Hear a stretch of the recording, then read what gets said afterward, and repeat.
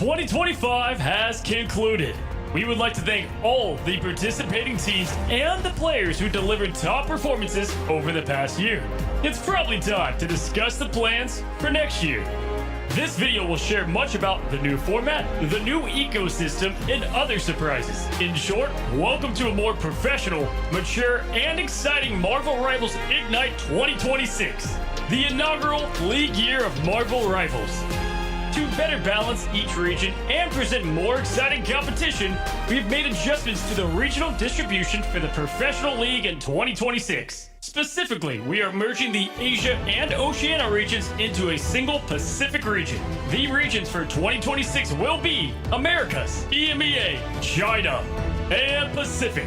During the group stage, the Asia and Oceania regions will compete independently and face off in the playoff stage. In 2026, there will be 2 regular seasons and 2 international LAN events. A notable addition this year is the preseason before the start of Stage 1. The preseason is not only the debut for these teams, but will also determine the initial seed placements. Additionally, Marvel Rivals Championship will continue to exist throughout this period. Even more exciting changes include the allocation of league spots and promotions. In the 4 regions, online competitions will determine the teams that qualify for the 2 international events. We eagerly anticipate seeing these competitive teams once again. Starting in 2026, in addition to the preseason, the regional league and mid-season finals hosted by Marvel Rivals Ignite will determine whether teams qualify for the grand finals. The final results from Stage 1, the mid-season finals, and Stage 2 will correspond to varying league points allocation. Teams that excel in Stage 2 playoffs or rank highly in the annual league leaderboard will compete for a spot in the grand finals. At the same time, to enhance the competitiveness and accessibility of the league, we are introducing a promotion and relegation system that provides all aspiring teams and players around the world with the opportunity to enter the professional league. Teams can earn champion points through the MRC, enabling them to compete fairly for league spots against the low-ranked league teams. Partner clubs will have limited relegation protection opportunities. Speaking of the MRC, there will be 6 seasons next year. The PC region in Season 6 of the MRC will be the final opportunity to compete for the last spots in each region for 2026 preseason and Stage 1. If your region still has available slots, be sure not to miss out. Starting from Season 7 of the MRC, ongoing participation will enable your team to earn champion points, and the teams with the highest cumulative points will have the opportunity to compete for qualifications for the mid-season and end-of-year promotion leagues.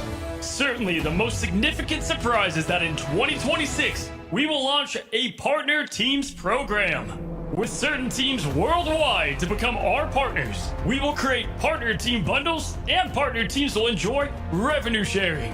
We hope that this initiative will encourage comprehensive and healthy development of Marvel Rivals esports ecosystem.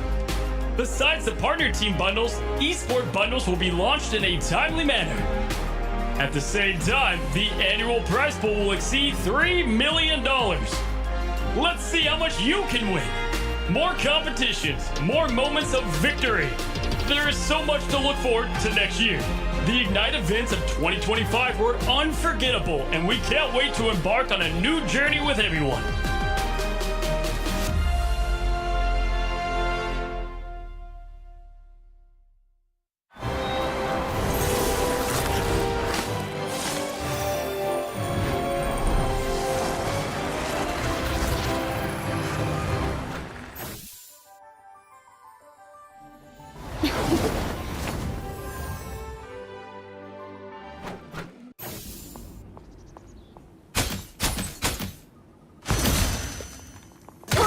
I'm trying to help. Lights out. Let's pop back up under their noses. Us against the world!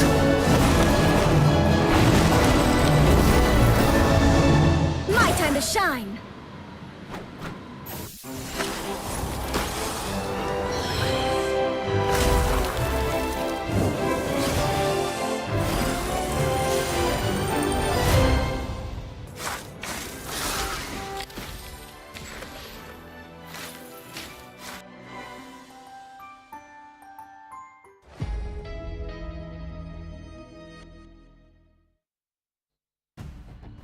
Hello and Happy New Year. We start 2026 off for Marvel Rivals, well, not Ignite, not yet. We know more about it, but not yet. But Marvel Rivals Championship at the start of January. We really get to see what's been an amazing time for an open season, I think, in EMEA. And speaking of which, here with Moxie, who I haven't seen since last year. So hello and welcome. One last joke before we're actually out of the holiday season. Oh, yeah, I mean, we definitely haven't seen each other since, well, less than a month, Ryan. 3 days ago, I think. About it.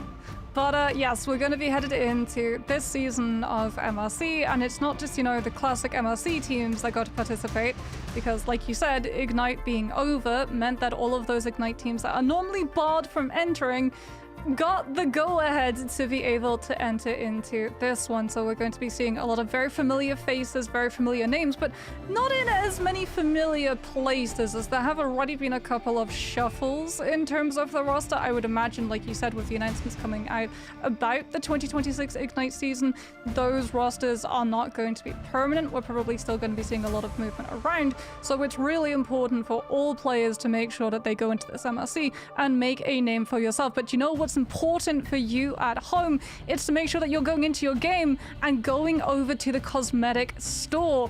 Has Santa been good for you? Did you maybe get a little bit of extra pocket money to be able to spend? Well, look no further than potentially picking up some of our new cosmetics. We've got the 4 God of Winter and the Cloak and Dagger Ice Pad de skins, which are going to be available from December 26th all the way up until January 23rd. You got a fair few weeks in order to still get it, as well as other skins we were talking about. You've got Lady Loki that's in the shop as well. And it's still at least a chance, I think 2 weeks yesterday, you've still got January 16th to get your hands on the eclectic group, I suppose, of another great Penny Parker Snow Spider skin. We sort of mentioned, me and Tetra spoke about it a lot, of like Penny Parker mains are eating good at the moment. The Star-Lord Starcracker with maybe the loudest ultimate in the universe, loud, like, decibel levels of a jet engine, and then Star-Lord shouting happy holidays. And then one of my favorite, I think, comic accurate skins that we've got like in the game rolling so far. So you've still got a fair few weeks in order to get this stuff in hand. And also, like we sort of mentioned, Lady Loki's finally here, and I think that that's a national holiday in of itself. Yeah, and it's not a Hela skin. Yeah. Finally, the rumors have been put to bed. It's not a Hela skin. It is actually a Loki skin, but we can have a look and see the Snow Spider costume coming on through for Penny Parker. And it's not just the costume that's so good. You also get all of these amazing cosmetics within the bundle, including the emotes. Plus, we get an emote which finally allows the Penny herself to be seen outside of the mech Ryan, something that I'm sure every Penny Parker main has been after, given that whenever we have a new Penny skin, Penny herself gets a cosmetic, which we don't always get to see. Yeah, it's just I want to see the child, I suppose. And also you get to see some of the visual effects on abilities, which as a Penny Parker player, you can thoroughly enjoy because nobody shoots the nest anyway, so it gets fully shown off in this case. And yeah, I think it was middle of stage 2 of Ignite. I think it was around the Wasteland skin that we got for Penny. It's like, oh, we're finally getting some really good stuff. And then you have the Halloween skin that came in for Penny. So yeah, you're eating good. And also she's been buffed and genuinely useful for like a good portion of people. So it's really starting to come together just as we've sort of celebrated the first year of Marvel Rivals being involved. And yeah, celebrating the year, I think, in Times Square, which... The only disappointment I have is that Wilson Fisk wasn't there in person, but like that's obviously just me. I guess it's one of those cases too of just more information about Ignite. These teams are rolling forward. Everybody's like excited to see what 2026 is going to give them, and it's just the kind of momentum that I guess you want to see with an esport like this. Yeah, well, I mean, speaking about an absence of Wilson Fisk, probably one of the reasons why he's in hiding at the moment is because Daredevil, or I'm sorry, not Daredevil, is so incredibly strong right now. If you get your hands on that bundle, you're going to be using it because he is a must pick in the season at the moment, although maybe he's being banned out of your competitive games as well. But we can also have a look at the Star Cracker Star-Lord skin. And, as someone who took ballet very early early on and had to go through so many practice cycles of the Nutcracker. This one hits very close to home as we get to see him in full finery, looking incredibly festive, but also, like you said, very, very vocal about his love of the holidays with the voice line change for the ultimate activation. One of the few instances, actually, that we get to see a whole voice line difference when it comes to some of those movesets. Okay, like this MVP, it's genuinely terrifying. I didn't think I really had a fear of like the cold dead eyes, I suppose, of the Nutcracker, but like it just seems to be added in and tied in with Star-Lord. But yeah, you're right. It just feels like you've got like a good mix now of like the skins in the game. And like I said, you've got pretty much just under 2 weeks. I think it was 2 weeks on Friday to be able to get that, and then an extra week as well to get the Thor and Cloak and Dagger skins that we highlighted just a little bit earlier on. But to just sort of sum up what today is kind of like, because MRC is a little bit sort of different, we tend to just kind of be almost this soccer Saturday. Like the games are going on at the moment. You can go in game and watch it yourselves if you'd like to, but we're just going to pick some of the better games that are happening over round 7, 8, and 9, which are all happening today. Really glad it wasn't round 6 and round 7 because I wouldn't be able to stop myself. But we do have 7, 9. Tomorrow we have a couple more. And then naturally next weekend is where we're going to be crowning the winner of MRC, which is interesting too, because like you said, the Ignite teams are not banned out from this one. They can play. Yet the Ignite winners of Virtus Pro that have won every MRC that they've participated in have decided we're going to take more of an extended break and miss out this one. So there's a power vacuum there too. Yeah, I mean, I think it's smart, though, if you're Virtus Pro, because, like you said, you're the team on top of it all, which means that everyone is going to be looking to see how exactly Virtus Pro would play the new meta. So by distancing yourself from this tournament, when we actually do go into the Ignite or any tournament around it, people aren't going to be able to look at how Virtus Pro play and go, okay, well, this is how we're going to play as well. It does mean that, like you said, you do miss out on a pretty sizable prize pool, but with Virtus Pro making off with all of the winnings that they did in Atlanta, I think they're still going to be able to sleep a little bit easier.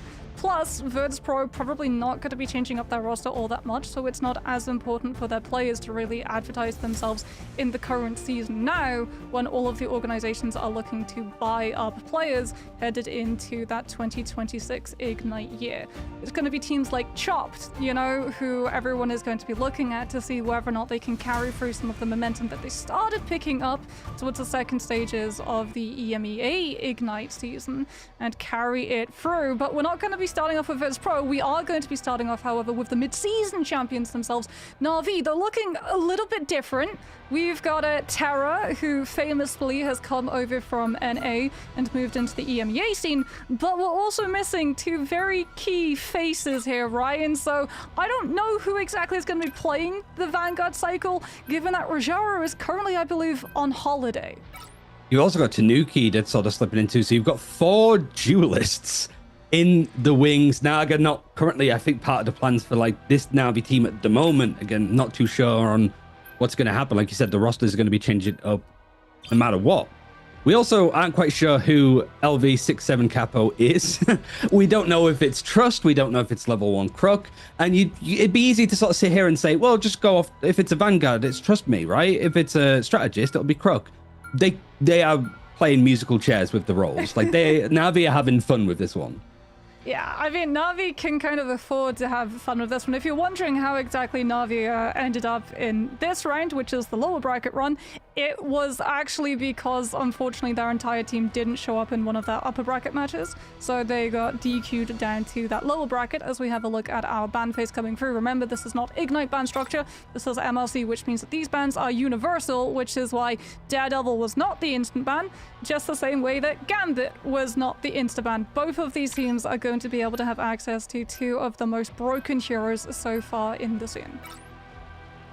I think that's the good side of seeing the MRC bans, to be honest. At least what I like about it, Moxie, where it does feel like it's very much a competency mechanics check to an extent of you can both run the same comp, so who wins out? And that's typically why Virtus Pro have been very good and why they prefer this draft system over what we've seen in Ignite. Granted, they have got more used to it. But I think we also get to see Gambit and Rogue in play here. Still waiting in the wings to see exactly what Deadpool is going to bring us in the future. But for now, at least we get to cap off what has been a good season of the power couple in this game. The fact that we're seeing Gambit and Loki protected, though, we're going to have some fun with this one, I think. Oh, not just Gambit and Loki, but Gambit, Loki, and Invis women too. So we could potentially see a very sustainable strategist line, or we could see a very aggressive double strategist ult cycle farm, where you have both the Gambit and the Loki just basically cycling through each of their ultimates, the Loki copying the Gambit utilizing their own ultimate, to make sure that you never actually play neutral. You just play for cycles of that Raging Royal Flush, which if you don't have a Gambit ultimate to be able to stand up to it, you're pretty raging against the keyboard against. Both teams, so many teams right now just feel like banning out the Gambit isn't really something that anybody wants to sort of commit to. It feels like it's just something that you have to be good at. It's something that you have to play. And most teams, I think, at this top level are so flexible with having strategists be more offensive, or duelists have to switch over to the strategist line. The Gambit is just a natural, I want to play this character, no matter who you are. It just seems to sort of fill that role. But we do get to see the introduction, I suppose, of Na'Vi into 2026, the second place team from Ignite, looking a little bit different, sort of picking up Infinity Stones from various teams, with Citadel with Tanuki, and then Terra with 100 Thieves.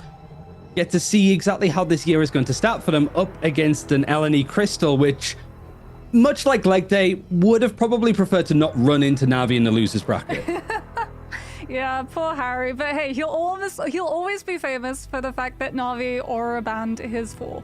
So he can be happy and console himself with that one. As we can have a look and see, even though Invis was actually saved, she's not going to be in the lineup for any of these teams, because it does mean that, one, you're going to be losing out on some of the damage that a duelist would bring, and two, you would also have to play a little bit slower. So what we're getting instead is a much more aggressive, faster way of playing, with both the Gambit and the Loki to set up, and the Daredevil and the Starlord coming on through from LNE. Na'Vi going to be actually putting Terror onto that Phoenix and playing for the spam, as well as Crisis looking to play the counter dive when the Daredevil tries to commit onto the back line. As there we go, Troopers first trying to get that counter mobility against the Daredevil, making sure he's not able to disengage. Na'Vi perfectly baiting that Loki, taking out two of the major parts of LNE's damage dealers, and should be able to just roll through the rest of this fight. And it felt like the Daredevil trying to force out the regen domain, and it's the fact that he got taken out and it wasn't used up until now. It just allows Na'Vi to make this a clean fight, a clean first point take, and farming up almost a copy for 6-7 capo, which I'm going to assume is Crook. I think it's Crook playing, and then Trust and Rajaro are missing, hence why we have two duelists on the Vanguard line for the time being, ready to try and scrap it through. But that's big ultimates built up. You've got the end song as well from Terra that's playing on 160 ping, might I add. Now in a great position to just keep this ongoing threat and even find a pick onto Skelalicious whilst LNE Crystal are trying to set up. The good news is it's traded.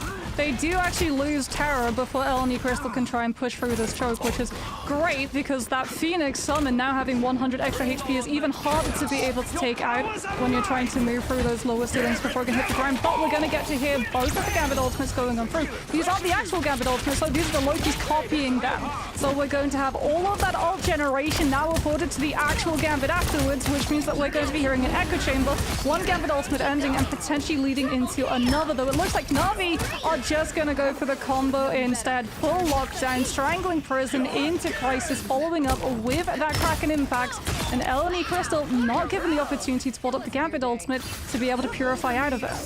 I guess for Na'Vi, the use of the Royal Flush, like you said, the ult charge going up, but pretty much everybody from Na'Vi was at 90% of having their ults anyway. They haven't got used. So for Crisis and Jerky, that combination that we've seen plenty in 2025 that's still going to be carrying across, it's going to be building up pretty quickly. But for Terra and Tanuki, they're just sat ready. The Heartbreak and Endsong Inferno, seeing exactly what they can do. But there's the Royal Flush, this time from Fate, trying to go in for the trades, the force up and the team up from Tanuki, allowing so much damage output. And honestly, not a tick of damage really done to his HP pool in the slightest. LNE Crystal fighting to just try to get some space forward, but the bottleneck is a little bit too strong.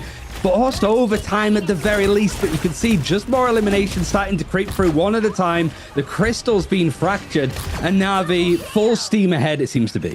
Yeah, they're not even going to give up one bit of point percentage. Crisis taken out, comes back on the Doctor Strange to be able to portal everybody back.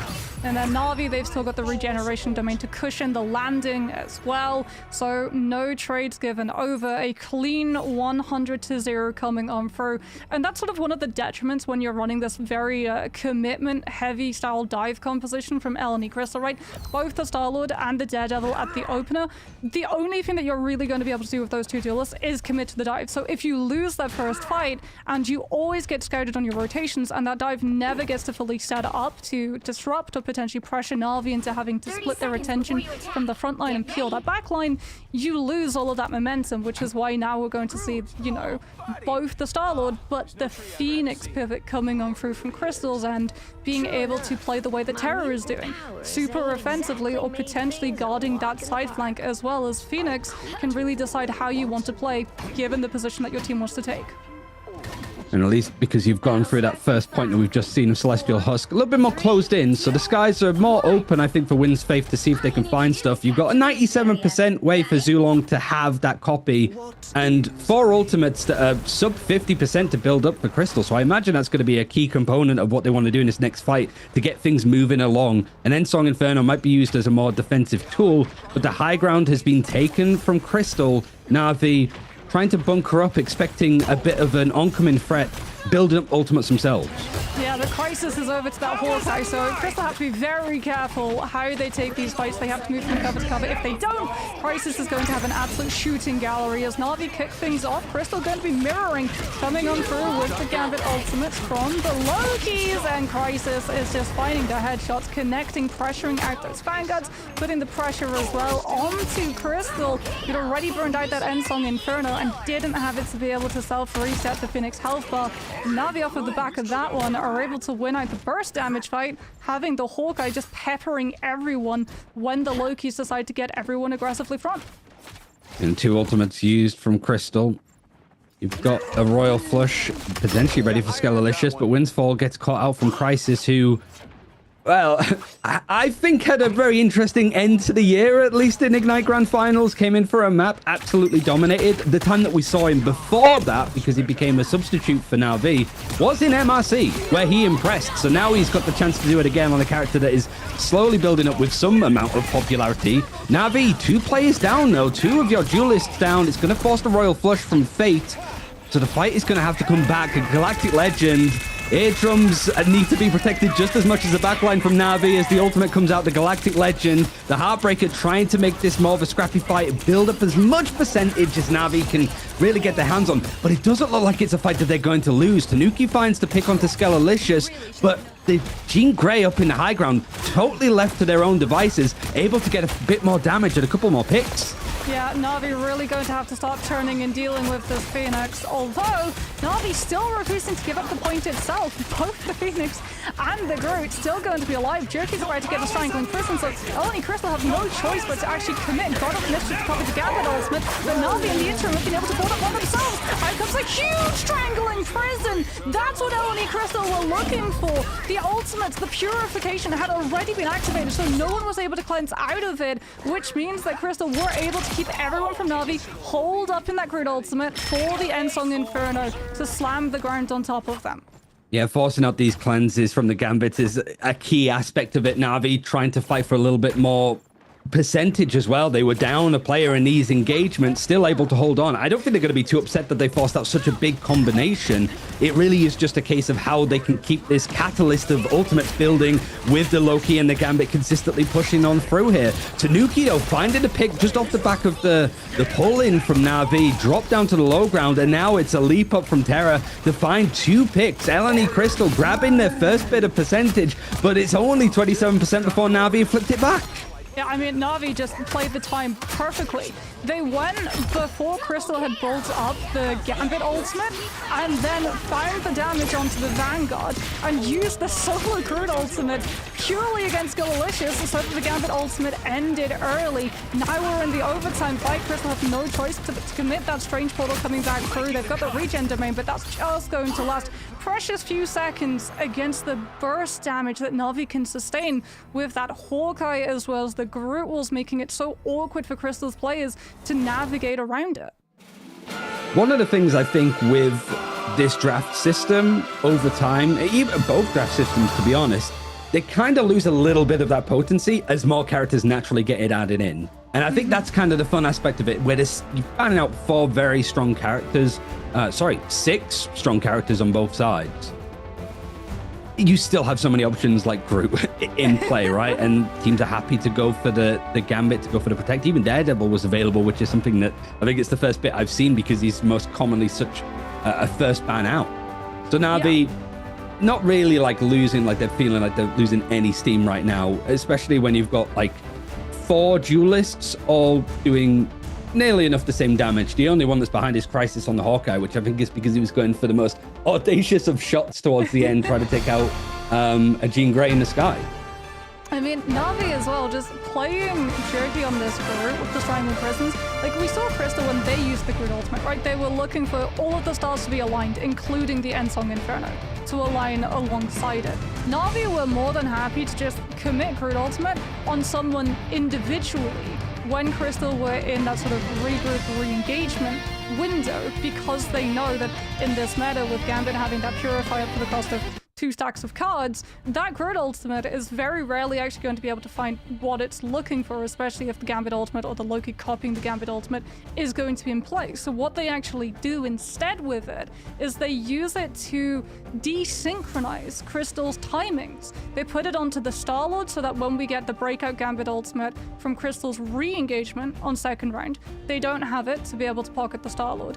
And then they use it individually on the Gambit to make sure that Crystal loses that sense of sustainability, so that when the Strange Portal comes back in the overtime contest fight, they actually have the means of healing through the damage that Na'Vi could potentially output.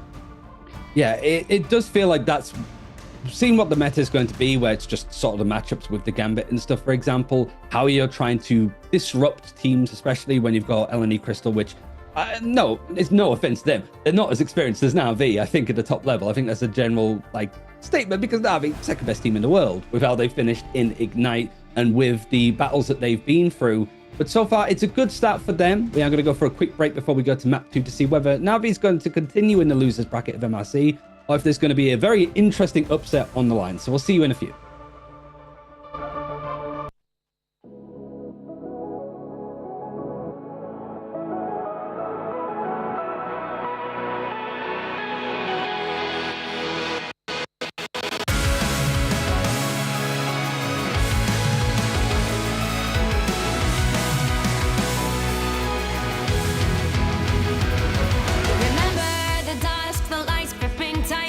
Trapping all those fighting souls, but yet across the world I see you standing in my way. And remember the time, the place we used to fight, like the sun and moon. And I wonder if ever there was a time that we were friends. The night has fallen, shadows looming, and yes, that time has come for me to seek you out. We are set now for our last reunion. Break the chains, find your way, come fight me.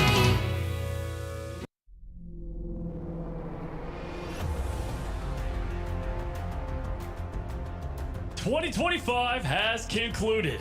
We would like to thank all the participating teams and the players who delivered top performances over the past year. It's probably time to discuss the plans for next year. This video will share much about the new format, the new ecosystem, and other surprises. In short, welcome to a more professional, mature, and exciting Marvel Rivals Ignite 2026, the inaugural league year of Marvel Rivals. To better balance each region and present more exciting competition, we've made adjustments to the regional distribution for the Professional League in 2026. Specifically, we are merging the Asia and Oceania regions into a single Pacific region. The regions for 2026 will be Americas, EMEA, China, and Pacific. During the group stage, the Asia and Oceania regions will compete independently and face off in the playoff stage. In 2026, there will be 2 regular seasons and 2 international LAN events. A notable addition this year is the preseason before the start of Stage 1. The preseason is not only the debut for these teams, but will also determine the initial seed placements. Additionally, Marvel Rivals Championship will continue to exist throughout this period. Even more exciting changes include the allocation of league spots and promotions. In the 4 regions, online competitions will determine the teams that qualify for the 2 international events. We eagerly anticipate seeing these competitive teams once again. Starting in 2026, in addition to the preseason, the Regional League and Mid-Season Finals, hosted by Marvel Rivals Ignite, will determine whether teams qualify for the Grand Finals. The final results from Stage 1, the Mid-Season Finals, and Stage 2 will correspond to varying league points allocation. Teams that excel in Stage 2 playoffs or rank highly in the annual league leaderboard will compete for a spot in the Grand Finals. At the same time, to enhance the competitiveness and accessibility of the league, we are introducing a promotion and relegation system that provides all aspiring teams and players around the world with the opportunity to enter the professional league. Teams can earn champion points through the MRC, enabling them to compete fairly for league spots against the low-ranked league teams. Partner clubs will have limited relegation protection opportunities. Speaking of the MRC, there will be 6 seasons next year. The PC region in Season 6 of the MRC will be the final opportunity to compete for the last spots in each region for 2026 preseason and Stage 1. If your region still has available slots, be sure not to miss out. Starting from Season 7 of the MRC, ongoing participation will enable your team to earn champion points, and the teams with the highest cumulative points will have the opportunity to compete for qualifications for the mid-season and end-of-year promotion leagues. Certainly, the most significant surprise is that in 2026, we will launch a Partner Teams program. With certain teams worldwide to become our partners, we will create partner team bundles, and partner teams will enjoy revenue sharing. We hope that this initiative will encourage comprehensive and healthy development of Marvel Rivals esports ecosystem. Besides the partner team bundles, esport bundles will be launched in a timely manner. At the same time, the annual prize pool will exceed $3 million. Let's see how much you can win. More competitions, more moments of victory. There is so much to look forward to next year. The Ignite events of 2025 were unforgettable, and we can't wait to embark on a new journey with everyone.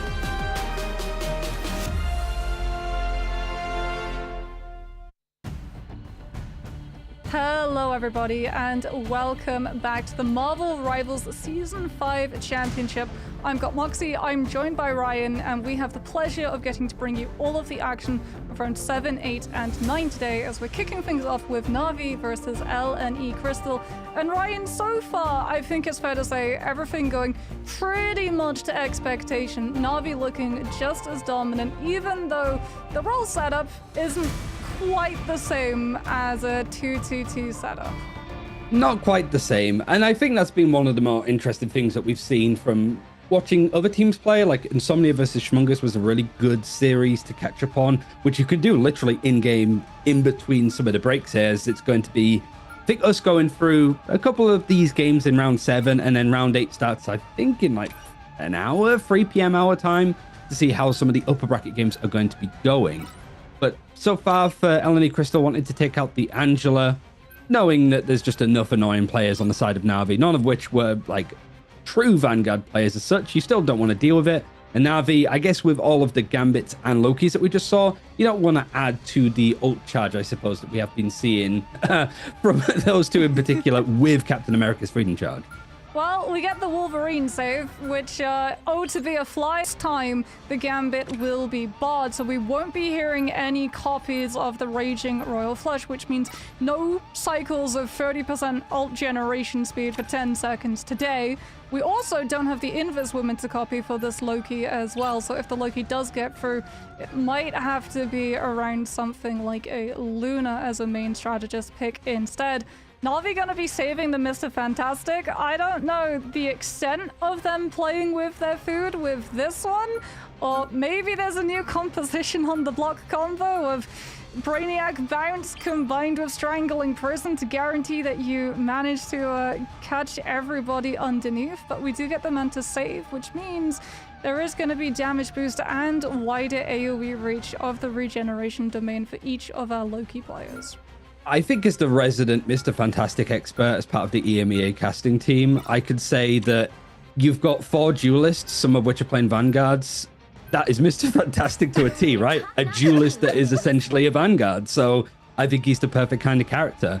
But yeah, I think it is Na'Vi. Just certainly with the Gambit not being in play, it's a little bit odd, I think, from Crystal to protect the Loki and then ban out the Gambit straight afterwards. That they were trying to sort of force to play. Maybe they feel more comfortable on playing the Loki themselves. Maybe we see some of that Lady Loki action coming in because we have seen it in Asia a little bit. But here, yeah, triple strategist looking to be on hand. It would be nice to see some Blade on Midtown. It wouldn't be the first time. We did see that genuinely in the grand finals of Ignite. But I just don't know if it's going to provide the same sort of hype moments. And I think it was against Na'Vi. I can't remember the team that picked up and ran it, but I'm pretty sure that it was Na'Vi on the receiving end. Yeah, that would line up very well, actually. Yeah, of course it's Chopper Mag. Yeah, it was Chopper Mag, and it was Blade group combos of 1000-fold slash into Strangling Prison to be able to apply all of the heal cut reduction so that you had the opportunity of finding the elimination. As we are indeed going to be getting the Loki alongside Luna for Na'Vi and the Mantis. LNE Crystal here going very much glass cannon style at the moment with Loki and only Mantis. As the Mantis damage boost does mean that Terra now has one-shot potential against some of these squishies. And Skelelicious finds out the hard way as their skull is immediately impacted by a very, very chunky bullet. He's doing this on 160 ping, man. He's just hunting them down instantly. And you have got like at least a semi-wall hacks from Sacred because he's playing the Daredevil. But here for Na'Vi, it's unconventional. It's not even with the team up with the Black Widow in play. It is just Terra feeling that he's going to make it work to an extent. Tanuki going from playing a Vanguard over towards the strategist line with Fate switching onto the Mantis to go for the damage boost. So triple strategist in the play here. Jerky seeing if he can go and continue on with some of the success that the group has shown from various people on this roster. But I think that's a little bit more than Terra bargained for. It's going to be maybe like half a second before he realized that the Daredevil was very much fully focused on him to take him out. Yeah, Crystal doing a good job of stacking the numbers up onto that side approach so that Jerky was pressured off of being able to hold the space for Terra, and then like you said, the Daredevil with that passive, being able to see the numbers disparity, allowing the rest of the team to get aggressive when the Widow is less protected, and finally allowing Crystal a little bit more room to breathe. However, Terra is back, and Crystal have not been able to move that objective any further, nor have they been able to create more distance or angles to hold against the Widow, which means that Terra is still going to be holding full court, and it's up to the Emma now instead to cross into the space of the Widow and try and put the pressure to force the reposition in the hopes that Terra misses! Ooh. Here comes the Electroplasma explosion, and it picks up Skelelicious even around the Loki regeneration domain AoE. Ultron is pretty much locked down. Meteor M as well to just add a little bit more pain to the punch. You've got a lot of these combinations from Na'Vi throwing in the ultimates that they have available. Zulong did go for the copy to have from the Loki, but I'm not quite sure who he got a hold of because there was not too much for Crystal to be able to do when Na'Vi decided to pull everything out on top of them. And Terra's making it work nicely with the Black Widow with all of these various angles. It doesn't feel like an unconventional pick when it's in his hands. Yeah, I mean, Nintendo is trying, instead of just sending bodies to clear the Widow, they're using the Emma shield to try and cover the cross, but unfortunately for them, that Emma shield just does not cover when Terra sidesteps or waits for someone to be outside of the reach of it.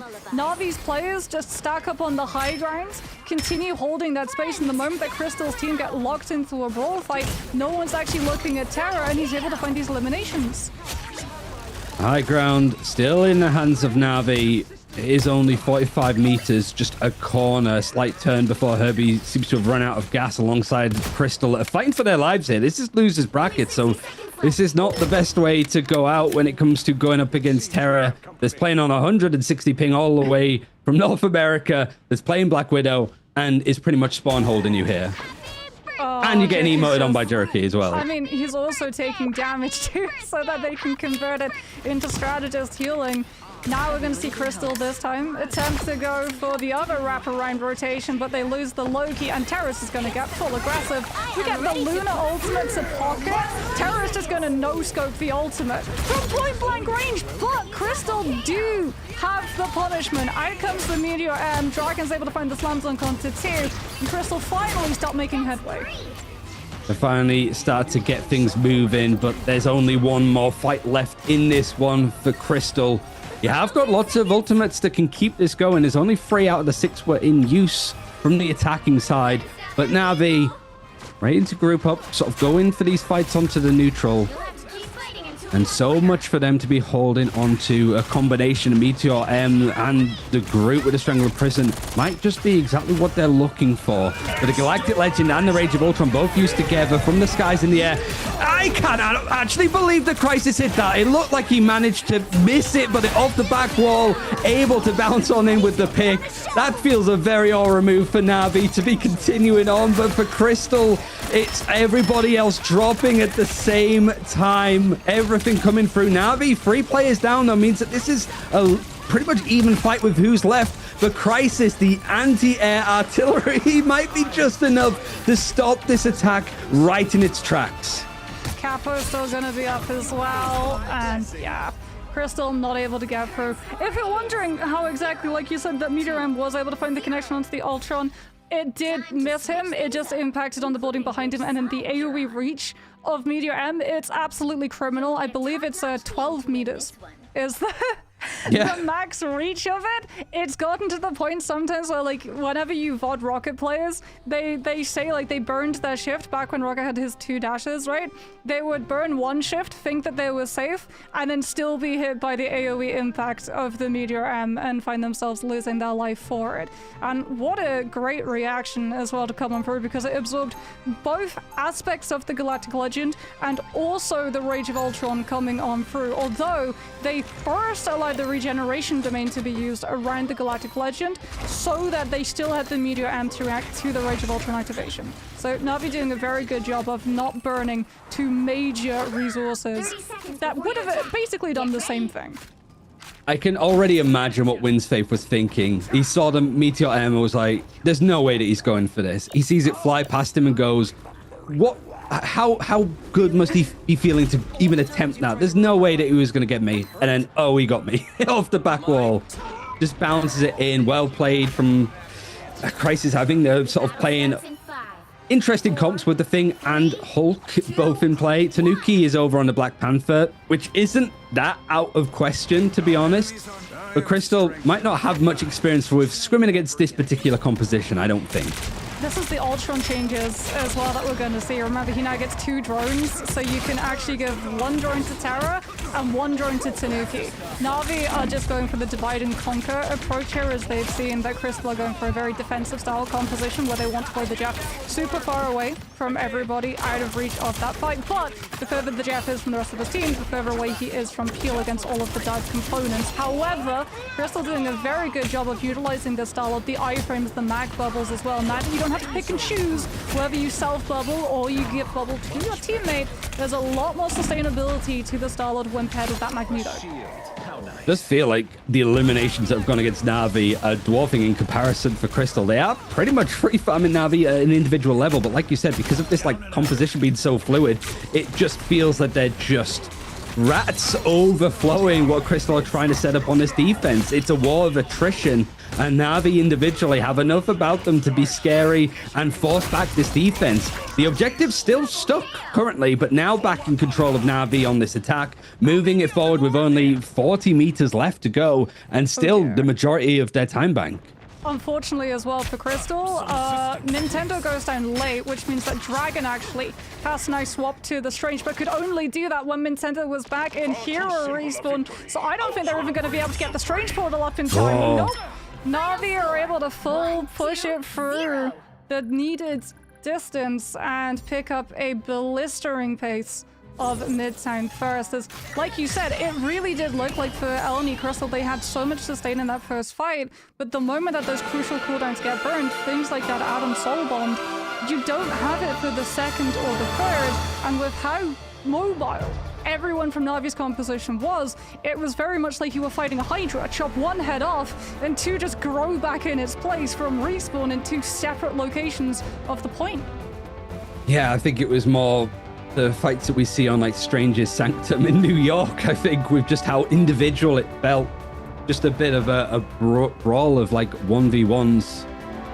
But here, I wouldn't say that it's unexpected. It's a little bit odd to see Na'Vi in the losers bracket, but that is just from like them being like late, not arriving on time, instantly sent to the losers bracket. So it's not even like a series loss, it's a disqualification, and just gives them more games and more unfortunate teams that have to run into them at a point in the tournament where you don't expect to be running into Na'Vi currently.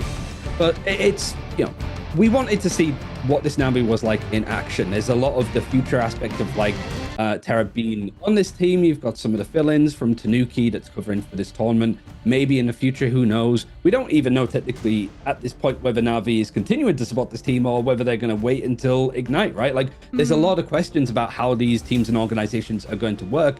Knowing what we know now about like Ignite and having partnership teams, I think Na'Vi would be very much interested in being involved there. Virtus Pro may be the same, right? So it feels like how much are you going to try and do this tournament?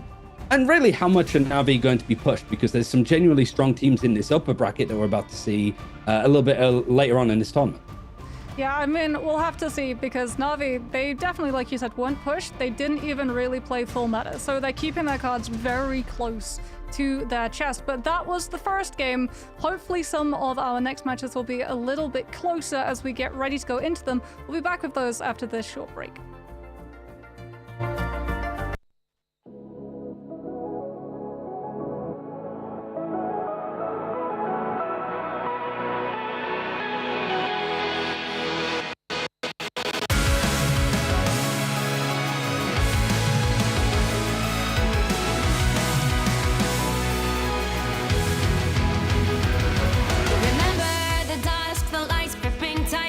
Trapping all those fighting souls, but yet across the world I see you standing in my way. And remember the time, the place we used to fight like the sun and moon, and I wonder if ever there was a time that we were friends. The night has fallen, shadows looming, and yes, that time has come for me to seek you out. We are set now for our last reunion. Break the chains, find your way, come fight me. Do you remember who you really are? Show me that you are still the only one for me. I'll be waiting for you. Wake up, open your eyes, raising up your fists and smashing through time walls. Before the rift splinters again, we are rebels till the end. Rise up, open your mind, hold on to your powers. No one can stop us. We are rivals till the end of time. We will clash, no matter where. We will fight, reaching across time and space. 'Cause you are my destiny to the end.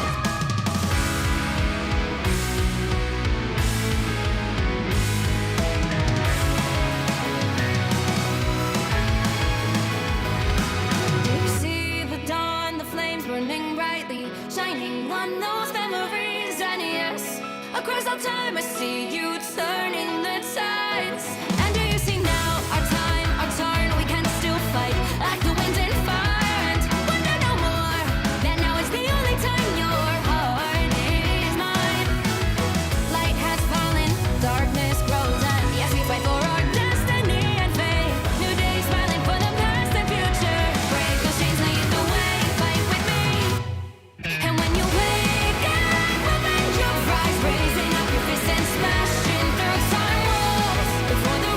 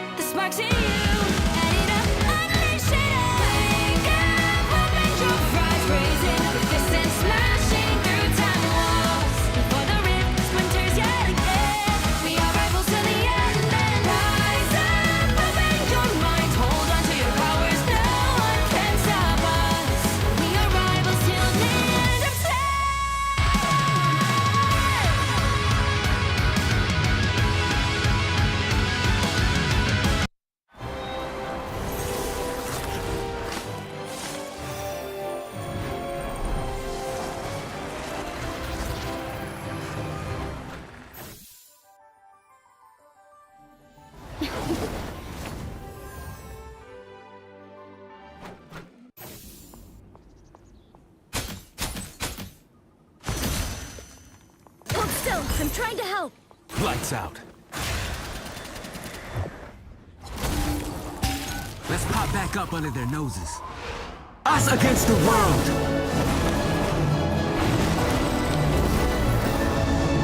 My time to shine.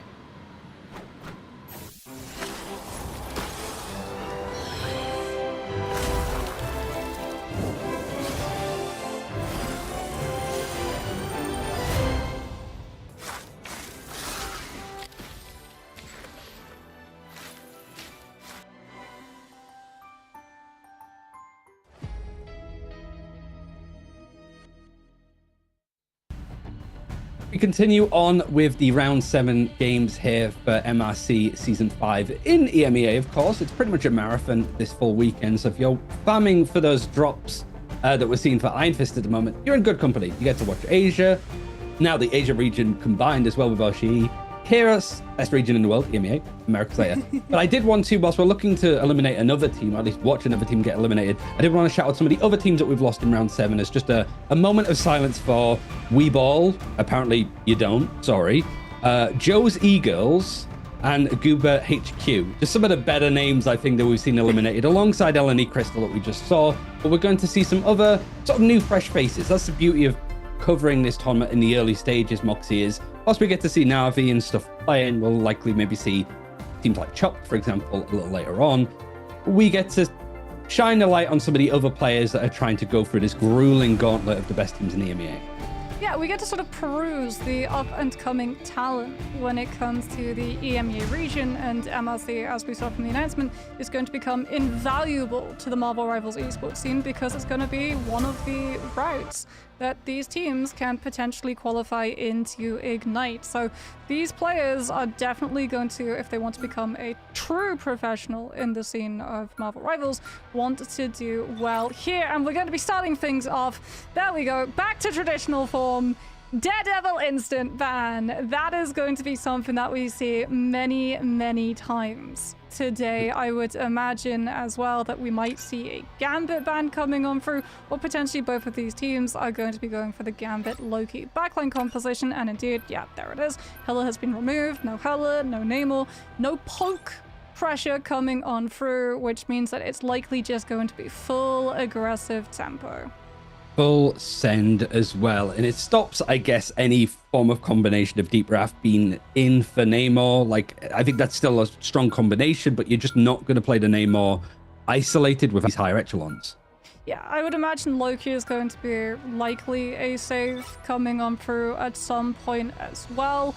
Really interested to see what duelist these two teams are going to pair up now that both the Daredevil and the Star-Lord has been banned. Psylocke has fallen off of a cliff in regards to her position of the meta. The ultimate increase charge, as well as losing the team up with the Emma, means that it's a lot harder for Psylocke to be able to find value, plus the damage that you do to be able to burst through. The sustainability of the strong strategist at the moment is just nowhere near up to par for her to be able to win out those neutral fights. So it's much more common to see the Daredevil, the Star-Lord, who can keep pace with the ultimate cycles, with how quickly Galactic Legend can be generated, as well as having the freedom of all of those iframes to be able to go in super deep to an enemy team and get as many connections as possible.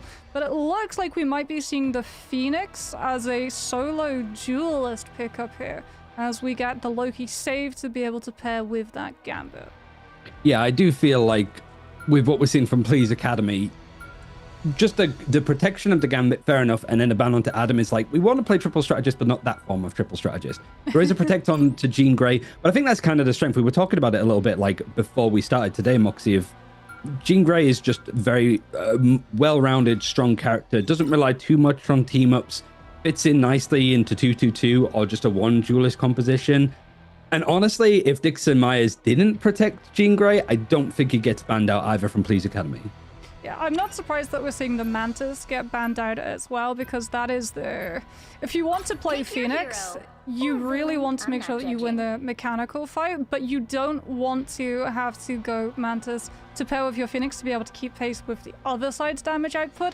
Instead, what you want to do is keep the Invis Woman open so that you have the shield to be able to protect that Phoenix, as well as if Invis is the target of a aggressive play coming on through from the side of Police Academy. Having the ability for Sue to self-Guardian Shield now makes it a lot harder for you to actually be able to inflict the elimination against the Invis, and that's before we even go and talk about the sheer amount of buffs that the strategist player has been able to see. Self-shield, we also had all of the changes to the ultimate all the way back when the ultimate was the problem with her kit, but they also increased the range of her primary as well as of her push, so it becomes even harder for you to be able to find the elimination against an Invis in a one-on-one capacity. And it is on the tail end of a season of big buffs, mostly going all the way back to like start of November. It was just a lot of like more tuning up characters to try to match the strength of people like Invisible Woman, more than bringing people down a peg or two. So it is definitely an interesting time to be creative. And speaking of which, Portal play from 3 hours of sleep coming in. Not quite with the magic like we've seen, but it's still the perfect picks onto Police Academy. The strategy working wonders to just find the isolation. Yeah, not just that, but also with the Penny Parker mines in play as well, so that they go through the portal and inflict those AoE damages on that poor isolated target. And off of the back of that one, Dixon Myers will be able to sweep through the first fight. They've got the Loki regeneration domain still up as well, so that when it comes to the brawl fight, even though they were down some of those resources, as well as spacing, given that they prioritized the portal play and the first elimination over it, they were still able to win out in the end. And Police Academy now again coming under multiple pressure, though we can see Ramangi on this Phoenix is putting them under a lot of pressure as well. Everybody stacked up means everyone is eating all of those explosion damages coming on through from the Phoenix stun, and Weifels with the Ultron as well, able to, with the tracking, catch them when they drop from the high ground to the low. Happy to be just holding on. Dixon Myers, only 29% that they were able to sort of grab in onto this stage as the early fight has gone on. But so far, yeah, we're just seeing both teams really dedicate to having the one Jean Grey to be the force of reckoning with all of this damage. But it is triple Vanguard, actually, from Dixon Myers, not triple Strategist, to feel that the Gambit and the Loki combination is going to be enough to sustain them. And they're trying to go in with that high pressure, high tempo play, taking out Weifels, able to get a few more, and all of the strategists dropping in a row means that Dixon Myers should be able to take this point back into favor fairly quickly if it isn't for a little bit of stall left in from the Jean Grey. Yeah, the triple Vanguard setup here is working perfectly, because one of the criticisms that you have when you're running like shield Vanguards, that shield can only point one way, right? So if you're going up against a composition which plays the off angles with the Phoenix and an Ultron, one shield is only going to be able to stop the damage from one of those players, not the two. Because they're running 3 Vanguards, the Mag and the Strange are going to be able to cover all of those spaces as we get the Eye of Agamotto finding the connecting stuns. And unfortunately for Police Academy, it was onto the Gambit, which means no opportunity to purify it. Mikey, it's back and forth really here. I'm not used to seeing this amount of just the point being contested back and forwards, but that just seems to be what the meta is going to be like when you're playing stuff like the Gambit and the Loki together. Something that Police Academy are not opting in themselves currently because they want to go for something a little bit more. But there's at least more stalling from Dixon Myers. It was 30% that they got last time, now up to 75%. Seeing if they can hold on to some of those ultimates, conserve them, and just swing things back into their favor, because one more fight would get you to 99% at least. Yeah, we're going to be seeing, though, these teams really question whether they want to go first. Weifels, with that Rage of Ultron, wants to go before Dixon Myers build the meteor and to absorb it, but they can't afford to go first at the moment because it's unmatched Gambit ultimate, so you have to be able to disengage it. And here we go. Both the Gambit ult and the Heartbreaker coming on through from Dixon Myers, so even if Police Academy had ultimates trying to use to safely disengage the reaches of the Gambit, they don't get the opportunity to even utilize them, and that's just going to be a very fast one-sided push coming on from Dixon Myers, something that Police Academy kind of feel was intentional, because it meant that they didn't really give all that much ult charge away to their opponents, despite the Gambit ultimate being in play, which should have allowed them to go for a 30% increased charge. It feels like this whole point has been very like mismatched ultimates and just swinging at each other when it is pretty much uncontested. But I agree, like Police Academy, we're happy to sort of keep that up. Happy to sort of reset quickly, get to 99%, have this engagement. You've still got the portal to work with. Meteor M forced out to try to bring things to a close for Dixon Myers on this first point, but it doesn't quite connect. In fact, everybody has managed to stay and survive just with the strategist surviving, but they get off of it at the last second. Police Academy pushed all the way back. And that was just as some of the strategist ultimates were starting to be used from the team in blue. Yeah, we just heard it. That was the Loki ult line activation. No doubt going for a copy on the Gambit to try and give the team that movement speed buff as well as just the unparalleled damage output. But no one was on the objective, so it doesn't come into play at all. And in fact, all you end up doing is losing it to try and take the tempo from this first fight. Now you actually have to play poke and take incoming damage for Haikyuu to be able to build the actual Gambit ultimate. Just a little bit of a slip up. Expecting in high octane moments like that because it was a weird fight. Dixon Myers were the ones that tried to put a stamp on it. Got a little bit more scrappy just off the back of the Meteor M, and nobody was eliminated, right? Like that final fight that went into overtime, the wick was burning and nobody went down from Police Academy as they were just trying to bait it out. But bullied away, forced off, and now they're in that unfortunate position where that's going to be tilted. You have to deal with it, and you also have to deal with Dixon Myers going for a very similar play to last time with the portal and the penny. At least they get their revenge, and that should stop Dixon Myers doing it on a potential third point if we get there. Yeah, you can tell the Police Academy, they've kind of fed up with those portal openers.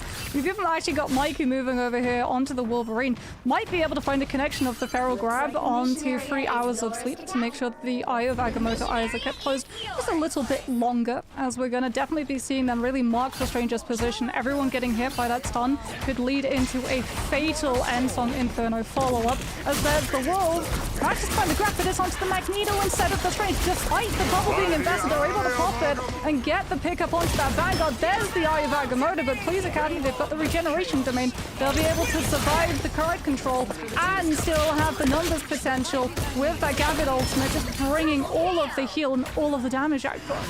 Yeah, Police Academy not just losing out these fights, trading it either side, managing to hold on a little bit more as Dixon Myers forced to reset. Still having some big ultimates to dictate these fights, but just a copy going in from Haikyuu to get the Royal Flush means that Whiffles is not going to be too far away. Seems picking up these neutral fights to try and farm it up, but it really is already just scrappy off the face of it. Now it's going to be in for Dixon Myers off of the main Gambit ultimate to try to waterfall their way onto the objective. The Endsong Inferno just catching up to speed, syncing up nicely, and Police Academy fully cleared out, not having to dedicate any ultimates to try and stop it, but at least over 50% mark. Yeah, great pairing. Gambit ultimate to push Police Academy back, and Song Inferno to cut off the disengagement. And they're going to have Loki copy of Gambit to be able to stand up when Police Academy try and push forward out of these chokes with Rifles. Royal Flush, as we see 3 hours of sleep, looking for the hook. Manages to find it. It's onto the Phoenix, however, so the shift will come into play. There's the actual Gambit ultimate, mirrored by Yotsu coming on through with the copy, and we're going to slow things down even further with the Meteor M connection into that Heartbreaker. Police Academy just refused to give an opportunity with that Gambit ultimate by Dixon Myers, committing every ultimate that they had in the pocket, guaranteeing that they're able to hold on to that space. And when we go to the reset of the Strategist ultimates, Police Academy are going to be at a huge lead of their opponent. Able to get a good catch. I think Meteor M Dinky Donkey picks out Mikey. And it means that it gives freedom for 3 hours of sleep to find and switch up with the combination, getting the Kraken's impact to reset onto multiple targets to keep things stalling out a little bit more. And Romanji going down just as these fights are trading out damage. This should be a fight going. And Police Academy, a player down, forced to use the Loki copy and the Kraken's impact and Meteor M. So they're a player down, able to at least trade it out. But it's just with a heavy dedication of utility to ultimates. And it should be Police Academy taking the point back if it's not for Dixon Myers building up at looking to about 80% here, Mox. Yeah, more like Dixon Myers, the plan for them was invest all of the ultimates to be able to control the main choke.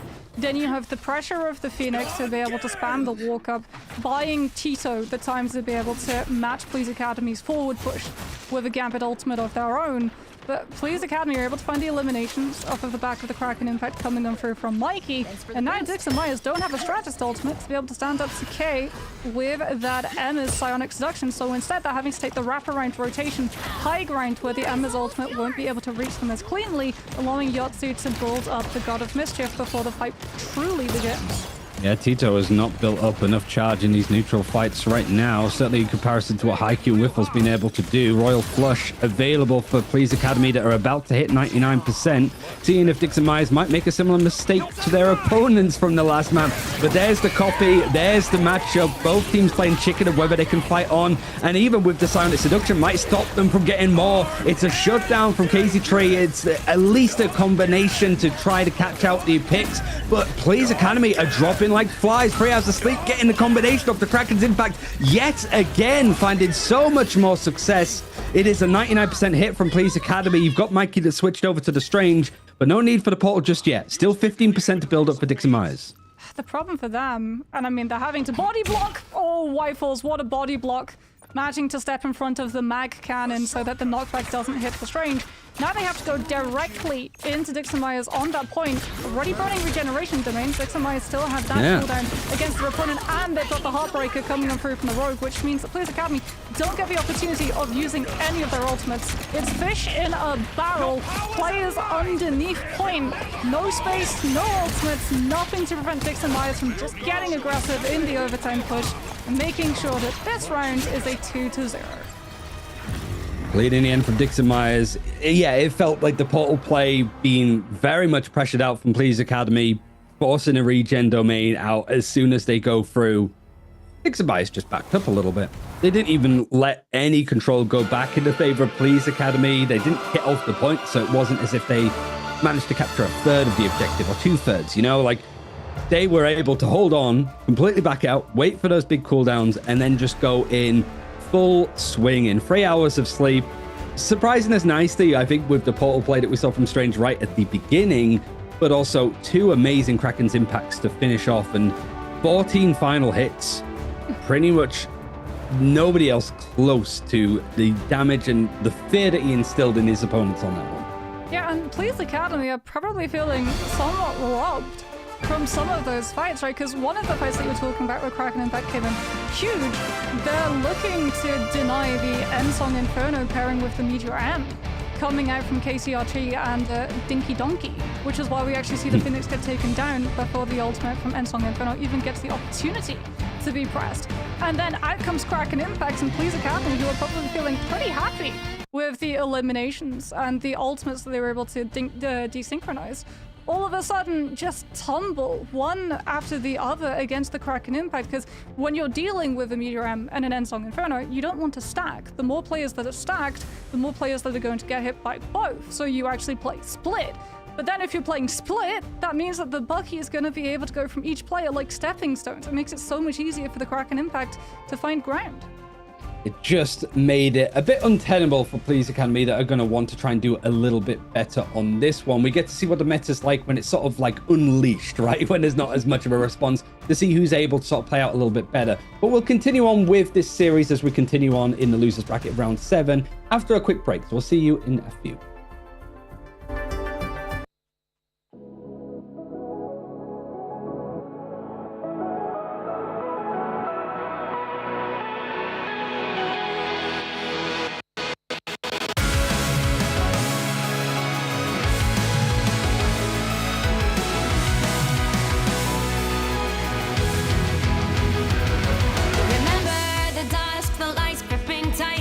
Trapping all those fighting souls, but yet across the world I see you standing in my way.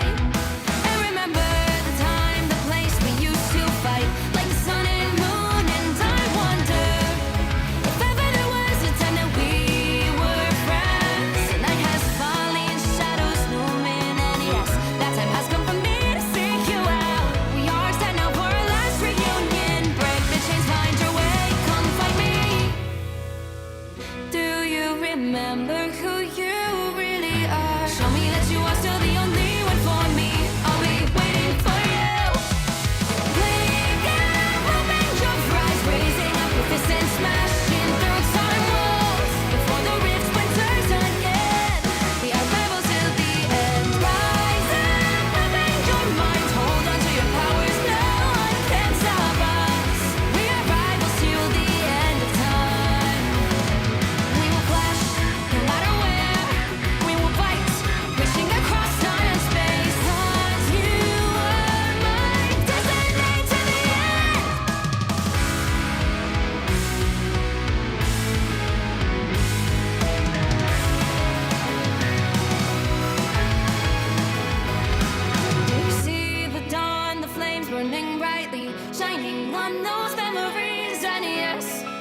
real time, I see you turning the tides. And do you see now, our time, our turn, we can still fight like the wind and fire. And wonder no more, that now is the only time your heart is mine. Light has fallen, darkness grows, and yes, we fight for our destiny and fate. New days smiling for the past and future. Break those chains, lead the way, fight with me. And when you wake up, open your eyes, raising up your fists and smashing through time walls. Before the rift splinters again, we are rivals till the end. Rise up, open your mind, hold on to your powers, no one can stop us. We are rivals again until the end of time.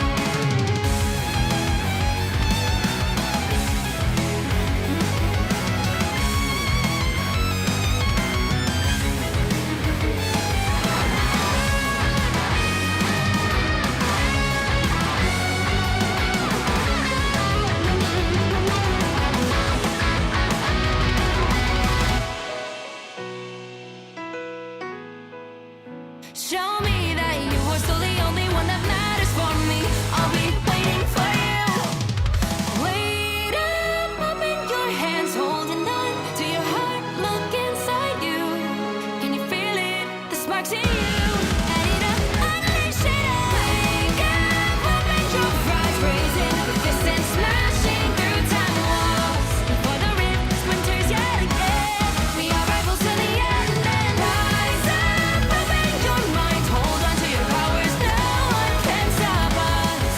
We are rivals till the end of time.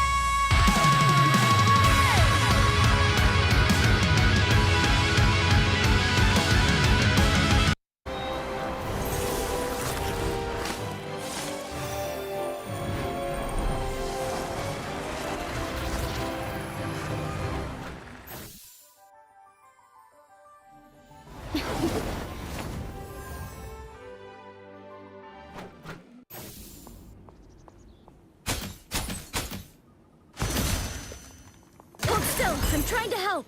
Lights out. Let's pop back up under their noses.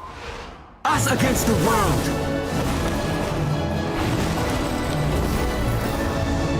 My time to shine.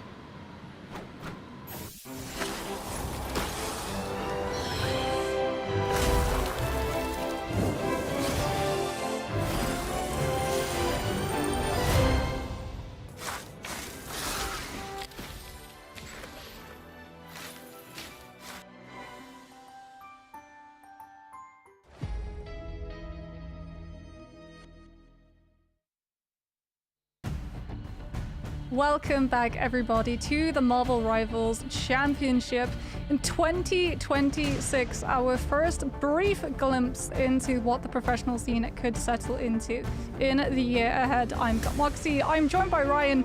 And Ryan, we're getting to see what the meta is starting to look like. And Phoenix, she sat out for a couple of seasons, but she's very much back to rule the roost at the moment, as the damage that she can do in the neutral, as well as being able to spam out a lot of these teams to buy yourself the precious time to build up the strategist ultimates, is just so valuable for these team comps.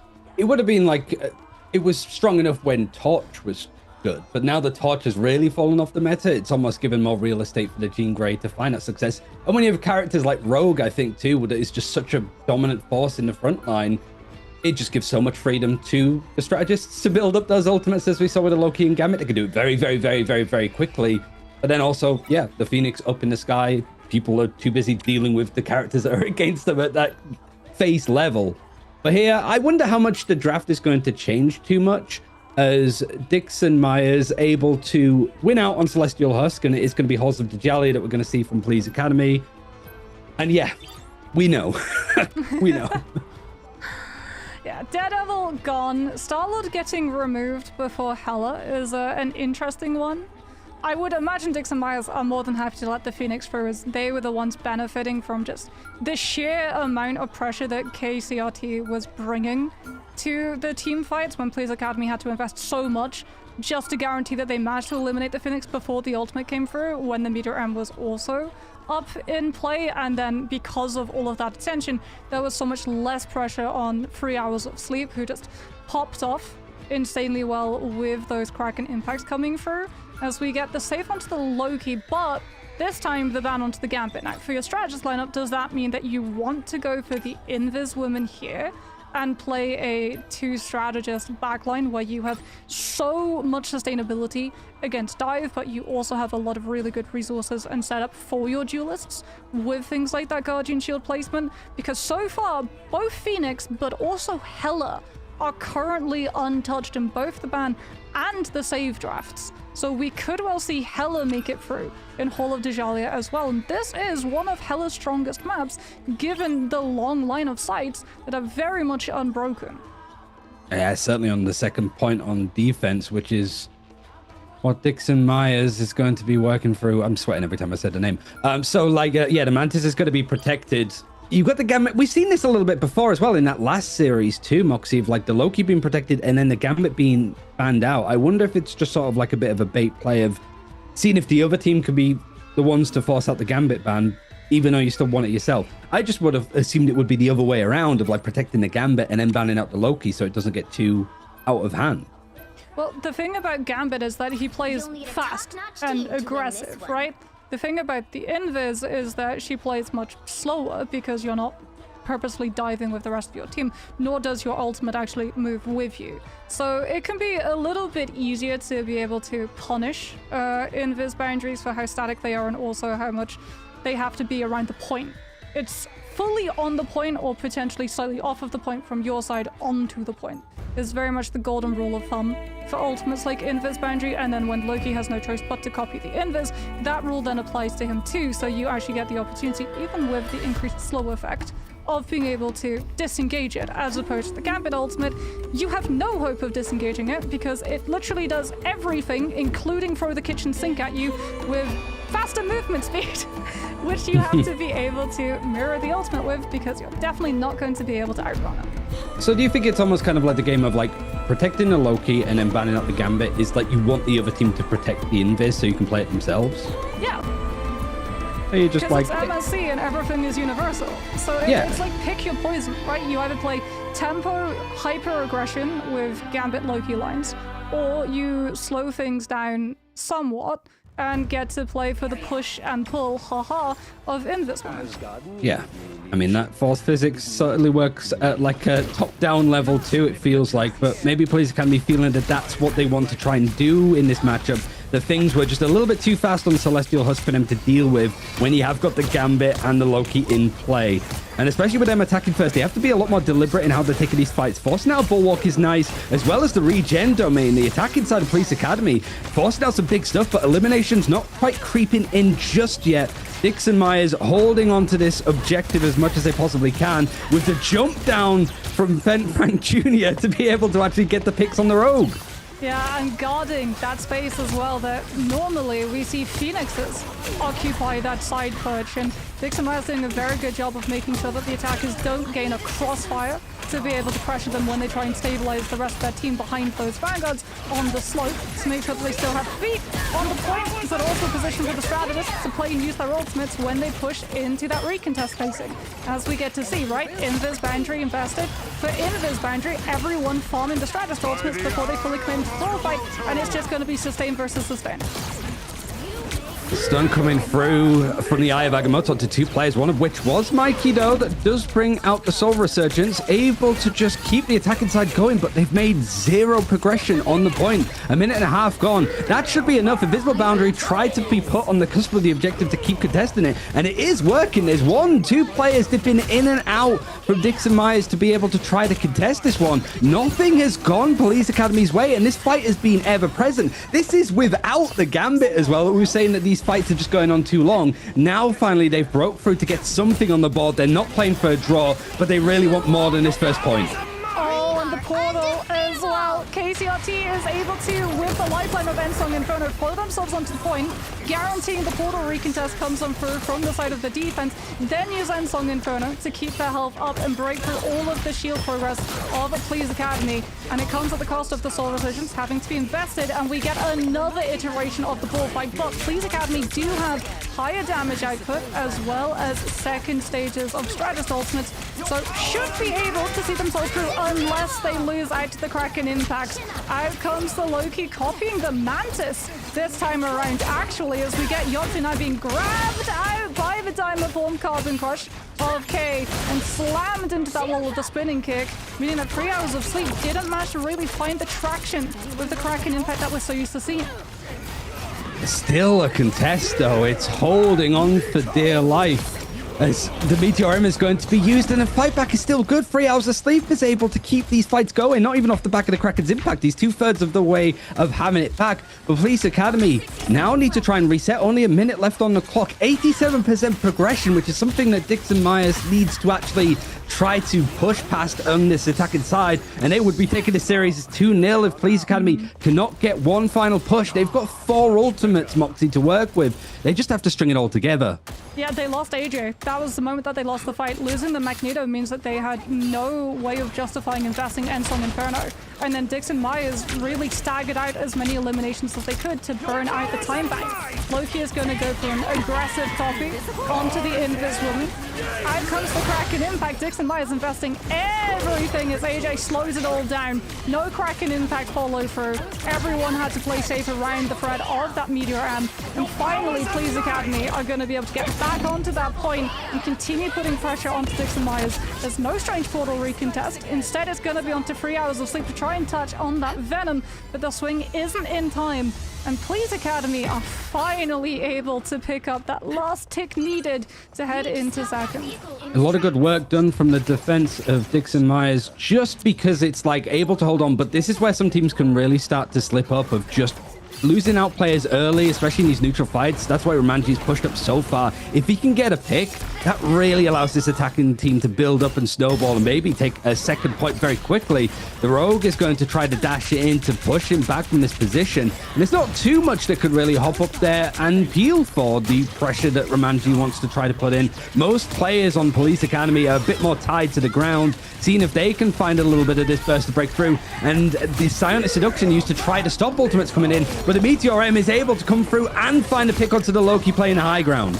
Yeah, Regeneral Domain actually had to be invested to save the Phoenix up there when the Rogue went to clear her out earlier, which meant it wasn't up in time to be able to block out the Meteor M connecting onto the Loki itself. And now, like you said, Dixon Myers slowing things down, draining all momentum, do have to play around the fact that Police Academy could decide to go proactively with the Soul Resurgence. They're not going to go proactive, however, with the Invis Boundary. If they want to use it, it's going to have to be much closer to the objective, and that allows Dixon Myers to tax the approach, potentially find a magic pick here with that Phoenix and all of the spam pressure.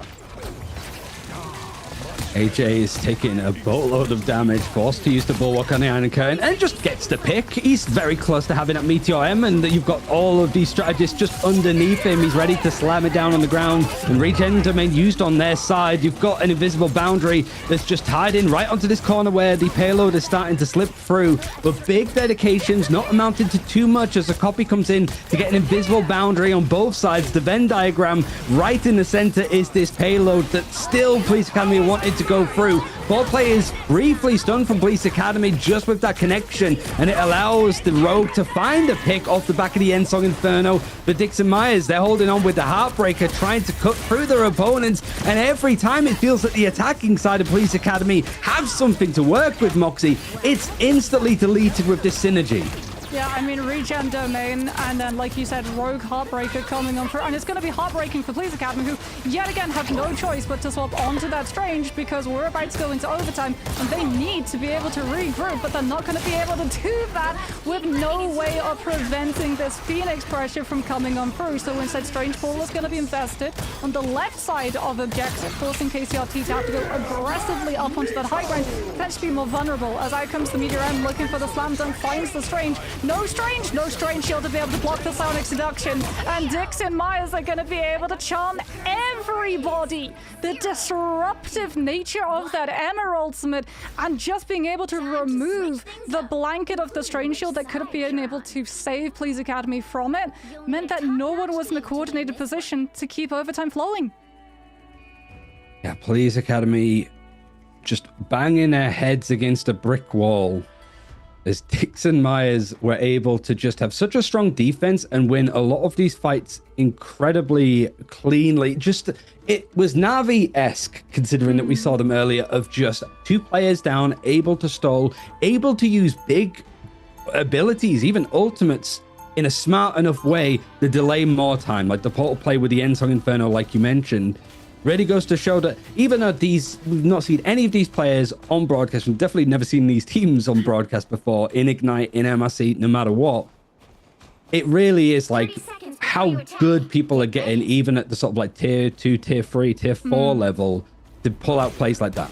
I mean, the target priority as well, because when they were faced with the decision of taking out AJ on the Magneto or Romanji on the Phoenix, you don't put pressure on the Phoenix, because if a Phoenix is pressured and backs into a corner, she's going to ult to get the full health reset. And then AJ has the actual, you know, argument of investing Meteor M, and you potentially lose players. And when you're holding on to that tick so barely, with so little players left alive, you can't afford for any of them to get traded with how fast the attackers can get back on top of that point.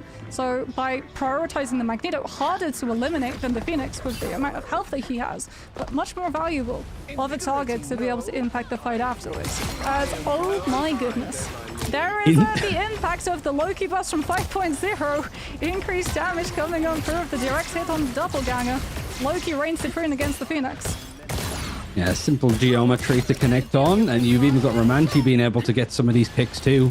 The scramble of a reset as we switch to various perspectives of Dix and Myers to just see if they can synergize some sort of play, but it's a lot of individual fights, and well, for Rogue, she just 1v2'd their way through. You've got the Phoenix and the Mantis taken down from Frank Jr. This is just as chaotic as it sounds. This game is very much given... I love being 2026 is off to a bright start, I think, so far, Moxie. Good lord. Well, you said Dix and Myers were playing Navi-esque, and they're actually playing very similar to how we saw Navi on Midtown right now, because they split the attention. The Rogue was able to 1v2 because everyone else from Police Academy was so occupied having to take a fight against someone who I believe just walked point. Either 3 hours of sleep or potentially the Magneto. Walked straight up from main and went on to point, and now we're in the brawl stages of it, and Dix and Myers have been able to burn out 2 points already. Police Academy, as a result, having to invest all of their ultimates just to secure re-control of their space. But Dix and Myers play for the long game. They've got the Meteor M to be able to stave off the re-engagement. Now they've got the Loki copy as well as Ensong Inferno to find the eliminations. And Police Academy, they get 1 pick onto the Magneto. It looks like it's going to be enough to actually force Dix and Myers to go for the full reposition. 3 hours of sleep swinging out of there instead of committing to the fight. It has to try to disengage, but oh man, the damage, certainly from the crystal, it's going to force out the symbiotic resilience. The healing is going to allow Dix and Myers to farm up some of these strategist ultimates a little bit more, but it was close. I don't think that was really part of the plan. You're just able to survive on the skin of your teeth up until you get Force Physics right back into Haikyuu's favor. And Police Academy giving Dix and Myers a taste of their own medicine by just trying to go in for these fights and able to stall with the portal. Soul Resurgence just trying to consist themselves through. The Ensong Inferno takes it pretty much dead on. Meteor M seeing if it can sort of follow along suit, but not quite. Selbs has just had free reign up in the high ground, all 3 versions of him. He's got no way to sort of portal out and deal with it. It's just that Dix and Myers are just on the ground, unable to sort of really focus because there's too much in their face. Yeah, I mean, normally you would have the Rogue or potentially the Phoenix going for the Loki out, but they needed the Phoenix with them to commit the Ensong Inferno. And then it's actually AJ's Meteor M, not Dix and Myers, when the Ensong Inferno disapparates, which means that, yes, it hit so many players in Police Academy, but the Meteor M absorbed all of the incoming projectile damage, which would have converted it into eliminations afterwards. And off the back of that, that was the fight that Dix and Myers had to be able to win. Police Academy now are in a much better state in terms of ultimates, as well as space that they control. They cut off the reposition, they cut off the re-engagement. We see 3 hours of sleep this time survive the solo dive with the help of the Piece of the Abyss, but doesn't survive the disengagement because, again, the back lifeline is just so sustainable in the face of a solo Venom going in with no other forms of damage on top. Yeah, this just feels a little bit of a scramble for Dixon Myers. It's switching around to stuff that just isn't quite synergizing and just really allowing Police Academy to build up and conserve all of the stuff that they need. The portal play has to come in now just to try to get in, and it's already red from Police Academy, instantly going away from the choke to try to touch the point. Make sure that nothing more than a third can come in. It's going to be overtime before this hits, and Dixon Myers, everything's been thrown, the kitchen sink included, off the Heartbreaker, the copy, the Meteor M, but nothing has shown up from Police Academy in this elimination feed. You got the invisible boundary that was used, but on the objective, you've got this pushback actually from Haikyuu that's still able to survive. Nobody has gone down since overtime was hit. The point has not really lost any form of contest, but now it's starting to come through from the defenders, able to fight back a little bit more. It took them right until the depth before they could take first, and they're going to hold it completely because Dixon Myers have fully lost steam. It's going to be a third map between these two as Police Academy a full hold on Jalia. Maybe the Gambit ban was the secret. Because Police Academy, they look so much more comfortable playing the Invis Loki line.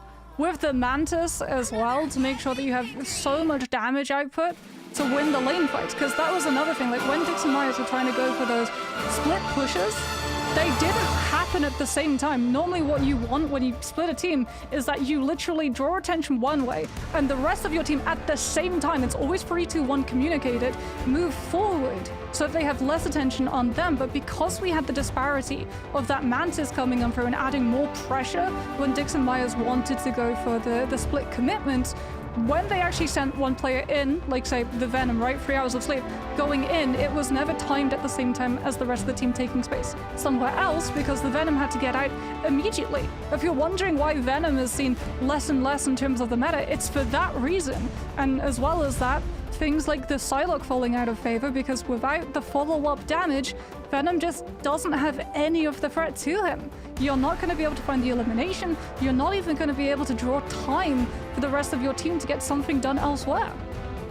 It felt a lot more open and free for Police Academy on that defense. And also, you had Romanji that was the only duelist, right? Playing the Jean Grey and stuff to work with. They got eliminated. They came back as Strange to go for the portal play and the defense, and then stayed on Strange since. Yes. And able to still put out 20k's worth of damage when the majority of that defense was pretty much on a free setup, which makes it even harder for, like, if Venom's diving in with nobody, he's not going to find a pick onto free strategists and free vanguards. He needs something else, a little bit more to try to push in. But yeah, it's at least a little bit more of a fight back from Police Academy. Maybe Dixon Myers want to try to take us to... They want to try and take us to a domination map again because it worked so well for them on Celestial Husk. Maybe it's that change because instead of seeing it protect onto the Rogue, we would see it back on the Gambit like it was in map 1 too. I feel like that would be the general like decision pivot to make here. See, I think one pivot that I would really like to see is Mantis banned. Straight up Mantis banned, because if it's MLC and the bans are universal and Mantis makes it through and only one team is using Mantis, the damage disparity is insane. And that impacts not just the neutral fights, but also the ult generation too. But we'll have to see whether or not those changes are going to be made, as we'll be back with the third map in the series after this short break.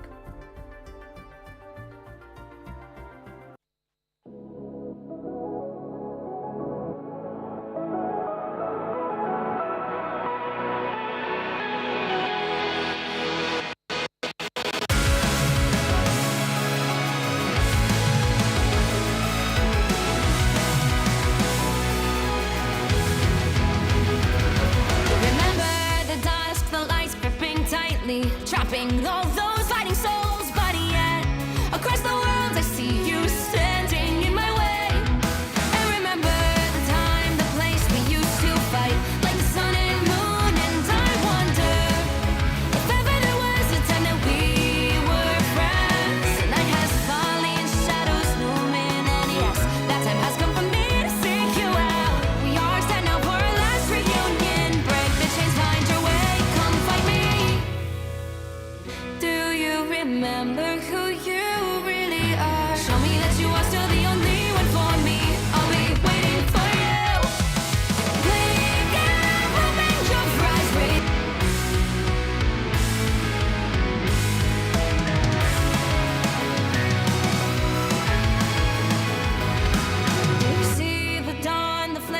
burning brightly, shining on those memories. And yes, across all time I see you turning the tides. And do you see now our time, our turn? We can still fight like the wind and fire. And wonder no more that now is the only time your heart is mine. Light has fallen, darkness grows, and yes, we fight for our destiny and fate. New days smiling for the past and future. Break those chains, lead the way, fight with me. And when you wake up, open your eyes, raising up your fists and smashing through time walls. Before the rift splinters again, we are rebels till the end. Rise up, open your mind, hold on to your powers, no one can stop us. We are rivals again until the end of time.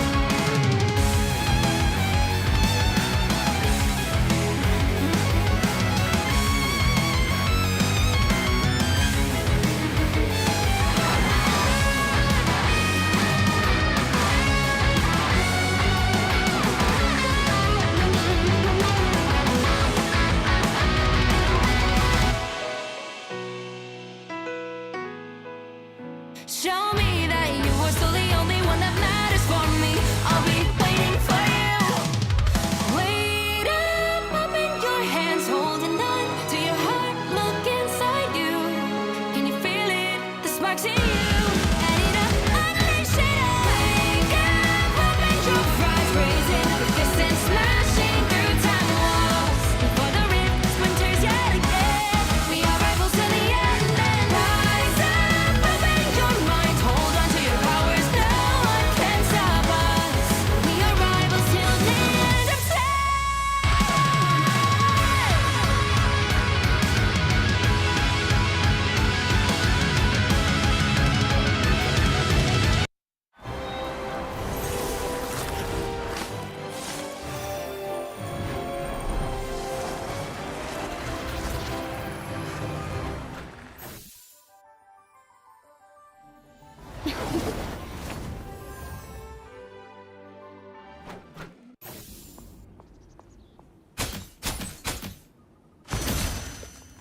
Hold still. I'm trying to help. Lights out. Let's pop back up under their noses. Us against the world!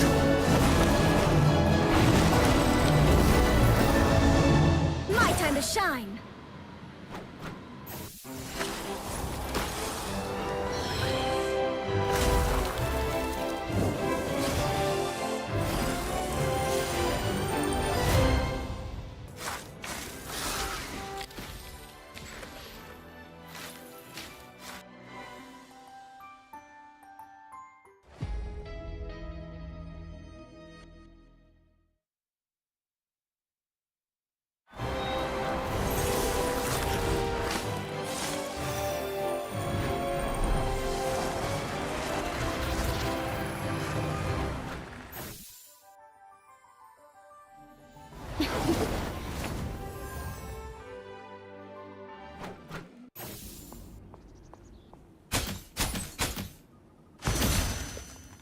Hold still. I'm trying to help.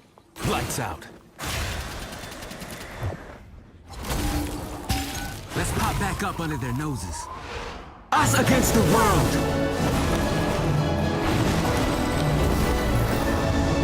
My time to shine.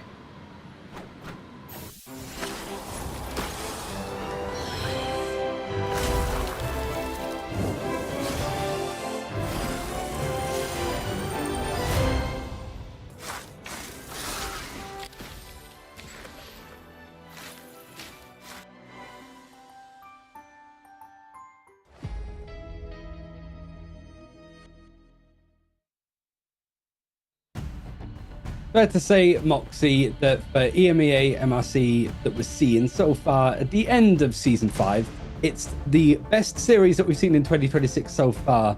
I just didn't expect it would be from Police Academy and Dixon Myers, but we're going to a full free mapper game. Yeah, we'll get for it. But we'll see exactly whether this domination streak can come in from Dixon Myers or not, or whether it is going to be Police Academy going for the reverse sweep here as we do go to Hell's Heaven. Yeah, I wonder how Police Academy are going to react as well to this next map of domination, because we saw when Dixon Myers played that first fight of domination on both rounds of Celestial Husk, they opened up with the Strange Portal. And they've been really trying to utilize that alongside the Penny Parker with the Kidnap to be able to find the first elimination and spiral that into a first fight win, and then first fight win, everything else just falling perfectly into place for the ult cycles, as well as the better angle control and point percentage. So for Police Academy, I think the hardest part of this domination map is actually going to be the very beginning of it. Something else that I want to see as well made an adjustment from isn't on Police Academy side, it's on Dixon Myers, because as we talked about, that one-sided Mantis has been making it incredibly hard for them to be able to win the damage sustained composition. So is the Protect going to be on the low key here? Because that's what it has been for Police Academy. Or whether they want to... I mean, the tempo suited them a lot more. And it really did seem that they were a lot more comfortable playing the low key with Selbs, just being able to be up on the high ground and be near enough uncontested.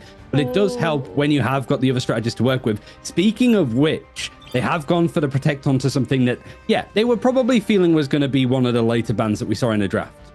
Yeah, I like this because, like you said, MLC bans are universal, right? So why burn a save slot on something that both teams are going to want to play when you can go for a save slot on something that your opponent is very likely going to take out of cycle?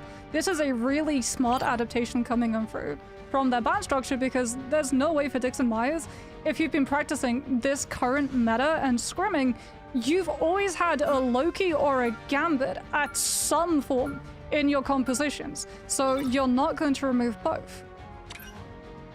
It means that both are going to be taken out either side. So I do like the adjustment that's been made from Dixon Myers is general play. You've got the Groot as well, which is going to sort of face a bit more of a reckoning, I suppose, against the Rogue in your face, but it sort of works both ways. Really is just a case of whether the Heartbreaker can steal some of that ult charge and mean that it's not Police Academy just able to get the full ult cycle into their favor if they get point control. The Gambit removal from Police Academy as well. In my opinion, they've got the better ban and save draft coming through here when we take into context everything that has gone before. Because Dixon Myers, like we said, look comfortable playing the Loki. Both teams look comfortable playing the Loki. What Police Academy didn't look comfortable playing in comparison to when they had the Invis was the Gambit. So remove the Gambit and all of a sudden Dixon Myers can't go as quickly as they want for those tempo pushes that they did so much of on Celestial Husk. A ban of Emma Frost is interesting. I think it's maybe a bit more in the face of Rogue. You don't want to be playing both of them, but you're sort of right. I do feel like you've got the Protects. Jean Grey is going to be used on both sides, as we saw from Romanji before. Rogue, it doesn't have to be in play from Police Academy. They could sort of take it or leave it, but they get the Groot. It does feel like if you can go for like Protected and Mantis, you want to play the triple strategist and you're up against a team that is just not fond of playing it yourselves, it's such an advantage to you. That's the general sense I get from this. And the adjustments on the draft have been good since that first map, but it was a lot of the micro stuff as well as the macro that suffered for Police Academy over on Celestial Husk. Not being able to like touch and fight for the point on the first objective, and just how some of those team fights really did snowball against them, as Dixon Myers were able to just kind of go in and farm up those ultimates, keep the hot tempo, and there wasn't really much of a response. Well, Triple Strategist has been forced with the bans currently in play. No Loki, no Gambit, which means Invis and Mantis alone not enough to be able to sustain a team. You have to add another strategist or go for something else. As we can see, Police Academy, what are they going to play with? Looks like it's going to be Luna and Invis coming on through from them. As Dixon Myers are going to be going, well, we don't know if Yotsu is going to be staying on this rocket. At the moment, it is just going to be the anticipated, as we thought, Strange Portal opener with the Penny Mines as well as the rocket team up. Who is it going to be against Police Academy? They're not in an Adam, so there's no soul bomb. Does anyone go through? No, they play the high ground. They use the high ground to keep themselves above the Penny Mines, which means that no one gets taken out early. So I'd say that that's 2-1 in favor of Police Academy, as it was only just the first time that they got caught out, not looking to make that mistake again. But Groot's on both sides, seeing if they can just isolate the Vanguards on the front line, break the lines of sights away from the strategists to keep them topped up, and find themselves a bit of an opening pick. You can see just how low 3 Hours of Sleep and Frank Jr. go, and it is the first pick going Romanji's way. But a be right back means that they're not too long for this world. It is that 3 Hours of Sleep sort of runs out of steam himself, collapses, and it means that it is going to be a 5 or 6 on the point. Police Academy even farming up an invisible boundary this quickly. Yeah, they should be taking this first point. Yeah, and I mean, because they farmed it up so quickly with the way that everyone is stacked, and Selps is just getting so much pierce off of the primary, they know that there is no mirror for Dixon Myers, which means that they get to use it aggressively directly on top of their enemy. So they either give up point by trying to disengage it and Police Academy win the point percentage fight, or they continue fighting with that huge disadvantage of the heel tick going their opponent's favor. Now we're going to be seeing Groot with the Winter Soldier, as Dixon Myers have actually put the Wolverine into play, but Wolverine's not as free to grab the Groot this time around, because on this patch, if you have your launch wall up, Groot is immovable. They're looking for the fight now. You have got the Strangler Prison used from Dinky Donkey to see if he can find much. Ensong seeing if he can be used on the other side as both things are traded out. Is Strangler Prison Kraken's impact on the side of Police Academy though? 45% on the point, able to at least fight, but they lose one of those Vanguards. You've got the Last Stand to try to pull up this fight and provide some space for Dixon Myers to try to go in for these fights. You got the Ensong still available from Casey Tree. It just almost goes down, but the support, the lifelines that were able to be brought in from the Rocket and the Invisible Woman is enough healing to get them on the point and get them into double digits. Yeah, Dixon Myers are going to be missing a little bit of point percentage in comparison, but because Police Academy now have to go for the walk-up, they are going to get tacked on that engagement, trying to force out Invis Boundary before they're onto the point. The moment that they cross onto point, Invis Boundary is easy to invest, and it falls onto Mikey, now on Wolverine himself off of the Winter Soldier to actually go deep into Dixon Myers' team, manage to pull up the foul grab and deposit them on the other side of Invis Boundary so that they're entirely split even after Invis Boundary has ended. And Police Academy, with the better coordination, are able to see themselves through the Eye of Agamotto and very quickly sweep the point back into their control. Yeah, Police Academy able to deal with the ongoing reckoning of Dixon Myers. They have the Meteor M now to try to hold back any more constant pressure. And is it going to be Dinky Donkey trying to go for a combination with the Groot Strangler Prison and Ensong Inferno? Because it was lacking something last time it was used. Dixon Myers were in control of the objective themselves at that point, but there just wasn't much follow-up. Police Academy pressured into using their ultimates themselves, but the fights went so well for them. It's going to be a comfortable look in. There's the Strangler Prison. Now's the chance to go in. But just as 90% is creeping in for Police Academy, sure, you lose 2. You're able to trade 1, but you're certainly going to be able to hold on to this objective for 99%. Means that one more good fight and you take the first point. The good news for Dixon Myers, though, is that off of the back of the Cosmic Gun Amplifier with the Strangling Prison, they didn't need to invest the Ensong Inferno. So they do have it now to put pressure onto Police Academy when we go into this overtime fight. Tito with that Invis Boundary, unfortunately, is not going to have it up as long as subs because they had to use it to match the Lunas, which means that Police Academy still have theirs up with that slow to set up the Last Stand coming on through from Mikey with the pin. Everyone in overtime position force has to eat the Wolverine ultimate. Now Dixon Myers trying to come on through with the numbers, shuffling back into the fight with the Doctor Strange portal. No ultimates up and available for them. Police Academy do still have that Meteor End if they want to invest it, but they're losing players, and with the Strangling Prison catching both of the strategists, that Meteor End is not going to be the win condition win that they were looking for. And not a lot really left on the table for Police Academy, so it's going to be a clean reset. They got to 99%. Managed to switch 3 Hours of Sleep over towards the Iron Fist to just sort of go for something that's fast and punchy to get into this engagement. But means the portal play's been forced in 2. 50% on the board for Dixon Myers. And Police Academy, still stuff to build up. It's not quite that they have the ultimates to just put this one to bed and the win conditions. But if you find a pick now, Dixon Myers are going to be falling flat. Well, the good news for Please Academy is that they have a little bit of time to be able to play with, which does mean they can farm up some of these ultimates before the fight properly breaks out. But with the Phoenixes both trying to control those lane fights, Dixon Myers is actually going to go aggressively first. They understand that Please Academy wants to play slow, battery up some of those ultimates, and they go in fast when they alone have the ultimate economy to be able to take a fight now. And off of the back of that living cheer, it is going to be Dixon Myers able to push even further to Please Academy spawn to try and stun out a Doctor Strange portal, but Ramanji goes to the side door instead of main. The Guardian Shield comes on through. Ooh, he as just well gets for it. Doctor Strange, and they catch the Iron Fist too. Oh, they managed to catch the players that are on point, and there's still more that have pushed all the way towards Police Academy spawn. Then it's a little bit of like you have to jump through the portal behind them, or you have to just run back on your little toes and hope that you can get there before overtime. You've got Mikey that's used the last stand to just pull everybody off the objective to see if he could burn a little bit more time, and it's forced the invisible boundary off of the objective for Dixon Myers, so they're not really able to contest it. It's uncomfortable. It means that AJ's able to sort of farm up the strangling prison. Dinky Donkey's managed to do the same as it's more of a scramble. But somehow, some way, Please Academy get their revenge on Dixon Myers being pulled off the point and managed to return the favor on this first objective of Eldritch Monument. Oh boy, the whiplash that must have come through from that comm structure. When they were like, okay, we're just going to send one person forward and cancel out that strange portal to make sure that they absolutely did not get to touch the point in overtime. And then Please Academy, they perfectly body block for the strange. They managed to pull the portal off. And Dixon Myers are in just, like you said, a very uncomfortable position where they're out of position. They're not really in the angles to be able to play off of the better ultimate economy that they had at the beginning of the fight. Because remember, they had Cosmic Yawn Amplifier. Oh, that's a 40% damage amp. But they just don't find the eliminations. And Please Academy are able to come on through with the Lunar ultimate, killing everybody up. No one's able to get line of sight blocked as well, so it fully connects onto each target that they're looking for.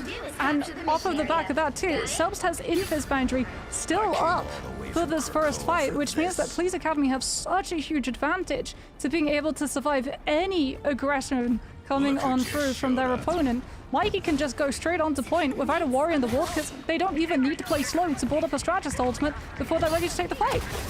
So much like mitigation, so many walls to leap your targets into as well with the Groot, and you can just see how problematic and how constricting it can feel if you're playing in on the point and suddenly there's one of those ironwood walls that are just going to make it tough. But Police Academy dedicating an early invisible boundary just not only on the objective but just in front of it to allow this push up. You've got the one pick at least onto Fent Frank Jr. Now you lose the other Vanguard, and one by one everybody's starting to drop from Dixon Myers as Police Academy able to regain control of this and able to sort of win out in this domination game mode. Yeah, I mean, that Invis Boundary, it's perfect. It spooks Dixon Myers. It allows Please Academy to pick up the point first, so that all of the eliminations afterwards are actually just letting you build even more point percentage out of your opponent. And then the hallways are so cramped that the Groot wall is enough to be able to split people. If one person gets Phoenix done, everyone all goes down. And speaking about everyone gets caught in the strangling prison. I don't think they even needed the combination of N-Song and Meteor Ram. That was just a cherry on top of the pile. That was the entire team of Dixon Myers, and unfortunately for Police Academy, off of the back of that overinvestment, they're now massively behind in terms of ultimates. This is a great opportunity for Dixon Myers to find a pick, and I think Police Academy have sort of realized it, like, okay, we can't hold this high line as much. We need to work out where this repositioning is going to come from the attackers that are trying to retake the objective. It's an easy pick with 4 ultimates in hand for Dixon Myers. They don't really need to dedicate much of it when you get a pick onto the strategist backline like that. That was near enough for free. Oh, but the Invis Boundary, it's not as deep as it could have been, which means that Selbst is able to use Invis Boundary on Please Academy's side, and still on the point. Out comes Kraken Impact, but what a read. The last time from Mikey used to kidnap the Winter Soldier, trying to take 3 hours of sleep down before the Kraken Impact can be the win condition that the team was looking for. However, the follow-up damage simply isn't there. Cosmic Yawn Amplifier coming on through from Yotsu, healing the Bucky all the way through all of that attention, and finally the flip is found. Yeah, 5 ultimates traded out from Dixon Myers off of that first pick that they got up against the 2 of the Kraken's Impact and the Invisible Boundary. So good from Police Academy to the very least force out more ultimates from their opponent than they've used themselves, and they can farm up so much more in quick succession. Most certainly the triple shutdown with the Strangler Prison, Meteor, M, and Ensong. It's looking pretty good, but you lose Selbs, who was perfect in that last fight to keep things delayed and to force out a little bit more. Now it's going to be a case of trying to spring load themselves a couple more eliminations and keep delaying Police Academy from really grouping up and taking a fight, because team-wise, ultimate-wise, feels like Police Academy have one easy fight to go for. Yeah, point percentage-wise as well. If Dixon Myers aren't careful, if they don't manage to stagger out when the full team is eliminated, they don't get an opportunity to contest before overtime hits. So they really do have to be very careful how they take each of these fights, look to find trades, look to pressure ultimates with the Police Academy, because they only get one chance. And what a chance there was. The last man comes on, but the Meteor end from Police Academy turns the tables. This is the fight that they've been waiting for. This is where they'll invest all of their ultimates to be able to find these eliminations as quickly as they can before Dixon Myers can get a player flipped onto Strange to be able to contest. The fight is clean, and now Portal needs to be in play for 3 hours of sleep. Oh no. Seeing if they can get the stun, push things back, but they've managed to isolate the Jean Grey, who's going to be out of it. It's going to be KCRT that's not really going to be involved in this fight, whilst everybody else has grouped up to go for the portal. They should be back in time in order to slip through it at the end, but the Yarn Amplifier is going to not really give too much support when the side of Police Academy are the ones that are finding the pick all individually, bit by bit. It was Dixon Myers that were able to take the first map, but Police Academy able to reverse sweep, gain composure, and win out 2-0 on Hell's Heaven in a 2-1 series.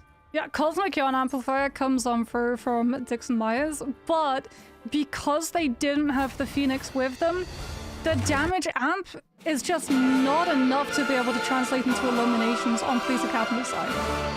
Because the other duelist at that time is Wolverine. So everybody from Police Academy just positioned the strategist played super safe, a little bit further away, withdrawn from the fight on one of those side lanes with a little bit of cover, as well as right beside the Winter Soldier, who has Kraken Impact but is playing there to see whether or not the strategists are going to get walked on by the Wolverine. Because that's really the only way that Dixon Myers would have been able to try and flip it, removing Police Academy sustain, and then even with the lack of the Phoenix, having enough damage to be able to hit the breakpoints of the health bar. Yeah, I think Romanji gaining a lot of accolades, I think, with some of the damage he was able to put in. But I think, like, for a little MVP for me, I think Selbs across this series was the one that turned around. Some really good Loki on the second map of Jalia, and Hey Invisible Boundary. Some really good ultimates. But because we are in the elimination part of this round, at least, we're sending teams home, it means that this, like, unrelenting, unstoppable campaign of Dixon Myers has come to a close, at least for Season 5. And I've got to say, well played. For various reasons, well played. But it was a good series, at least, to start us off with. We've seen Na'Vi in play that are just doing Na'Vi things. Now we're seeing two teams that we've not seen before on broadcast, able to actually have a really good series and show pretty much what the meta has been like at the top echelon of players. Yeah, and we're also seeing, the coordination come through as well, where the combinations that we expect from the Ignite teams are being completed by the MLC teams as well. So you can really see all of the information that's there for these teams to be able to go and learn from the Tier 1 players is being properly utilized. But we'll have to see whether our next series is going to be as close as that one. We'll be back with another MLC match after this short break.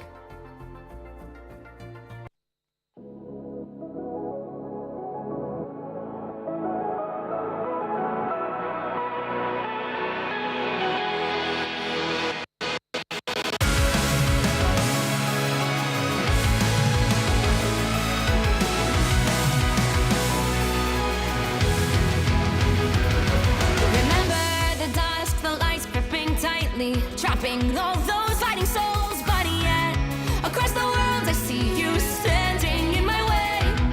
And remember the time, the place we used to fight, like the sun and moon, and I wonder if ever there was a time that we were friends. The night has fallen, shadows looming, and yes, that time has come for me to seek you out. We are set now for our last reunion. Break the chains, find your way, come fight me.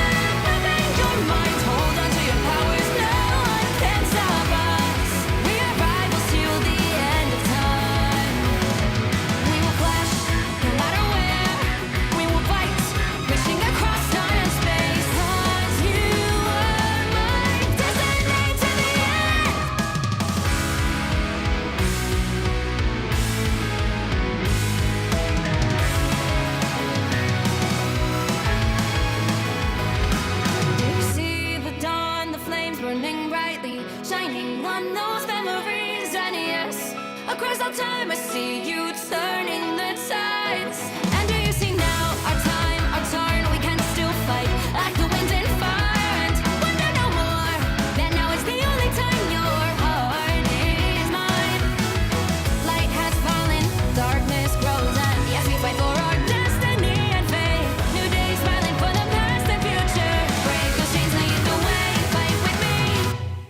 And when you wake up, avenge your rise, raising up your fists and smashing through time walls. Before the rift splinters again, we are rivals till the end. Rise up, avenge your mind, hold on to your powers, no one can stop us. We are rivals again until the end of time.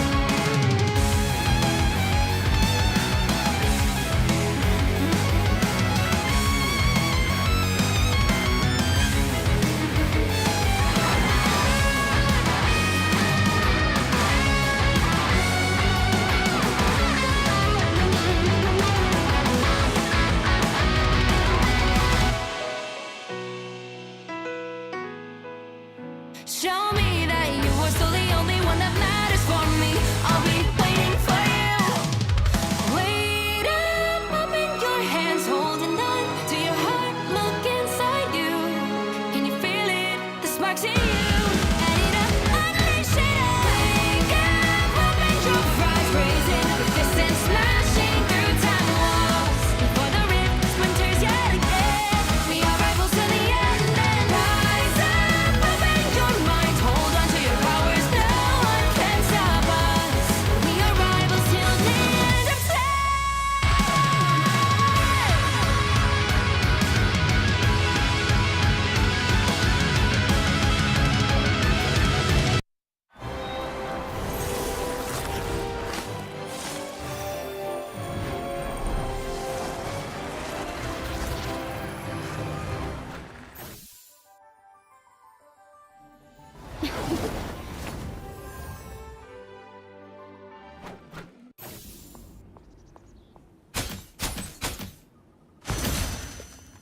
Hold still, I'm trying to help.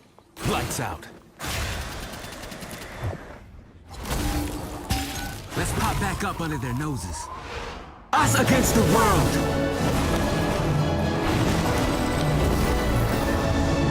My time to shine.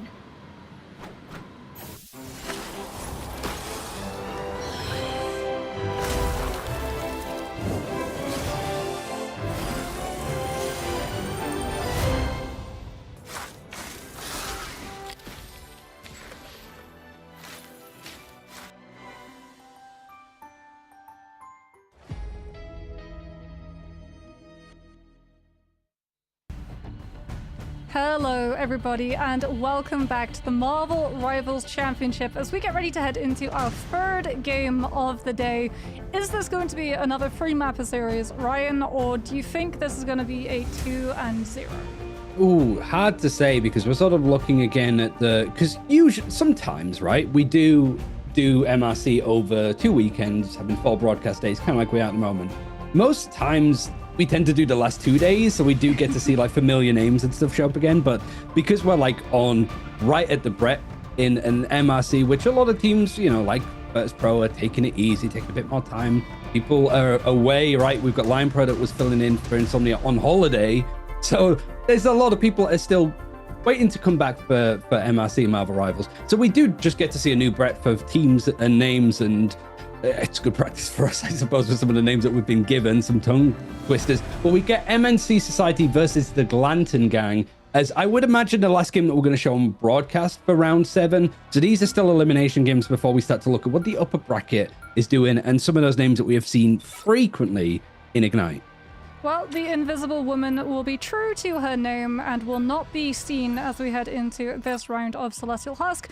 So too will Matt Murdock. He has been put on parole, as we're going to be seeing Loki actually get saved. Does this mean that we're going to get a Gambit coming on through as we get to see the first Star-Lord save of the day? Star-Lord, a very strong duelist to be able to pair alongside Gambit with that Raging Royal Flush, especially since it doesn't require line of sight for the Gambit to be able to attach it to the Star-Lord, so you don't have to be tied at the hip to be able to pull that combo off. Okay, so now, like, we're seeing this a lot more of just like the Loki protect because it does allow the pivot into, do we go Gambit, do we go Invis, and do we make that work, or just triple strategist? Like, he seems to sort of suit nicely. You have taken out the Gambit and protected the Magneto, so you're not going to have that team up, but I don't really... It's only something that makes Magneto, who is always great, even greater, you know? He doesn't need the extra... I mean, I'm glad that that team up sword is back that we saw with Scarlet Witch right at the beginning that's now changed over towards this, but you get the point. The Protect of the Venom, though, however, is interesting because I would imagine, unless you're going to ban out the Invis woman here, which would mean some of the options for MC... Oh, yeah, of course. So, yeah, like, it's just making sure that you have some of that freedom to work with and going for the bookie to stop more CC going in onto your Vanguard line. Yeah, I feel like Glance and Gang here are definitely going to be going for a very heavy dive composition, removing both the Invis, but then also the Bucky with the crowd control, as well as the movement shutdown with the Trooper's Fist debuff that it applies, but also the Hela as well. Hela might seem pretty simple as a good target to be able to dive, but a lot of teams have gotten very good at using the E from Hela, that Soul Drainer, to act as another form of CC and prevent things like the Venoms from being able to disengage safely out of the fight. And for MNC Society, because we get all of those things removed to stop as much pressure coming out into the Venom, they do actually have to use a ban against Psylocke so that we don't see a full dive commitment of Psylocke and Star-Lord and Venom all getting thrown at their back line, because even though Venom is a little bit easier to take down in regards to something like a Captain America or an Angela, it's still enough pressure with all of those additional pieces added on top to force things out like the regeneration domain from your Loki on the back line. So, I wonder if we're going to see our first brief bit of Zootopia, because we haven't really seen any Jeff, actually. It's been kind of nice, I'll be honest. Like, it's been nice to not see just the terrible two of the animals of Rocket and Jeff combining. Seen some of the Rocket in play naturally. But I would imagine that you've gone for the Venom Protect 2. You get that team up, which is always going to be useful in the right kind of hands. Would imagine that would be the lean for maybe Alpaca or Lopsided that's actually going to go it. So yeah, we do get to see this more like traditional Divey 222 with the addition of having the Strange in there too. A portal play from Miraculous, but actually setting up as many of the clones as you can get to just burst down the fire. But it's completely avoided. Yeah, they don't find anything. They took the Storm for the damage boost. They even used the CD as well for the vulnerability. And Glance and Gang are just on an opposite position, so it connects on to no one. And that means as well that they don't have positions to be able to try and put pressure with this damage boosted Punisher onto anyone from the opponent, because they've already got all of the space to hide from it. And here comes the dive. And because you've got that Rocket team up, the Star-Lord's able to go in deep, then use the item of the teleporter to reposition and go right back in again, because you've still got things like the Mac Bubble and the Ants for creating all of the space in the front line. Yeah, able to sort of scrap through it. You have got Lopsided that was on the Loki to sort of go for just the spam play. He's still on it, but you don't really have much to copy when it comes to Strategist ultimates. The Ion Amplifier might give you something, but I don't think it's going to be as high of a priority as some other stuff. Doesn't matter, though. Fight is able to be nice and clean in the end before these ultimates are built up. And without the lack of a Gambit in play and the Loki's being able to copy it, it's a pretty slower pace than what we've seen. You have got the copy at least over for MNC Society with Shob. And then TK has built up the Ensong Inferno from just that damage output that they've been able to consistently put out. I mean, the Loki just does so much in neutral with the regeneration domain, and then even if you don't have a good copy target on your own team, you could also potentially get an Eye of the Luna from MNC Society to be able to get Fate of Beaufort's up.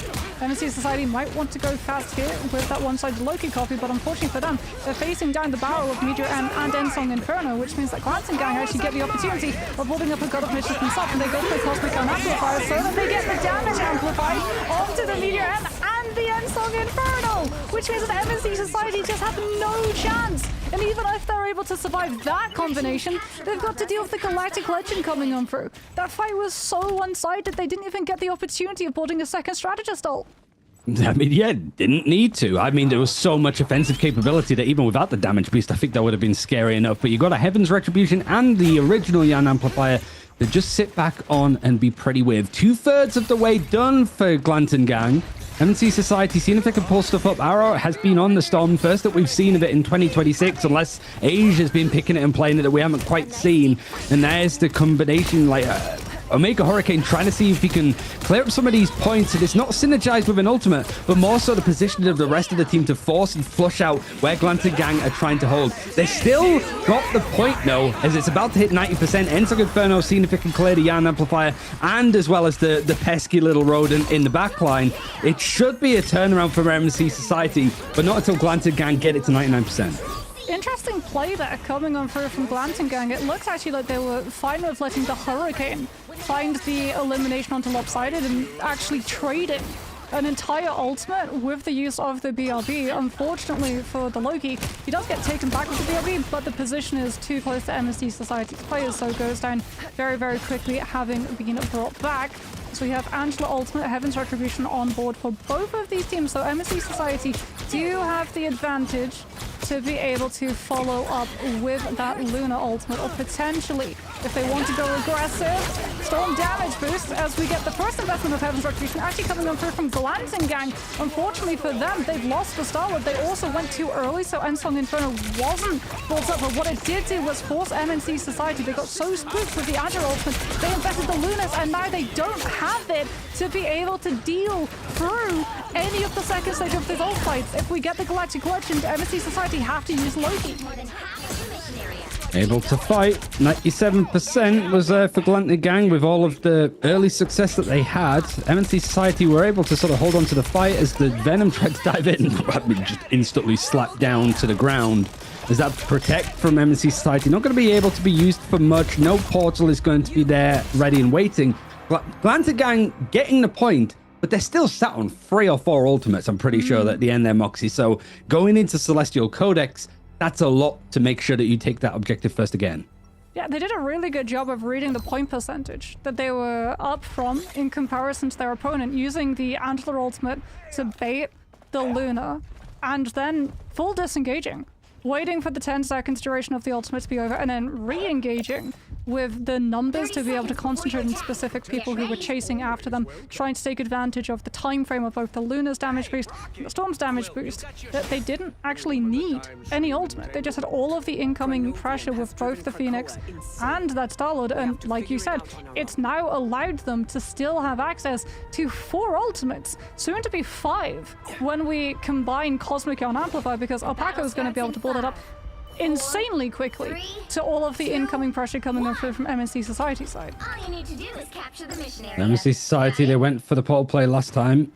Didn't quite work. Actually, no, that was Glanton Gang that went for it, and it didn't really amount to too much, but they were still able to win the fight anyway because it was a lot more scrappy. You don't have the same breakpoints and that sort of clinicalness of taking down a target that we've seen, like the upper elements of Ignite here in EMEA at the very least. So it does mean that things are a bit scrappy, and I feel like composition-wise, Glanton Gang are going to make use of that. And they also have easier ultimates to try and combine. You've got the Omega Hurricane that has completely swept up Rocket and sent him sky high, and a copy from Shobe able to sort of keep MNC alive whilst they're down a couple of players. They do lose the Storm in the end, and the Meteor M slamming down, see if he can find the target right up into the sky. Connection is perfect onto the Lunar Snow, and TK is just going to trickle down as the Angela is forcing out this backline fight. It's another scrappy engagement, Moxie. The Glanton Gang seem to be just winning out almost in the neutral.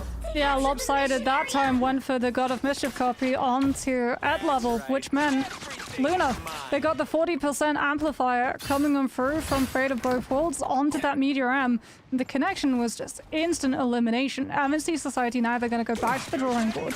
We're going to see a Punisher come through, as well as the return of that Cloak and Dagger, looking for the blinds when Glanton Gang try and find these aggressive players to put pressure on that backline. Out comes all of that push with the Phoenix done. Toxically Flood is returning fire, however, and they do manage to catch TK when Alpaca doesn't have the BRB to bring the Phoenix back. So this is a huge advantage for MNC Society in terms of damage that they can put out. Gotta say, like I said before, like just the Rocket and Loki, I'd not really seen it too much before in Ignite, mostly because there's just other options that seem to stand out, and also Loki was a little bit worse, but like it really is like shining here for Glanton Gang.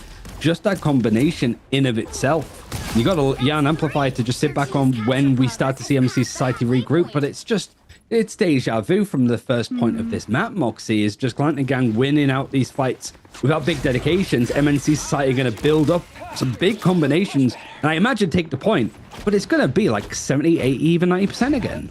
Yeah, I mean, Glanton Gang with the BRB, they're so willing to trade players' lives and hold on to things like regeneration domain at the opener of the fights, that they still have those crucial cooldowns in the mids and the ult investment stages, which is why they're able to survive so much of the incoming damage coming on through from MNC Society. MNC Society deciding to make that move now. Out comes Fate of both worlds. Glanton Gang looking for the combination to shut it down entirely. Meteor M, Ensong Inferno, all committed to the MNC Society's Lunar Ultimate finds nothing. They do have that Eternal Bond coming through, and without a Meteor M, they don't have to worry about the one-shot potential trying to take their CD out of the fight early. Was that a Loki copy onto an Ensong Inferno? I mean, I think it might have been. I think if there's any chance to go for copies that you typically wouldn't see, it'd be now. It feels like a lopsided wanting to see if you can shine in the stars just as well. And MNC Society have not only managed to touch the point, it is 97% yet again, but they have so much to sit back on. It's just that they're lacking strategist ultimates, and that's tough, especially when you lose Toxic Leaflet over on that Jean Grey. Now it's going to be the Heaven's Retribution used. I mean, is the final judgment in the hands of Arrow, but it feels more of just a backed into a corner, fight for some space and go in from this point. Agmosa is just hiding. He's waiting this out because they have all of the time in the world to work with, but you lose out on your... Oh my god, it's just a combination. MNC Society now starting to throw things in, but it just feels that big ultimates are being wasted from Glanton Gang to have that time to sit on. Well, the thing for Glanton Gang was that they used the Angela ultimate, and then they used it when the strategists didn't have theirs. Both the CD and the Luna can really quickly build up their ultimate with all of the incoming pressure from both the Starlord and the Phoenix. They had to go quickly. MNC Society are able to offset that momentum with the investment of the Punisher ultimate, plus the threat of the vulnerability coming on through from the CD blind, and managed to build up the Meteor M to be able to use it to defend against the Galactic Legend afterwards. So Glanton Gang weren't able to go with aggression ultimates before the strategists have already built up theirs, which means that we now get Eternal Bond coming on through from MNC Society, and Glanton Gang are going to try and fight through with the damage boost provided by the Cosmic Ion Amplifier. Yeah, able to sort of push on bulwarks, protected Toxic Leaflet to be able to sort of connect onto these picks. Pushing back all of this space, 89% now. Glanton Gang might need to consider going over towards the Strange to just provide an easier route in, because there's too many bodies and too much scrappiness coming in from MNC Society. Are you going to really have the chance to touch? Yeah, you just have to sort of rush and beeline past these players, but you're running right into the Galactic Legend mixed up with the fate of both worlds. It's a clean, easy sweep up from the Toxic Leaflet himself, and the Be Right Back feels like it's not going to really do all that much to rectify this damage that's coming in. Meteor M seeing if he can spring on a little bit more, but not only does it not get anything, he gets taken down from the Lunar Snow on the other side. MNC Society actually able to pull this back, and it's looking like we're going to go to a third point here again. Yeah, I mean, the turnaround from MNC Society, the target priority as well, just flipped. The Angela started actually guarding against the Starlord proactively before the Starlord was in a position to pressure MNC Society in force positions that the rest of Glanton Gang's team were then able to capitalize on with the Phoenix and the spam and the stun, so that if you hit from the Starlord, you went directly into a line that was more favorable for the Phoenix to be able to take advantage of. Plus, and this is going to sound so strange because I know everyone believes Cloak and Dagger in terms of position of the meta is just like bottom of the barrel at the moment, but when you're playing to stack a composition up, Cloak and Dagger with the AoE attached to each of your primary heals, I agree, Inv is 100% so much better because you get the same sort of effect, but with the Invis boundary removed, the next best thing that you really have for the AoE heals is the CED, which MNC Society are doing a very good job of getting to utilize to live all of that incoming pressure coming in through from Glanton Gang's team. And so many of the plays that we've seen just today in the couple of hours that we've been on broadcast, there's been a lot of the Meteor M, Ensong Inferno being able to just not only dash yourself out to safety to be invulnerable, doing it with everybody that's around you as well in the way that you're playing. It seems that they got a lot of success, but it really was just once MMC Society got control of the objective, they've looked very good. But taking it the first time is where they've struggled. So Glanted Gang, same with what they had last time. So many ultimates still saved over. But much like Arrow, the final judgment coming through to just shut this down. The dive from Glanton Gang instantly dissipated. This switch over towards the Punisher has provided so much dividends to MMC Society.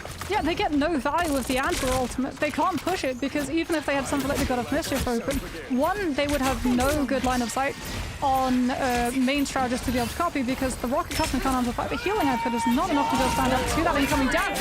Now we get aggressive Antler ultimate coming in through from MST Society to put the pressure on the backline to make sure that no one is there to be able to follow up and help out the Galactic Legend coming on through from Spluty, which means that Glanton Gang, again, duelist ultimate invested, no value for it to be back. None at all. I do like just the, oh, he's using Galactic Legend. You guys stay here for a second. I'm going to go deal with that, and I'll see you in a minute. And just the Annular flies off to try and basically just manage.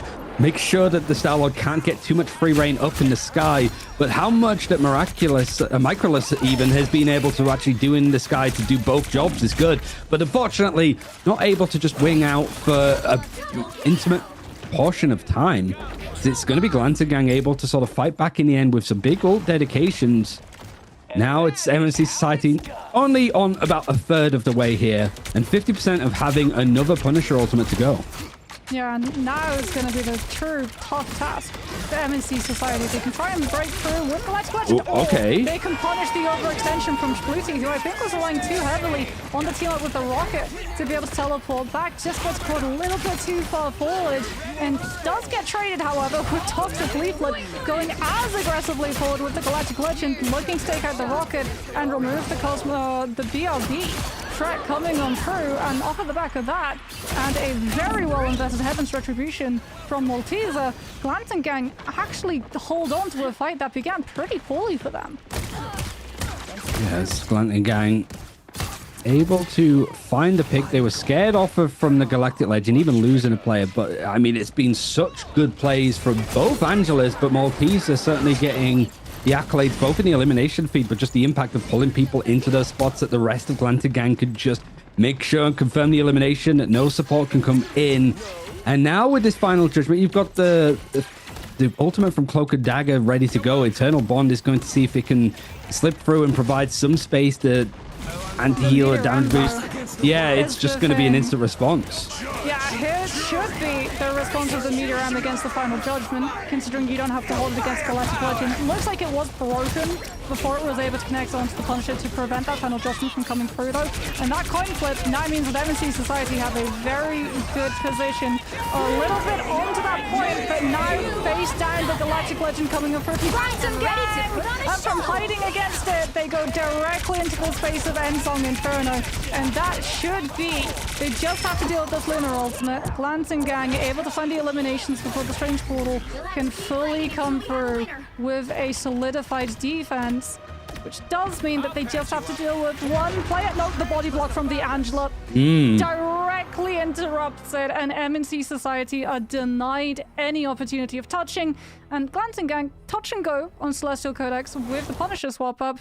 Look like a team reinvigorated when we head after that third round. Felt like there's a lot of like, you do this so I do that responses in real time, just very quick, very difficult for these teams to make the adjustments. But I really liked the Galactic Legend used from Glanton Gang. It forces out the Meteor M from MMC Society, which provides the space for the Jean Grey to go for the Eternal Bond, because you're focused on not getting hit by the Galactic Legend, mitigating the damage from a Meteor M, so nobody's going to be grouped up and fully focused on making sure that the Endsong Inferno finds nothing because you break the 400 HP that it has, right?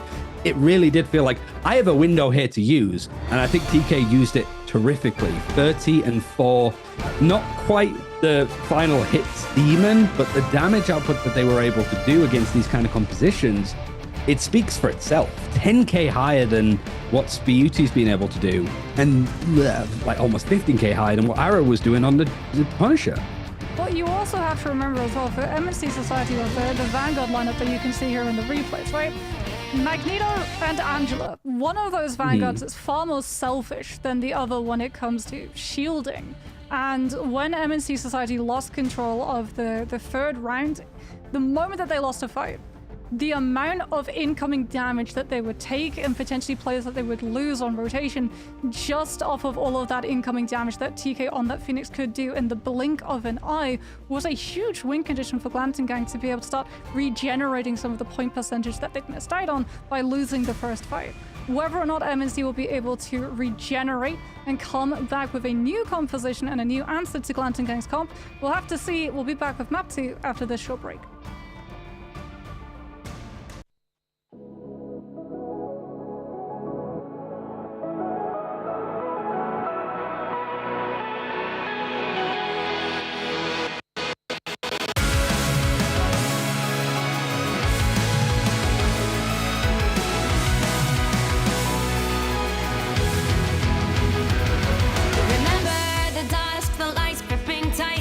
Trapping all those fighting souls, but yet across the world I see you standing in my way.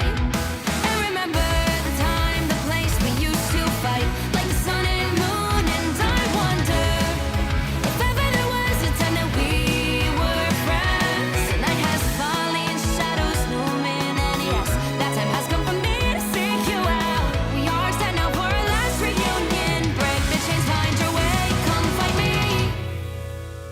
Do you remember who you really are? Show me that you are still the only one for me.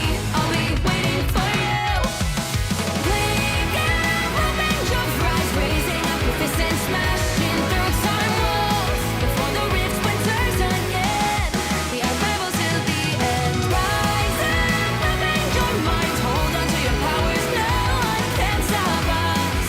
We are rivals till the end of time. We will clash, no matter where. We will fight, reaching across time and space. 'Cause you are my destiny to the end.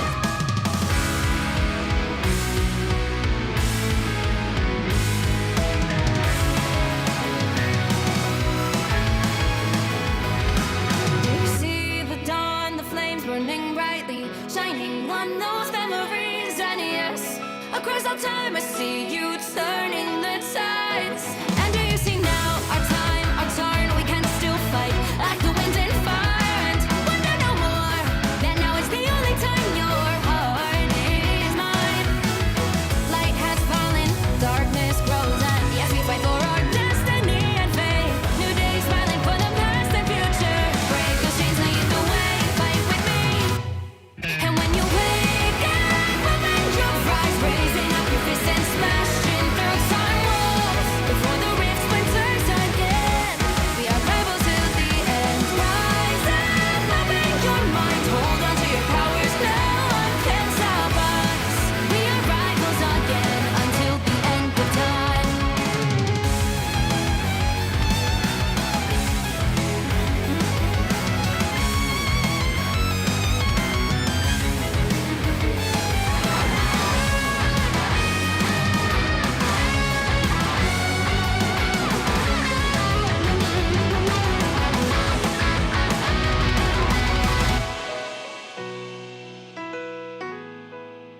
Show me that you are still the only one that matters for me. I'll be waiting for you. Wait up, open your hands, holding on to your heart. Look inside you. Can you feel it? The sparks in you. Add it up, unleash it. Wake up, open your eyes, raising up your fists and smashing through time walls. Before the rift splinters yet again, we are rivals till the end. And rise up, open your mind, hold on to your powers. No one can stop us. We are rivals till the end of time.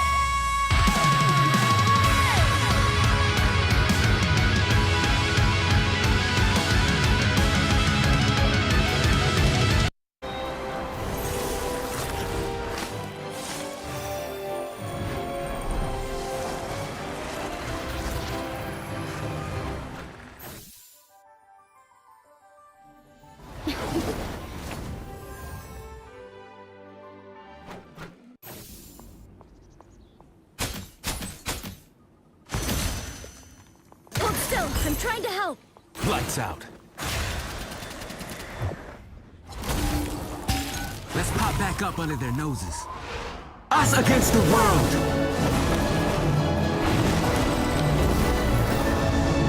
My time to shine.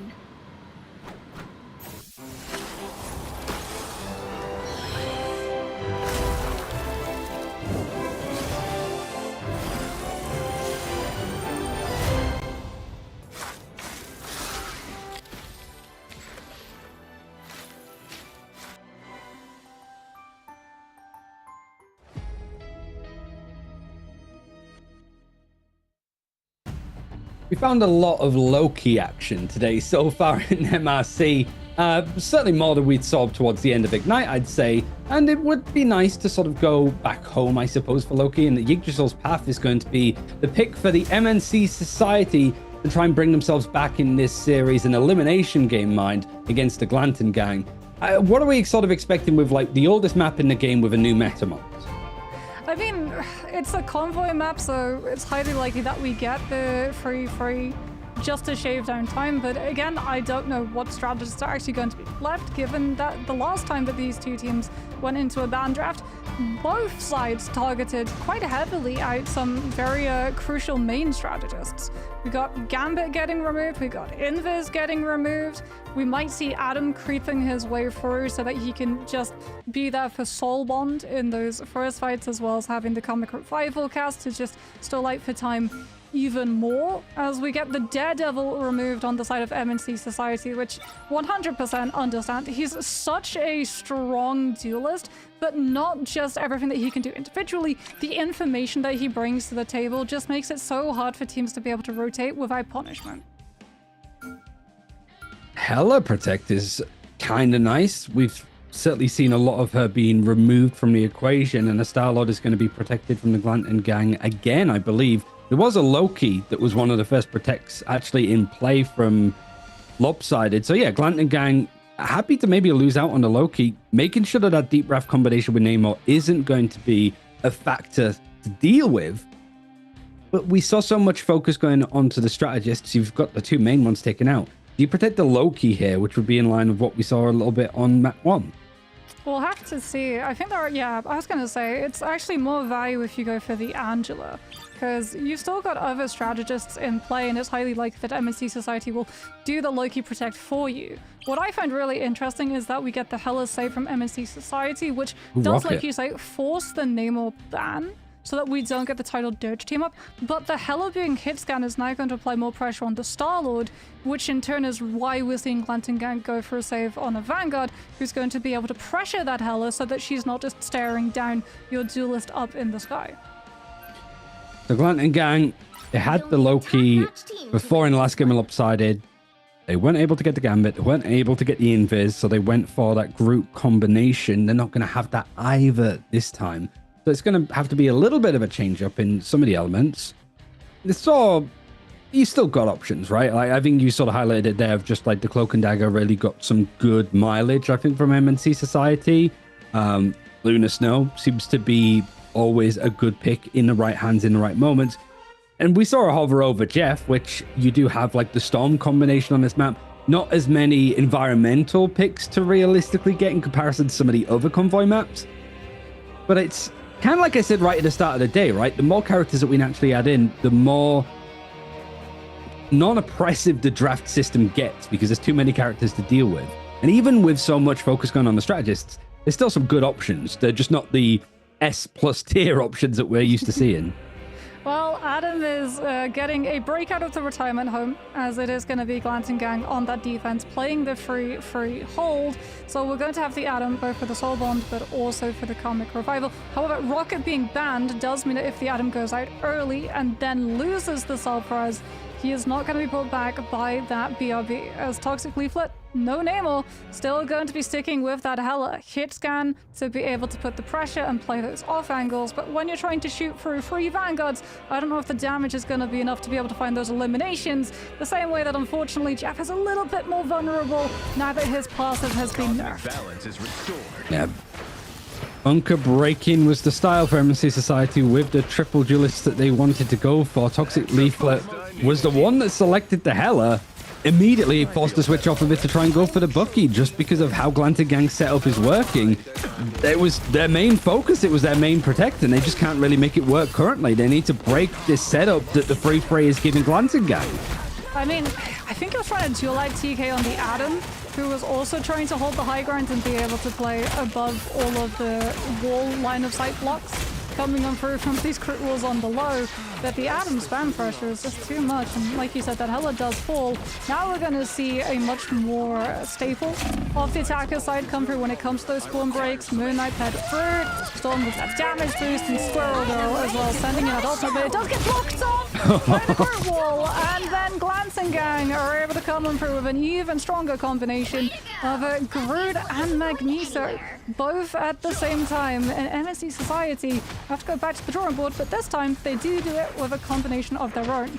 Moon Knight and Groot, unfortunately for them, they might get the full wipe. If they don't get the Atom, it's going to be meaningless because Karmic Revival is going to be echoing off any minute.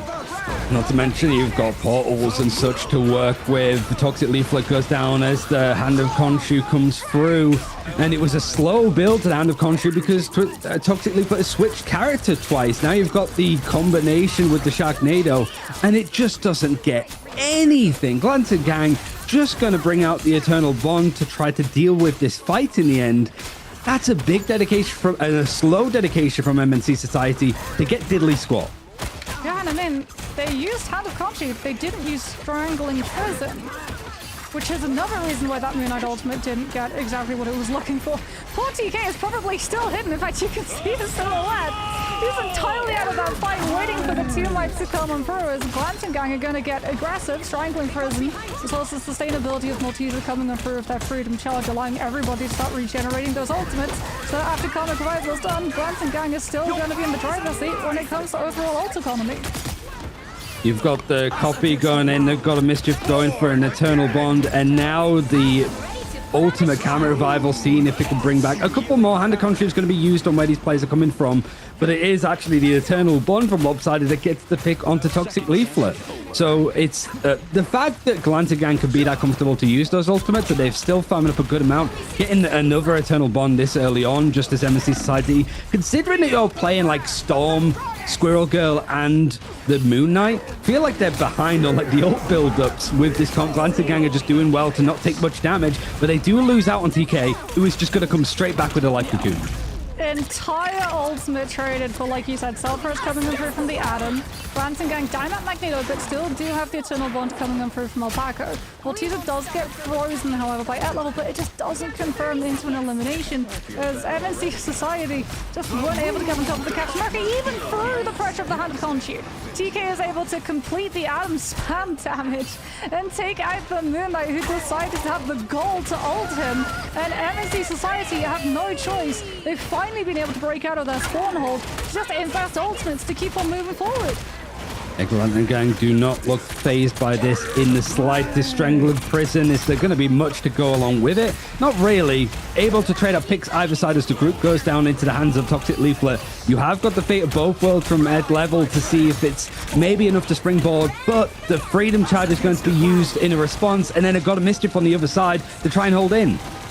Oh, the God of Mischief copied the Eternal Bond so that Glancing Gang could move forward and still have the heals up after the Luna ultimate has ended. Does mean now that they don't have anything to be able to sustain through the Storm ultimate. They hit deep into the backside, and finally they've been able to remove the Atom. The first time, really, that they're able to find the elimination outside of forcing that self-res. Does allow TK to come back on that strange, but MSC Society, they have an opportunity here. They've been able to keep that objective moving. They do have one last fight to see themselves through, and it's going to come off of the back of ultimate disadvantage too. Strangling Prison, Eternal Bond, and if everybody gets caught out by the Grid ultimate, we know the follow-up from Sputy is going to be there with the Meteor on top of it too. Fighting on now as overtime is finally things starting to move for MNC Society, but it might be their last push. A short second wind now as arrows being deleted, as well as a couple more players, but it's more the fact that everybody from MNC Society had to scatter, got off of the point, and it's just before the first checkpoint that they're able to hit. Glanted Gang, 4 minutes to try and beat it, move on up to round 8. Yeah, Glancing Gang, perfectly. Just going with the Meteor first then the Strangling Prison second, once they've been able to isolate and choose a target. As, like you said, MNC Society went for the full scatter play, which meant that they didn't have the stack on the objective itself. Glance and Gang don't need to find the eliminations, they just need to push everybody off of the point when overtime is in play. However, it's not fully done just yet. MNC Society have full access to the same composition that Glance and Gang were able to use to stall out so stubbornly, and already we can see Adam is going to be in play once more. We get the Loki as well to be able to potentially copy and get 2 casts of Karmic Revival, potentially also gets a copy onto that Eternal Bond so they can move aggressively forward with the heal sustain as well. It now falls onto the head of Glance and Gang to be able to break that spawn hold before Karmic Revival gets to come into play. Some folks don't trust Remy. And if I can make it work for them just as well as it did for Glance and Gang. And so it's pretty much just a complete switch around in the compositions. It really feels like the Storm, the Moon Knight, and the Squirrel Girl was the way to go. It took a while before we did see MNC Society switch over towards the Moon Knight, as they did want to go for some other stuff first. But Toxic Leaflet still has a second chance, but that is an early Life Cocoon forced out, not going to be really in use again for 2 minutes-ish. Oh, and MNC Society, that backline is playing fully up on that high ground, which means that no one is getting shielded by the Grills on the low. So for Glance and Gang, the Squirrel Girl actually works for them here. They're able to just spam the primary into the spaces, and the Ricochet just bounces off of the ceiling and directly onto the player's hitboxes. And MNC Society might have had a triple strategist set up, but they just don't have the heal sustain to be able to live through all of that incoming damage in such a rapid fashion. We said for Glance and Gang, it was imperative that they broke the spawn hold before Karmic Revival comes on through. They break the spawn hold so quickly that Toxic Leaflet rather, gives up the Atom and goes to the Hela, because you have to find an elimination in neutral instead of relying on ultimate economy now. There's at least a bit more space. The Venom and the Hela trying to combine, and it pretty much is the right response. It feels like everybody was able to sort of group up, find the space, and the Hela switch, unsuspected for Glance and Gang at the time, means that the picks were able to sort of string through. So at least there's that safety net from MNC Society, because it looked like it was about to be in pure freefall. When you lose your Adam in 5 seconds, you have the Life Cocoon used up. You don't have any other lifelines to rely on at this point. You just don't get the chance to even use the Karmic Revival because you have to switch off. The good news for MNC Society as well is that they've got time for Eternal Bond to be built, so it's not easy to use the Strangling Prison. They can react with the CC immunity of the CD ultimate to dodge out of the grab. TK, however, is able to take down one, and that's the Angela. Goddess of Death is going to be used around the corner. Toxic Leaflet actually started going low because Glance and Gang aggressively moved after that Hela and had to pause the ultimate in reaction, but that just means that MNC Society slow things down, and Glance and Gang get caught on the disengage by the chase down coming through from the defense. MNC Society hold on. Half that time has been used up, and there's so much now for Glance and Gang to use offensively. Really put some pressure onto Shob that is over on the Loki. He has got the Mischief, he has got the copy. He can't afford to go down whilst this fight is being set up. High Agamotto and also the Feast of the Abyss might be able to sort of string some of the attention away, but not when it's that well comboed. It was the Route 1 approach of a Strangling Prison, Hand of Khonshu, and then the Storm to just clean up some of the bits of mess. Now it's going to be pressure for Avro. I don't know if he's going to have the portal after using it before. Heaven's Retribution is just going to be a pale stop in comparison to Glance and Gang. Don't think there's going to be much of a touch. You can see just how much of a scramble it's going to be, and at least a touch coming in from a Spider-Man of all things, but instantly deleted. Can they able to touch? They cannot. MMC Society cleared up from Glance and Gang in a swift 2-0 fashion in round 7. Yeah, it wasn't just all of those resources, by the way. With that Strangling Prison, it was blind as well from the CD.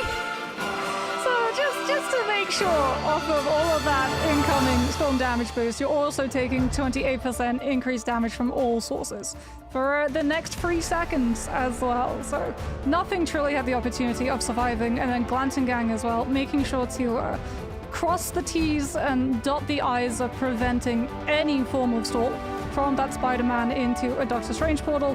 They preemptively lay down the Moon Knight Ankh on the objective and kick in the Storm damage boost so that the Spider-Man just explodes when he goes to try and touch Carl. It's really, for Glanton Gang, it just felt that they know exactly where their I's were dotted and T's were crossed. Bob started showing up Loki, like 30k healing, really just making it work no matter the combination, even with some of those big players in the strategist role to combine off of, was making it work with a cloak and dagger. Not even at like a negative, right? It wasn't at a disadvantage because you were using elements of the kit like the Terror Cape in the right kind of moments, in the right kind of position. So a clean game from Glanton Gang, and both these teams I don't think we've seen on these broadcasts before, at least not in the later stages and certainly not in Ignite, but some like clean fundamentals to work with, especially when we've sort of clearly identified what the meta looks like to an extent now. Going against the beaten track to do some interesting stuff and have a good plan around it was nice to see. Yeah, definitely some up-and-coming talent that we're starting to get to see scouted on. I'm really excited to get to see all of these players develop, but also just as excited as we get ready to head into our 4th game of the day. We'll be back with that one after this short break.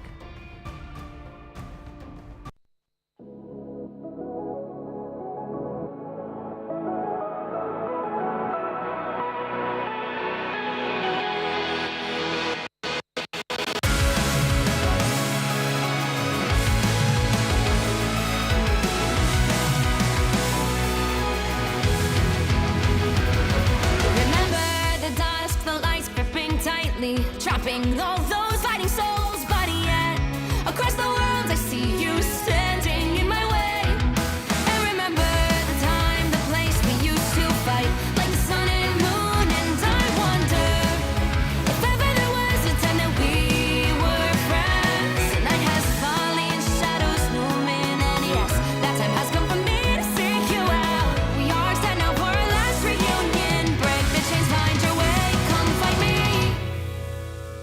Do you remember who you really are? Show me that you are still the only one for me.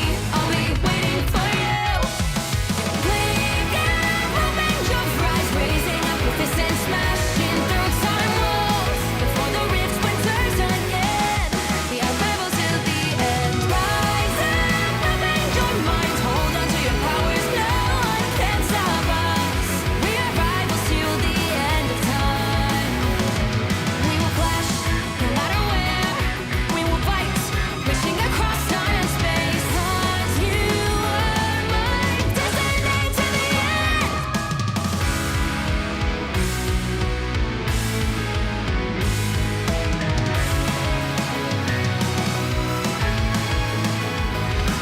You see the dawn, the flames burning brightly, shining on those memories. And yes, across all time I see you turning the tides. And do you see now our time, our turn? We can still fight like the wind and fire, and wonder no more that now is the only time your heart is mine. Light has fallen, darkness grows, and yes, we fight for our destiny and fate. New days smiling for the past and future. Break those chains, lead the way, fight with me. And when you wake up, open your eyes, raising up your fists and smashing through time walls. Before the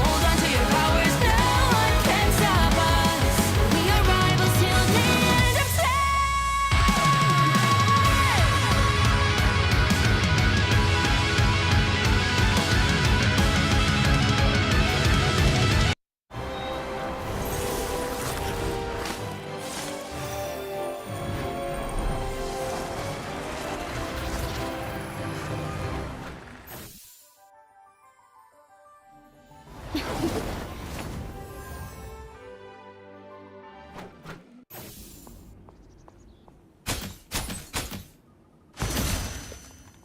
still. I'm trying to help. Lights out. Let's pop back up under their noses. Us against the world!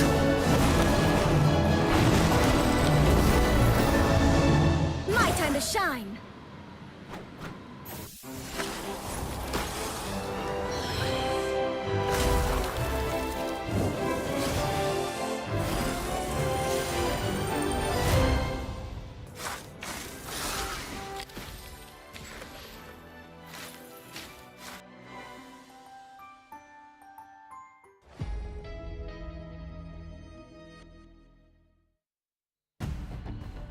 Hello everybody and welcome back to the Marvel Rivals Championship for Season 5. We've moved on from round 7, we're up into round 8. And Ryan, we're going to be kicking things off with a match that both of us have been anticipating hotly. It's going to be Cooking with Kaya versus Dawncore. So we're going to be seeing a lot of very familiar names, although unfortunately for Dawncore, I do believe they're missing one of their main vanguards currently. So starting off at a little bit of a disadvantage.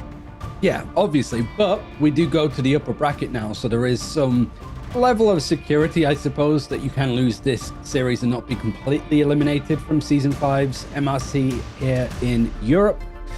But it's still like a tough opponent. Like, these are two teams that we have seen play at Ignite level.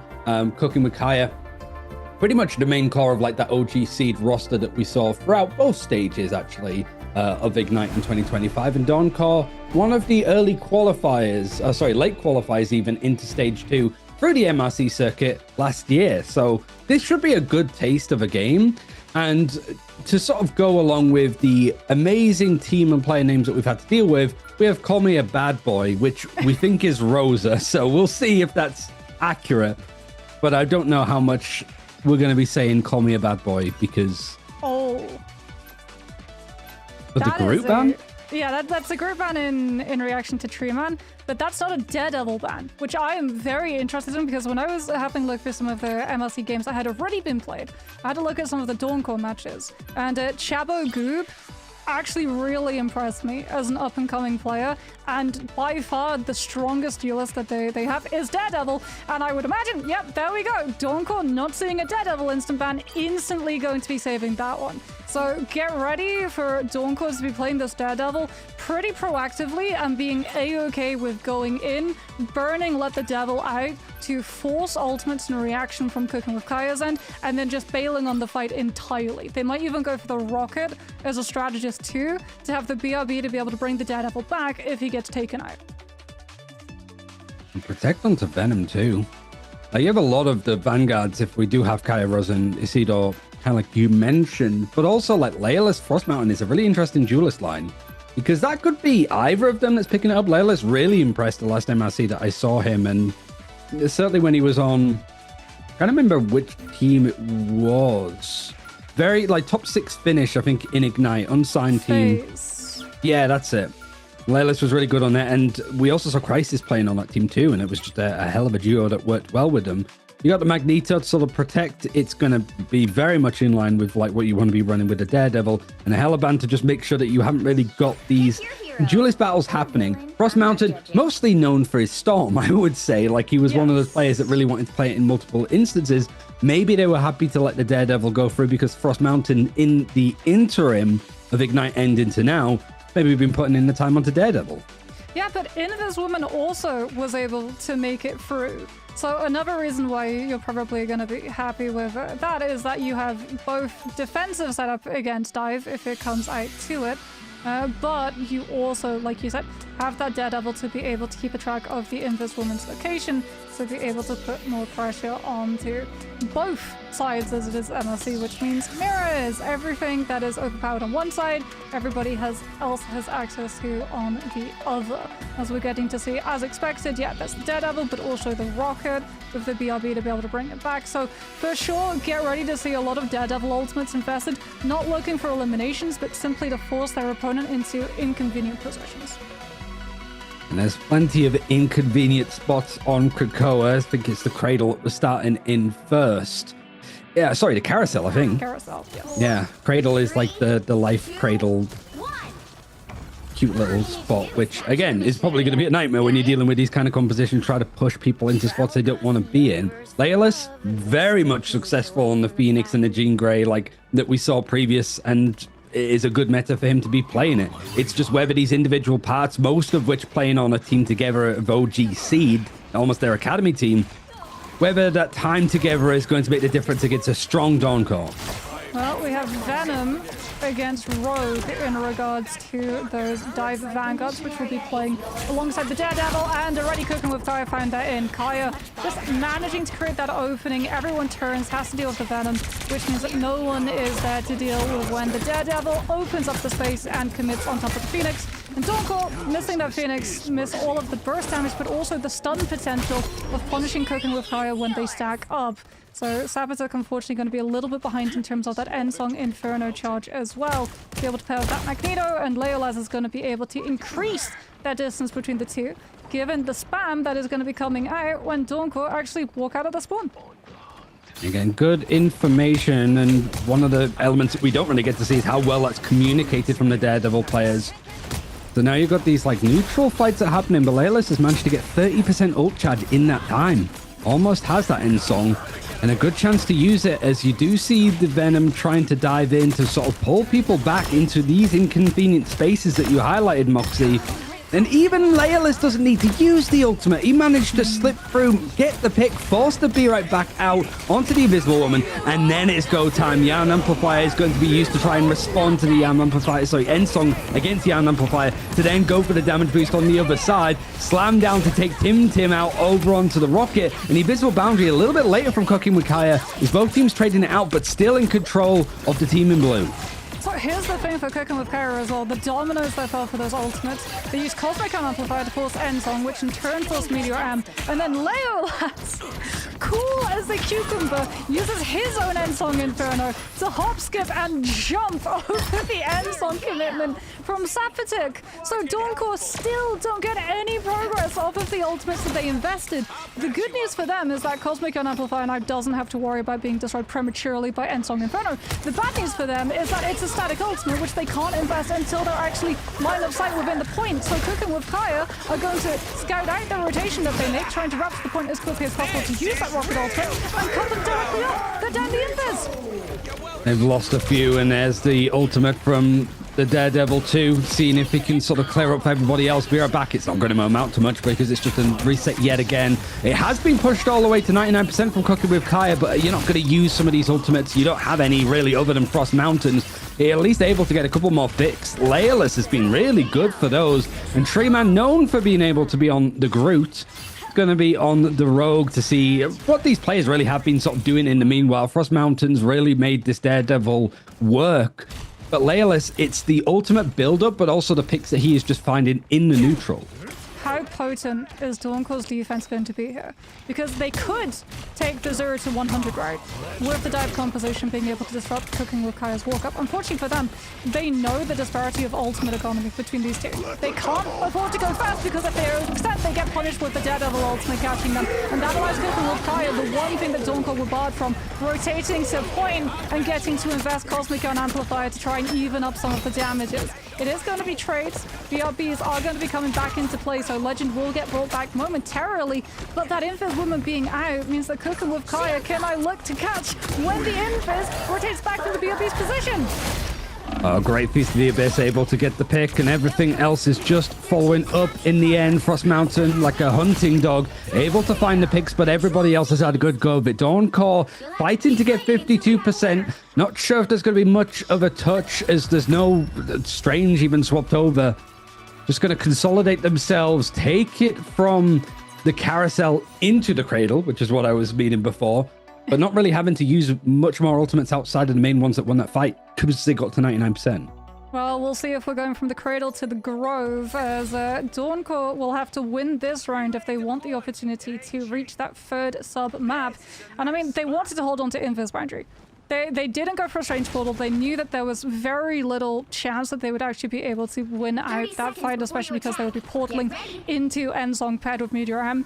It's better to hold on to Invis Boundary and the threat of Invis Boundary, because these teams that are ult tracking, right? Cooking with Kaya, they know that Invis is going to have that ultimate, and Lindstrom doesn't have the ultimate to be able to match it. So now the dive has to be much more careful about how it actually decides to hit the Invis. Potentially Donko even go for a bait where they sell the Invis's life, and Cooking with Kaya extends so much and try and force the Invis boundary. It's instead traded for the BRB, and then when the fight moves to the point, you've got both the Invis and that Invis boundary back.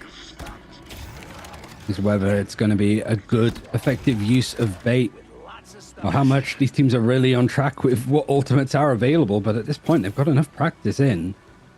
You would expect that they have the inclinations of how they want to go from this, but with Daredevil available, it means that there's going to be a lot more information available to both sides of where these players are, where they're positioned, and then certainly there's going to be that focus going straight over onto the Invisible Woman. The dive is starting to come in from Cooking with Kaya, but it's still more so that like Leolis is allowed this freedom, wanting to try and push up, sees both of the vanguards, wants to veer away, but isn't too deterred by the rogue just being on that flank on the right hand side.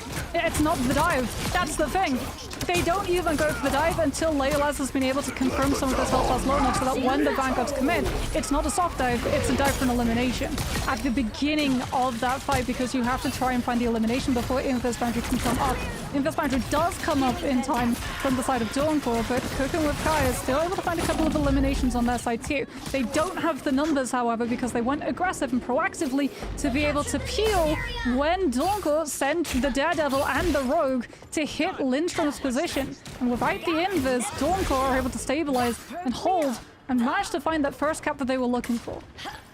Managed to force out that invisible boundary though, and didn't use any of the ultimates that they had either farmed up or were farming up in the process. But you lose Frost Mountain just as this push was starting to come in, as Leolis is starting to wail in on the pressure again, even gets a trade. You lose one of those characters that does have their ultimate handy. Isidore is able to at least plant himself onto the point, a point that they've sort of taken for free just with how split that engagement was from Dawncore. Isidore's able to find Tree Man as well, so no Heartbreaker coming on through from that Rogue, which would have guaranteed in your push that Lundstrom doesn't get to use that Invis boundary. So for Dawncore, this push, it's dead in the water. They're just trying to disengage, and Cooking with Kaya again going to invest that Venom ult, but just to make that disengagement hurt an extra little bit. The BRB was put down in time, however, so Legend will actually get brought back. And Cooking with Kaya now, they're overextended. The Rogue comes back from spawn. Cooking with Kaya's team was so far forward that they're likely in Tree Man's path. The Heartbreaker goes past the entire Vanguard line to hit the back line, and Lindstrom is pressured.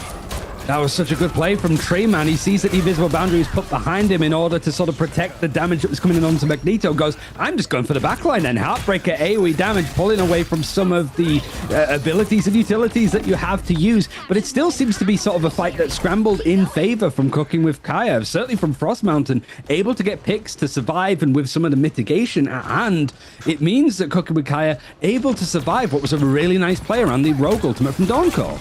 I mean, let the Devil out just meant that Dawncore went straight into that Invis boundary and got fully slowed into that Daredevil ultimate. Now Cooking with Kaya still in the driver's seat. Meteor M invested and finds the elimination onto the Invis. No Invis, no one-sided Invis boundary. Dawncore, no. They don't want to keep this push going, because the more damage that they do, the more heal generation Lindstrom's going to be able to find to start matching up the Invis boundary when they're ready to push once more. It means that more resets have had to come in. Just at a point where Dawncore have like a lot to work with, but it just seems that grouping up, they're not given the space. And like, you've got Frost Mountain being an absolute menace on this Daredevil to find these picks. I mean, it's a stall that's come in to just try and hit it over towards overtime. Portal play is going to allow at least more of a concrete engage. You've got some players trying to just slip themselves into the fight. Ensong trying to deter and push back this push in the end, as 99% has been hit with Cooking with Kaya. You've got the invisible boundary in use of Dawncore, and still Yarn Amplifier, let the Devil out, both are available. I'm sort of looking at El Chocobo if he can actually go for the play in the end, but he just gets taken on before he can use it. I I mean, cooking with Kaya used the end song Inferno up in the sky to deter Donko walking through that strange portal. So Lindstrom actually gets to build up the invis boundary and pairs it with Kaya's Feast of the Abyss. Donko now finding eliminations off of the Eye of Agamotto, opening the way with that crowd control, and should be able to find the flip, but it was extremely dicey, especially because, like you said, Frost Mountain wins the 1v1 against Chabo Goop, who had the Daredevil ultimate and could have used it to detrimental effect against Cooking with Kaya when their hand is forced to take the fight on that point. Now Donko will have it still available. They're going to be able to scout out Kaya as well on that Venom. And with the Venom pushed out, their backline is a little bit safer. Chabo Goop, not wanting to overcommit, knows he has that ultimate, and knows that the ultimate is now going to impact how Cooking with Kaya's team actually position into this next fight. Look at these crossfires that have been put into play, though. You've got a dive that's happening underneath the... You've got a Daredevil and a Venom, I think, fighting up against a Daredevil of Chabo Goop. And now the pressure trying to come in from Sapatic, but it's the rock at the table, so at least hold on. You've got the on the flanks seen right behind Isidore. You've got Leolus just spreading out, getting further and further to make these crossfires even more oppressive. And it wasn't like an expensive fight. It wasn't a big multi-pick with the ultimates. The Amplifier, if anybody goes to try and touch, they're not going to have too much. Ensog Inferno has to be the thing in order to try and touch, but it was just a whisker of way. Cooking with Kaya, holding out against the Dawn Core. And, I mean, Frost Mountain on the Daredevil, you love to see it. I mean, for Dawncore, when it came to that last fight setup, I don't know if they wanted to try and use the pressure that their ultimates had to try and force Cooking with Kaya to play and rotate slower, which in turn would buy the more point percentage, or whether or not there was like a miscommunication that they didn't go aggressively first, because what ended up happening when they didn't take the initiative to go forward, they actually lose their invis first, because one of the major changes that actually allowed Phoenix to come so quickly back into the meta was the range that she now has access to. It was like 3/4 of the way across the map. Like, there's a reason why Hela was banned out, right? She's terrible pretty much when you're facing down these like short lane fights the way that you have in Carousel, but when you move into places like Grove and Cradle, those really long distance line of sight POVs, they're so good for the Hela to be able to two-tap someone. But now Phoenix has sort of moved away from being that short to mid-term range character and started pushing into the longer reach range character. And unfortunately, Leola's just lays that invis out to dry as we get ready to see whether or not Donko will be able to even up the score and go 1-1. We'll have to see after this short break.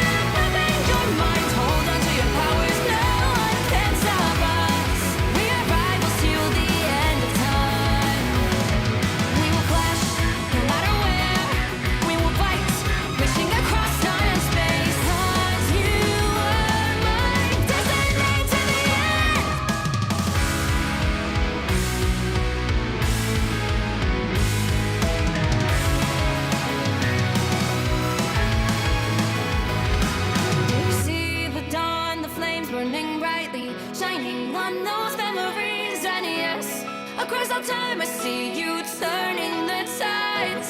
And do you see now our time, our turn? We can still fight like the wind and fire. And wonder no more that now is the only time your heart is mine. Light has fallen, darkness grows, and yes, we fight for our destiny and fate. New day smiling for the past and future. Break those chains, lead the way, fight with me. And when you wake up, open your eyes, raising up your fists and smashing through time walls. Before the rift splinters again, we are rebels till the end. Rise up, open your mind, hold on to your powers, no one can stop us. We are rivals again until the end of time.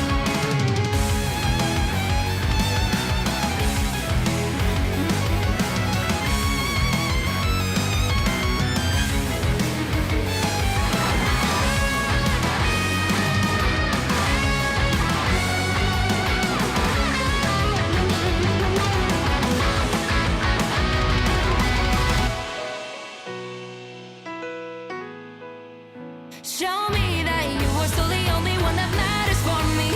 I'll be waiting for you. Wait up, open your hands, holding on to your heart. Look inside you. Can you feel it? The sparks in you.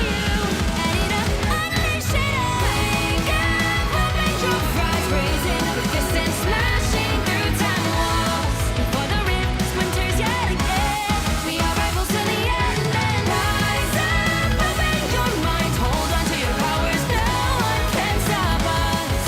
We are rivals till the end of time.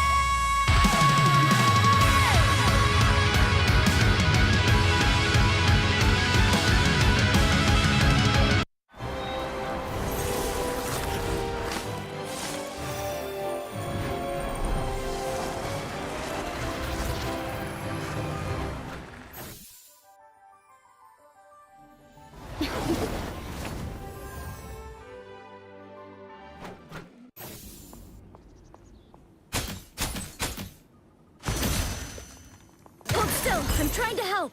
Lights out. Let's pop back up under their noses. Us against the world!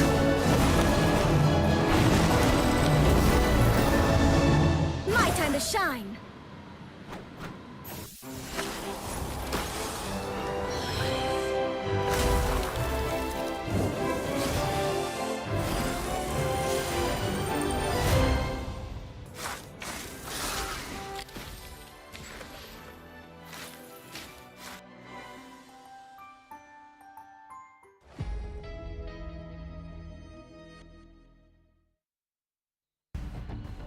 Welcome back to the action here in MRC for EMEA. We're in group round 8 even now, finding all of the different ways to say round, apparently, other than round. But we are in the upper bracket finally today. We're not eliminating either of these two teams, but Cookie with Kaya has found themselves a nice 1-0 lead over Dawncore. Two teams that we have seen in Ignite with pretty much similar, if not a couple of changes in their roster. And it's going to be Central Park that we actually head to for our first look at Convergence, I think, today. Yeah, well, I believe actually we had Holo de Jalia. Oh yeah, of course we did. Sorry. Earlier. So we have had some Convergence maps come on through, but we do get Central Park now. And it's actually going to be Dawncore now who are going to be banning out the Daredevil, and they have made a substitution.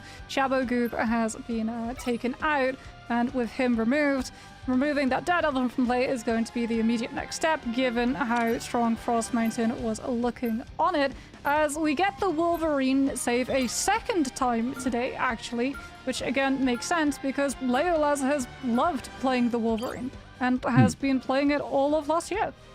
Yeah, I think Frost Mountain is probably able to pick it up if he feels that it's somewhat adjacent to what Daredevil's been doing. And like Frost Mountain was such a weird choice of the characters that he played in Ignite of 2025 that it wouldn't surprise me if his New Year's resolution is to try to focus on a role in particular, build up an agent pool that seems to be a good mix. But also when you have got the Protect onto the group, seeing a Wolverine instantly in play is not really a bad opportunity at all.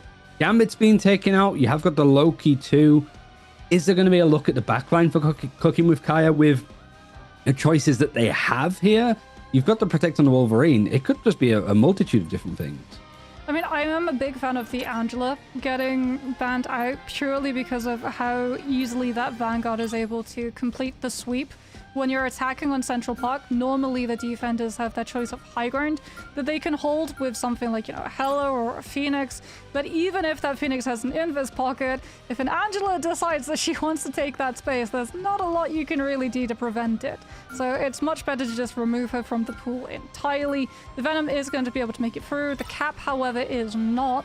So we are going to be seeing a hybrid come on through from these compositions, although the Rogue is also currently absent and will remain absent from all of the bans. No save required to keep her in play. So if we do see the full commitment of a dive composition of both the Venom and the Rogue, the potential is there to be able to go for the hard hits or potentially hit two separate areas and try and go for the attention draw instead. And Frost Mountain Flyers, Storm, I think there was a bit of Torch in his play before, and this was always a good Torch map. Seeing him move over towards the Jean Grey, which again sort of highlights why she's still very good and well-rounded, because whether you have like a flying sort of hero player like you have seen in teams previously when Torch was good, when Ultron was a little bit more meta, or whether you're playing hit scan, the Jean Grey can kind of do both to a certain extent. But Frost Mountain is going to be on the Wolverine. Layla's is going to stay on Jean Grey duty on this defense.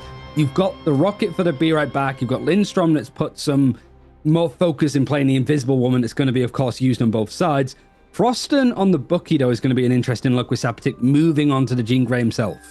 Yeah, I mean, Froston is going to be able to synergize really well with Tree Man, who is, like you said, finally able to get his staple hero of the group. So you have synergy with the Kraken Impact, head of the Grid Ultimate, but you also have really good hook potential of being able to hook a player and then use the Groot Wall to further isolate them. It's going to be a little bit harder to be able to land those hooks in the first place, however, as you do have to worry about the other Groot Wolves, plus the mag bubble being able to prevent that from coming on out, as we can see that Coco and Kai are trying to prevent the rotation from Dawncore, as the attacking side looks to sweep left instead of just walking up main, which would have allowed Legolas to get so many connections of those Phoenix primaries. Frost Mountain more just being a pest, trying to change up his position and not get shut down by this little crash damage that the Phoenix could do onto the other side. Doesn't want to give away that position because he wants these leaps even before Kizaru hits the ground. He's isolated from Legolas. The combination between these two players that have now fit in with this like core component of OG Seed is very well coordinated and communicated. You could just tell off the face of where these picks are coming in and how quickly the members of Dawncore go down. Yeah, and I mean, for Frost Mountain as well, there's no downside. If he starts walking towards the Emma and pressuring that he's looking for that grab, the Emma uses Diamond Form, he can just back off and wait for the cooldown to be burnt out and then go in and actually commit it, as we're going to see the Triangle Prison committed in this boundary as well in reaction to the heal. Ensong Inferno almost manages to puncture through with that incoming damage, but Dawncore actually denied any space off of using Invis Boundary first as Lindstrom mirrors it, and we go right back into the stalemate of Dawncore still not being able to move forward. They do have that group, they do have the Bucky, but we can see all of the pressure coming on first. No, without that Invis Boundary, they have to take out the group, which prevents Boston from actually committing his ultimate too. There it is. I was waiting for it to come through because you just have so much in the hands of Dawncore now. Cookie with Kaya pressure to use ultimates to see if they can get something. They know that their backs were against the wall. Now they don't have much to work with. So progression's starting to be made. Frost Mountain very close to having a last stand, but he needs to try and get the leap in. He goes down, though, as Tree Man off the back of the pressure that Strangling Prison made means that the Wolverine has to be forced out with a Be Right Back. A very quick invisible boundary use from Lindstrom that was used in that neutral engagement before that you were mentioning, Moxie, and somehow the backline of the duelists of Cookie with Kaya without using a single ult managed to find these picks just on the precipice of Dawncore hitting 100%. I mean, yeah, Lindstrom going for the Invis Boundary build. That's why Cooking with Kaya go for that single file shuffle from behind point directly onto point. That's why the Wolverine goes down, because they're just trying to get as much damage as possible incoming so that Lindstrom can heal it and channel it into one-sided Invis Boundary that Dawncore have no choice but to fight into. Out comes the Wolverine looking for a grab, gets the mag bubble as well, so he doesn't get pressured by a counter pull coming through from the Invis, and it was all just just an attention draw. Look at the Wolverine, be worried about what the last stand could do, while the actual winning condition of the Ensong Inferno is slipped right under the noses of Dawncore's composition. 50 seconds left. They're denied the walk up onto point, and Cooking with Kaya deny one-sided invis boundary by managing to intercept them. Lindstrom now gets an opportunity of building it up to match Tim Tim's. It's more that Frost Mountain feels like he's playing a third Vanguard with the Wolverine, maybe not mitigating the damage, but just taking so much of the threat and attention. Means that everything else is sort of set up cleanly for the team to get the space that they need. And 4 ultimates sat on, one of them is going to be used, and it is the Iron Amplifier. That, with the Meteor M, you've got the picks anyway. Leolus doesn't need the follow-up of the Meteor M. He's just throwing meteors down at Dawncore anyway.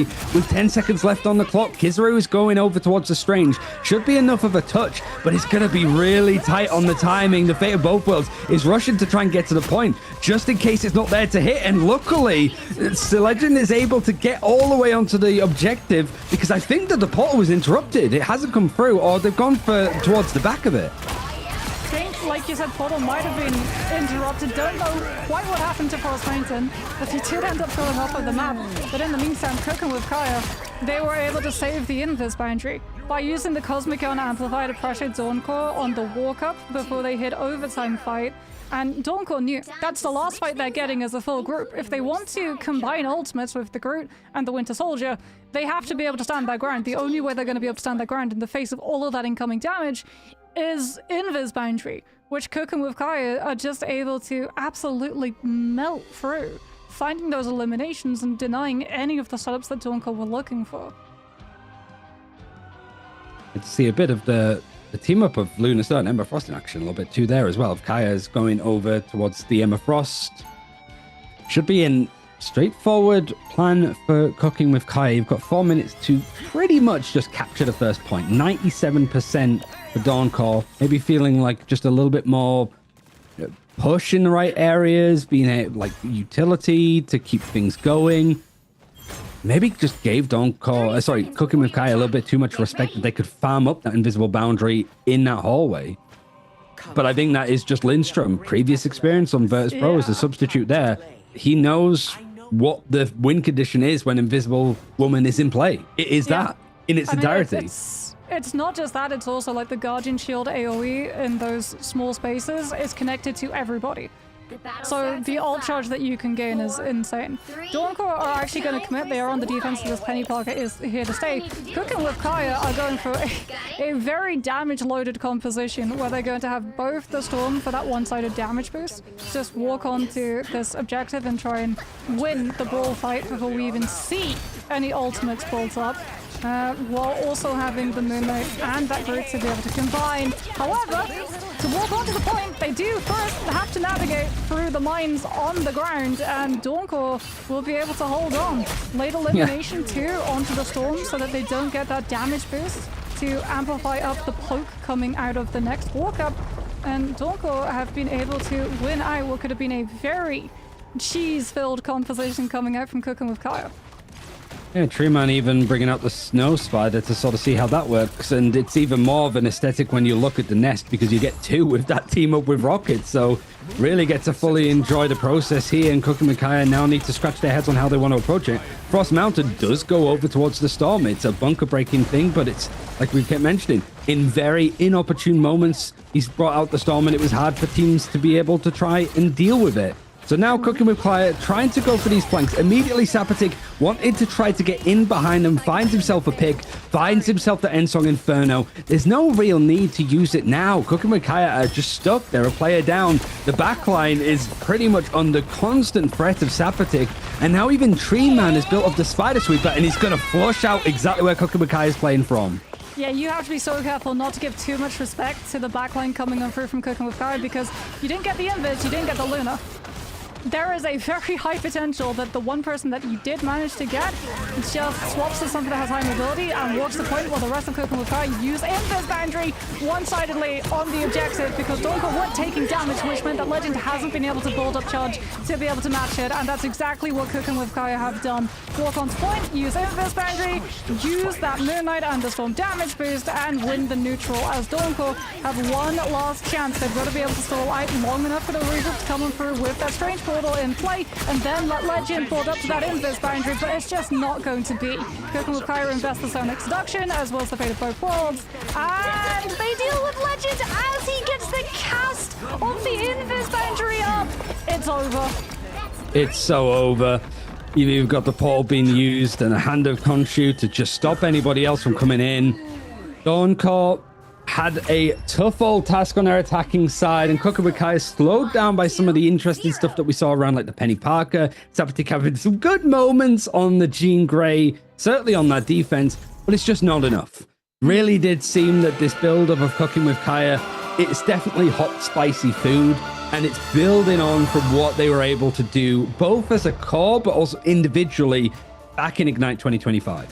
Yeah, I mean, it would have been so different if that pick, when Cooking with Kaya had made the rotation over to the left side, had been the Invis woman.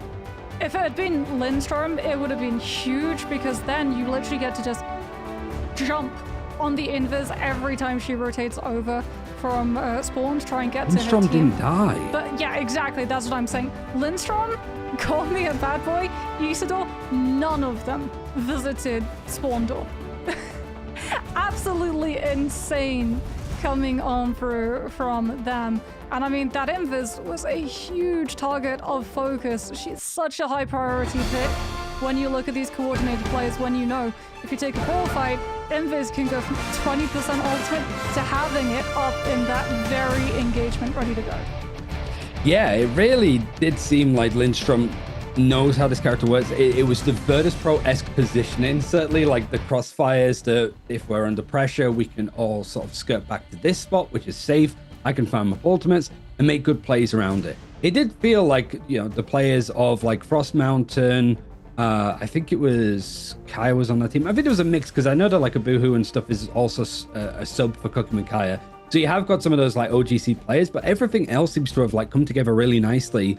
Similar to what we saw from FaZe. That's kind of like the vibe, not only because Laylis is on the roster, but just overall how that team really is cohesive, and certainly a team that we're going to be seeing throughout the rest, I think, of MRC, certainly towards the last couple of days.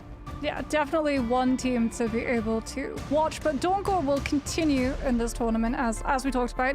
It's round 8, it's not lower bracket, so they are now sent to the lower bracket, and they'll probably be hoping that they don't run into Na'Vi when they're down there, but we'll be back with more round 8 games after this short break.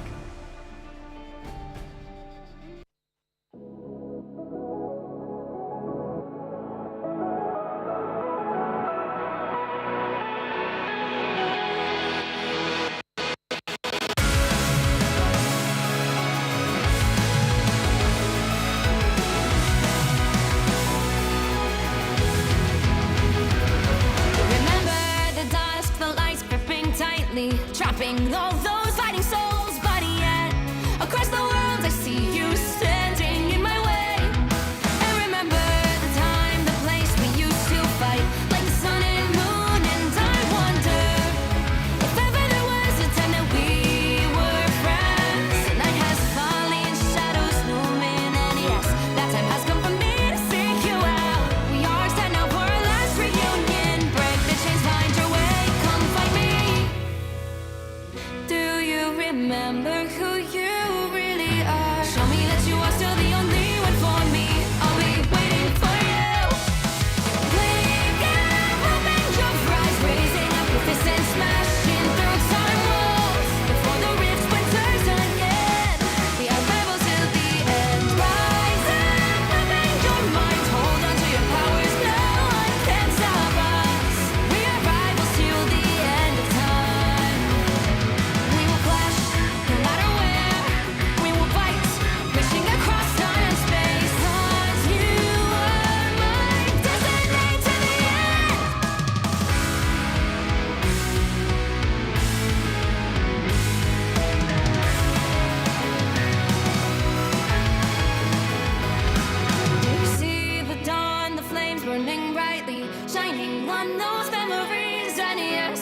Across all time, I see you turning the tides.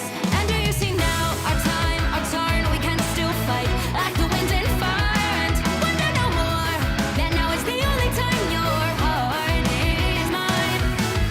Light has fallen, darkness grows, and yes, we fight for our destiny and fate. New days smiling for the past and future. Break those chains, lead the way, fight with me.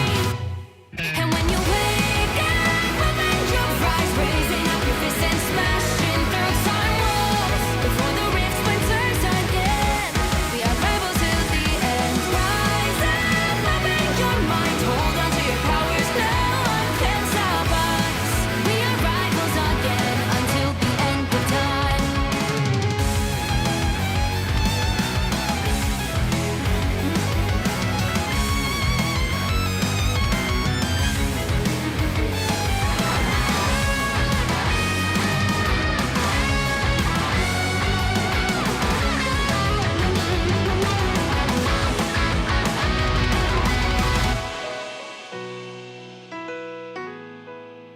Show me that you are still the only one that matters for me.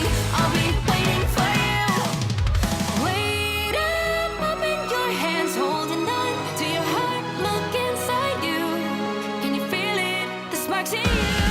Add it up, unleash it up. Wake up, open your eyes, raising up your fists and smashing through time walls. Before the rift splinters yet again, we are rivals till the end. And rise up, open your mind, hold on to your powers, no one can stop us. We are rivals till the end of time.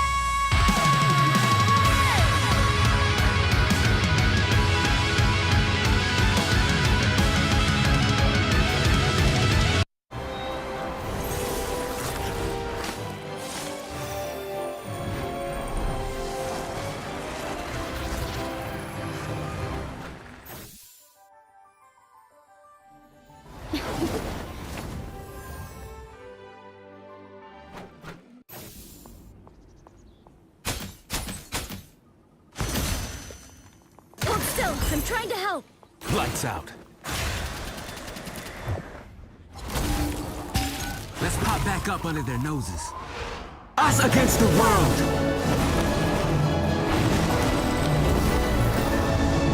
My time to shine.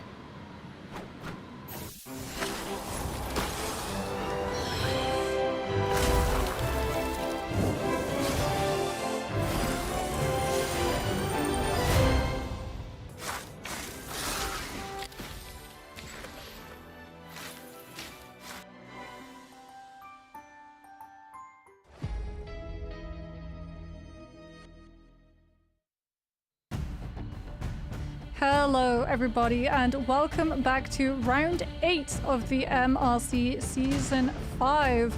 And Ryan, that means that we continue in the double elimination upper bracket. We just had a 2-0 matchup coming on through from Cooking with Kaya.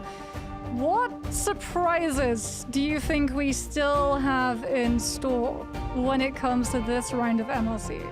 With this round, I think it is just some of the teams like Cooking with Kaya, we wouldn't know at face level other than the Kaya's on the team, but then you look at the actual roster and go, okay, they're from FaZe, they're from this team, OG Seed, etc., L9 from way before in stage 1. But like, how many of the teams have sort of stayed the same realistically? Like, some of these squads have really not made too many changes. Insomnia have really just tried to keep that core together because of how decently they performed and improved over stage 2, right? So it is, the craziness is seeing teams like Chop stay together for that long and want to continue building on what they've been doing, but also these just pickup squads that are wondering if there's any merit to them continuing on with Ignite on the horizon.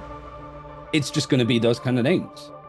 Yeah, I mean, I think Virtus Pro like really showed how valuable it is for core rosters to stay together so that you can focus on fixing things inwardly rather than having to reset absolutely everything. But we're getting ready to head into our second match for round 8, and it will be Remake Esports versus the Lions. So another opportunity really to scout out some of these up and coming talents, coming on through, which again means that in terms of meta, it could really be anything, because not only do you see the full meta being played in the MSC level, but you also get the creature comfort picks, right? Where we get to see one player maybe be individually very skilled at something that we don't typically get to see all that often in Ignite. No, not really. I think the other thing I was going to say was kind of like we saw players like already like Leolus and Crisis, who I think we saw intermittently through other MRCs, but certainly like would have been season 3, I think it would have been. That was the one that we saw like Crisis and Leolus playing on phase together, looking really good. And then the trajectory where those players were, that like for Leolus, 1 game away from qualifying for grand finals, or very close to, with the likes of Chopped and stuff also fighting for those spots. But then also like players like Crisis that went and did what he did in the grand finals of the grand finals. We're looking at teams here, which again, we don't have many recognizable names from what we saw in 2025, but these might be household names in a couple of months, you know what I mean? Especially now that we're looking at the upper bracket in round 8, well, there's a lot of stuff to be keeping an eye on for. Well, Daredevil is going to get instantly banned, so we're not going to be having all of that information coming through for both of these players. And Hell's Heaven is a Daredevil's playground, as we're also going to be seeing the Phoenix ban, which means that if Magneto makes it through, he's going to lose a little bit of that value of Meteor M being able to find those elimination confirms with the ultimate. However, it's still going to have overall value for both defensive capabilities, plus being able to have both the self bubble and team bubble now means that Magneto, he wasn't really leaving the meta anytime soon, but his position has just become that much stronger, as we're actually going to be seeing an invis save in reaction to this Angela Protect coming on through on the side of Remake Esports. So we have dive play, but we also have counterplay against it. You have the first ban on it's the only ban I think that we've seen of Jean Grey so far today, and I think that with how much we've seen, I'd be curious to see if more squads decide to go for the same sort of thing. Angela Protect, really good map for a Hell's Heaven. Plenty of environmental picks that are next to the objective itself that you can strive and gun for. An Invisible Woman is going to be the other Protect on the side from the Lions. Still Loki in play, still Gambit available, Rogue. Really does seem that these teams kind of just want to get their baselines put together, and the Vanguard's going to be the 2 Protects from Remake Esports. I mean, that mag is going to be able to potentially bubble the Angela as well. Like you said, if you do want to commit the charge into areas like Super Soldier Factory with that drop-off position, the Angela is going to be even harder to be able to shut down, since the bubble will prevent the invis from being able to push her away. Although Magneto is also going to be able to empower the Star-Lord with the bubble, both for the animation lock activation of Galactic Legend, but also bubbling in so that the AoE spin is able to pick up as many targets as it possibly can. As we get a Wolverine ban, we're starting to see more and more of the Wolverine bans coming on through, which is a very interesting sort of wrinkle that I didn't really think we would see coming into the side of MLC. But I mean, he's got a lot of capabilities of grabbing people out of the invis ultimate, which you're always having to worry about. Plus, even though things like the Groot have been removed from the picture, what we're starting to see more and more is that if Daredevil is removed, Wolverine sort of fills that gap quite nicely, where he can go in and out and act a little bit more like an off Vanguard rather than a full duelist looking for eliminations. I also do like that, like, this is one of the few drafts that we've seen that just Gambit is not being a factor in at all. That both teams are happy to just sort of play around it, but the last minute ban on the Loki to just make sure that we don't see that Gambit Loki combination that was very potent in the first few games that we saw, that it is just going to be the Gambit protected. You do have the copy, you don't have the copy on Invisible Woman either. So it means that your backline, whether it is going to be a 2-2-2 setup or triple strategist like we're seeing for both teams, means that you've sort of got something well-rounded to work with. There is a Spider-Man in play. Don't think we're going to see Spider-Man. Not at this point. We're not into a crazy 2026 just yet. But I am seeing Wealthy being that main duelist on the side of the Lions. And I'm really not too sure. Like, I guess it's just going to be Gads that's playing it. And Gads, I think we have seen a little bit before in MRC. Well, we're going to be getting Rex temporarily on the jet for the speed bubbles out of spawns, that the Lions have a faster setup as they are running crazy. Actually on the Atom, they've committed to it. He is out of spawn, so they will be able to stack up and utilize Soul Bond to offset some of the incoming damage coming on through both from the ultimates and the neutral, as they're going to have to deal with one-sided Mantis damage boost coming out from hit scan, which means that Gad with that Galactic Legend is going to be building it up very quickly indeed, as Azumi on the thing drops from the high ground onto the low, looking to cleave as many of these haymakers into Lion stack as they possibly can. But speaking about stacks, Wealthy is getting mileage with the Tainted Voltage on the Bucky, punishing the stack up from Remake Esports when they're looking to keep that duelist and strategist safe. I mean, it's just seeing the thing absolutely wail on this front line. So many options still available. Like, I love Protected Vanguards, but this is the one that they want to go for. That's a very quick clobbering time, and he's managed to just slip right under the invisible curtain.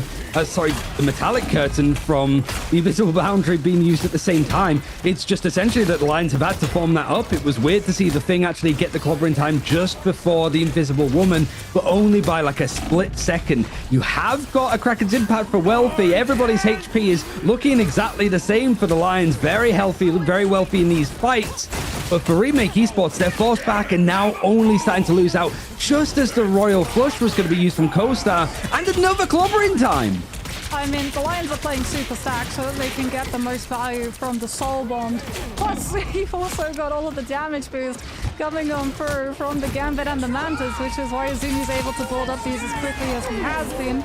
Galactic Legend coming on out, and the Lions don't have Meteor Amp to be able to absorb all of that incoming damage, so instead it's looked below the point to the Comet Revival to bring everybody back up, which means that Remake Esports not going to be getting as much traction from the Solid Ultimate as they hoped they would. 2.5 ultimates from Azumi, and there's 30% progression on the board. So what is that, like a minute and a half, 2 minutes? Kind of crazy. I mean, it's a synergy that seems to work well with a Gambit, but it's just, again, like a ripple effect, like you said before. Just some of these interactions, you don't realize how strong they are until you see it in play, and then everybody's going to be potentially doing it. But the Lions managing to sort of maintain this control, a dash away to protect themselves as an invisible boundary, going to be in very clutch from Ikubi. Able to hold on. There's the third clobbering time that's going to be used, but there's not really much else there. It's out of the invisible boundary that it forces the Lions out, but it's still going to be Remake Esports managing to get some follow-ups in these right areas. The Kraken's Impact is going to be greatly used. Instant delete onto Co-Star, and Azumi is halfway to having his 4th clobbering time.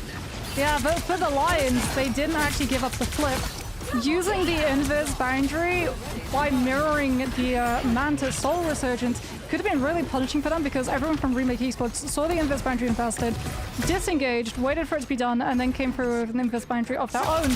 I thought that they would be able to win off of the better sustain, but Crazy was still holding on to the Soul Bond. And that meant that the Lions, even through the unmatched Invis boundary, didn't have to give up point control. They were able to get a late pick as well onto Azumi on the Thing, which is going to be really problematic for Remake Esports, because now they don't get the opportunity of using that Vanguard to actually get onto point and activate overtime. They've got to instead brute force through choke by absorbing all of the incoming pressure with the Meteor Amp, and now they don't have it to be able to try and protect Gads when he goes for the Galactic Legend. You know, like Wealthy's setup here, it's a nice easy one to copy, but I also like that with the Meteor M coming through from Remake Esports, it was predict Miss President. Ikubi with that invisible boundary is the win condition. If things start to look south for the Lions now that they've hit 99%, it's going to come into play, but they have 4 ultimates. A Royal Flush is going to be used. Kraken's Impact grabbed up. They don't need to use anything else. Now that the invisible boundary is going to be used, it's going to be forced out. They've got the stun onto Roxman, but just as the invisible boundary was used, so they're able to survive through it, but everybody else is starting to drip down with that focus, that pull away. Wealthy finds the final few picks as Remake Esports not going to have a chance to go for anything to do with the portal. There's still maybe a chance of coming in 1-1 like Lemmings to try to catch on, but unfortunately the Lions deal with that, but they deal with it in the most concrete way. Foundationally, a very good point for them on Eldritch Monument. They do use ultimates, but you can see like the worry that some of these players have, the fact that they're actually committing those really heavy cost ultimates to be able to confirm the eliminations as quickly as they can, because in this meta, it's so easy for 2 players to just stall point long enough for a full regroup to come on through, and all of a sudden you're in a favorable position, and because you just didn't finish out the fight in time, you start losing control of the situation entirely. And for the Lions too, investing something like a Kraken Impact, it's kind of okay for them, because the composition that Remake Esports are playing, one, Gambit should be able to cleanse whoever gets hit by the culling aura if a Kraken Impact begins the fight, and 2, everyone's going to be playing so split, you're never really going to be able to look for it for the full team sweep. Ooh, You're just looking for it to take out some key players before they manage to win that fight. Yeah, I thought maybe we would see a portal play, but against an Adam, you just can't do it because he's just going to soul bomb it. Yeah, sort of Jeff, like for the speed boost as well, but I thought that, you know, with the portal Galactic Legend speed boost from Jeff, just send Gads into the fray to see if he can manage to beat some of the timings, because there aren't any strategist ultimates available outside of that Karmic Revival. Now, They tell were just a pop meteor and absorbed it though. just taking it all in. I guess Gads has to sort of wait out, as it is available on both sides, but you can see just how much damage certainly that Big Man Jew is taking. It's going to force a Meteor M just to maybe mitigate some of the own reckoning that seems to be hitting him. Meteor M hitting nothing. Yeah, Soulbond coming in, and then X9 just making sure, in case it was a little bit too early, Emma shielding. Mantis momentum going to be prevented immediately by use of Psionic Seduction. Very much not unmovable objects, unstoppable force. That was just one overpowering the other, as Remake Esports will be overpowered by the Lions. Karmic Revival cast not invested. No need for it, as no one really got fully wiped out, and that means that they hold all of the cards. They've got Gambit ultimate to be able to mirror when Remake try and use theirs to engage off of co-stars, and they've still got the Adam self-res as well, so even if Azumi sends out the Hurricane to go deep against the Adam, Crazy's still going to be able to bring themselves back into the fight. So much mitigation too. You see these key players from the Lions trying to survive, and they're given the the shields from Invisible Woman, they're given the bulwarks from Magneto. It's just so much team coordination to keep their star players alive. And even with the Omega Hurricane, the Soul Bomb has to be used, I think, to keep people alive. Invisible Boundary is just going to top everybody back up to keep things contested, as all players on the objective, a slight shift back from the backline from the Lions, not wanting to go in for this fight. Not sure what to expect. A lot of ultimates were used from Remake Esports, yet the elimination feed has not let up with anything. Meteor M, the second for Big Man Jew on this point, the hits 0. I mean, the Lions don't even have to commit at the moment. Remake Esports aren't pressuring their backlines to force out the Karmic Revival, so they can wait for all their resources to be back to be able to pile them onto Wealthy shoulders, so the Kraken Impact finds just that. Full impact. Winter Soldier again and again connects onto player after player, and they're just going to stall out again an elimination so that Remake Esports lose more percentage, and the window of reset for Wealthy could potentially actually be activated once more if he was able to land the Bionic Hook onto Azumi. It's just you don't really even need the Camera Revival for Crazy. It's not needed at all with how this fight has been going. Remake Esports have to barrel their way through. I mean, the Royal Flush is going to be a good way to flush yourself back onto the objective. And a Galactic Legend, there is a Meteor M that's just been grabbed up from Teller. That's going to be there to sort of absorb whatever they can from the Galactic Legend. But this backline from the Lions has kept everybody topped up, and another Invisible Boundary off the back of it. Crazy hiding, waiting, just in case some other players go down on their defense, that they could just bring them straight back. Omega Hurricane's going to be forced out early. Soul Bond is going to be there. Used a little bit late. I thought it was going to be used in that first engagement, but they've just not needed it so far. Camp Revival finally gets used from Crazy, bringing back Free, and there's the counterattack. Just as Remake were looking to maybe try and grab the point for the first time here in the second area of Hell's Heaven, it is just pure hell for them to deal with. There's no positive. It is just the Lions roaring their way to a brilliant first map. Yeah, Kings of the Jungle, very much Kings of Hell's Heaven at the moment for the Lions, because Crazy, it was protect the president when it came to that atom too. Like Meteor M gets invested, and you can kind of tell that the mag is looking around when we see from the Atom's third-person POV. He's trying to work out where exactly that atom is. And the plans from the Lions, they were able to slip so seamlessly between we're going to play split so that our Atom is away from the fight and looking to revive everybody. And then they realize, hold on a minute, the eliminations, they're not coming through in as fast a manner as we were expecting them to be. So it's now better for us all to stack up so that we have the maximum amount of plays to be able to use the Soul Bond and absorb the pressure coming out of the Hurricane, which meant that Crazy was able to live. QB. And Wow. then when the Storm went to try and connect over to the Jeff to activate Jeff NATO, the Atom was entirely out of the reach and the eliminations come through, but not onto the Strategist. And Comic Revival from Crazy just brings all of them back in one go. Really good reads of the situation coming on through from the Lions, honestly. They just felt fully in control. They dealt with all of this threat that came in. Only 8 eliminations grabbed for Remake Esports. 0 deaths from QB. 33k healing when you're sharing that with 2 other strategists. Really goes to show that they're funneling in the healing to make sure that they have invisible boundaries often as possible. But like Rex, it wasn't like Rex was just good DPS Gambit. He had less damage than QB did. It was just like, that's how much they were able to sort of spread out. How well they used like utility. We sort of mentioned like the Magneto not really catching anything on the second points. We don't know whether it was just a straight miss or just full walks, boundaries used all to just protect who those main targets were. It really did seem that Remake got absolutely nothing.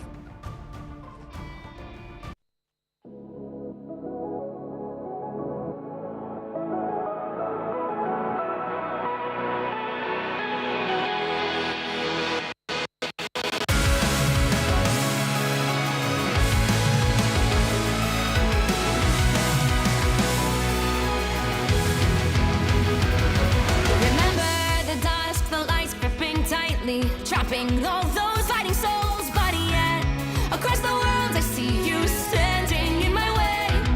And remember the time, the place we used to fight, like the sun and moon. And I wonder if ever there was a time that we were friends. The night has fallen, shadows looming, and yes, that time has come for me to seek you out. We are set now for our last reunion. Break the chains, find your way, come fight me. Do you remember who you really are? Show me that you are still the only one for me. I'll be waiting for you. Wake up, open your eyes, raising up your fists and smashing through time walls. Before the rift splinters again, we are rebels till the end. Rise up, open your mind, hold on to your powers. No one can stop us. We are rivals till the end of time. We will clash, no matter where. We will fight, reaching across time and space. 'Cause you are my destiny to the end.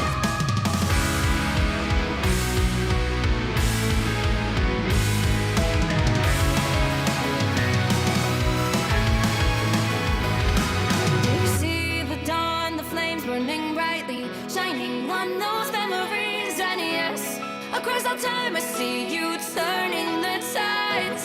And do you see now our time, our turn? We can still fight like the wind and fire. And wonder no more that now is the only time your heart is mine. Light has fallen, darkness grows, and yes, we fight for our destiny and fate. New days smiling for the past and future. Break those chains, lead the way, fight with me. And when you wake up, open your eyes, raising up your fists and smashing through time walls. Before the rift splinters again, we are rebels till the end. Rise up, open your mind, hold on to your powers. No one can stop us. We are rivals again until the end of time.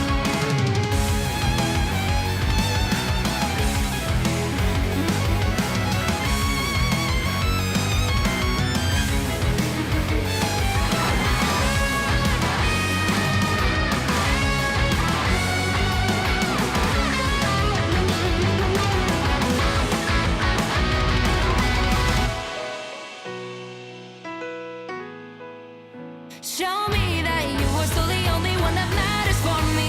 I'll be waiting for you. Wait up, open your hands, holding on to your heart. Look inside you. Can you feel it? The sparks in you. And it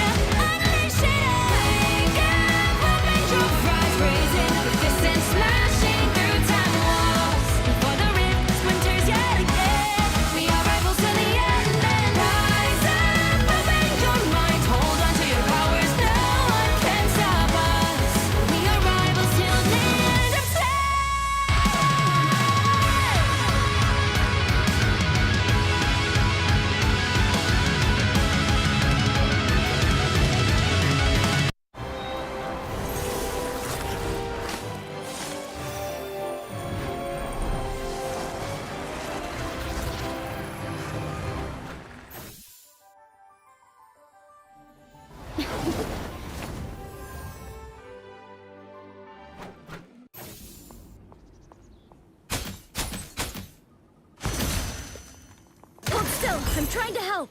Lights out. Let's pop back up under their noses. Us against the world.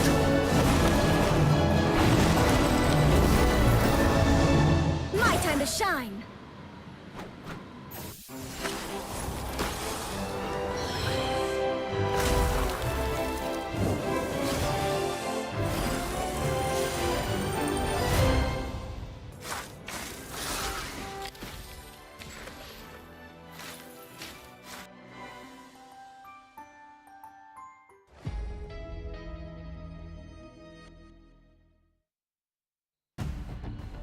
Remake esports kind of thinking GG go next after how that first map went. Adam Warlock finding a lot of value for the Lions. But the interesting thing, I think, so far, Mox, is that Remake esports went, we're going to run it back on domination. This King of the Hill game mode, we can do better. We're going Krakoa. Ban Adam. Yeah. Straight up, just ban Adam. If you want to play Thing, you can play Thing, but Thing is just a pin cushion into Adam pressure coming on out. Plus, Krakoa is one of Adam's best maps because of all of the portal positions, so that you can just like res and then walk through portal, Hide and on the map, your yeah. res location is entirely untouchable. So as we head into this next cycle of domination, that has to be a change that is made on the side of Remake Esports. Otherwise, the Lions are going to do exactly as they did in Hell's Heaven and run that composition straight back. Yeah, so Invisible Woman is actually going to be banned out first. I mean, yeah, pretty much. I also do want to see, like, either we try it ourselves where we do the thing with Gambit, Loki, and Captain America, and we just get as many clobbering times as we can, because that would probably find, like, I imagine, like, for the ult charge, Thing's clobbering time is one of the cheapest in comparison to some of the other ultimates in the game, right? So you just can free farm them with a couple of haymakers. Yeah, the problem for them was that every time they had a clobbering time, Lions had a soul bond to be able to offset all of the incoming damage, and they were already all stacked up. As well as it's not an Adam save that's coming through. So I guess for the Lions, they're comfortable playing any composition, and potentially forcing Remake Esports into having to burn a ban on Adam could allow something else, something better, more flexible in terms of its playstyle through the ban system instead. As we talked about, the MLC ban structure, it being universal, if you force your opponent into having to burn a ban on something that is only really felt on their side, you get something much better that you would rather play instead. Oh, we see the Jean Grey in action. We omitted for one map. That's how far we got, essentially. But yeah, like Angela, I think it's just...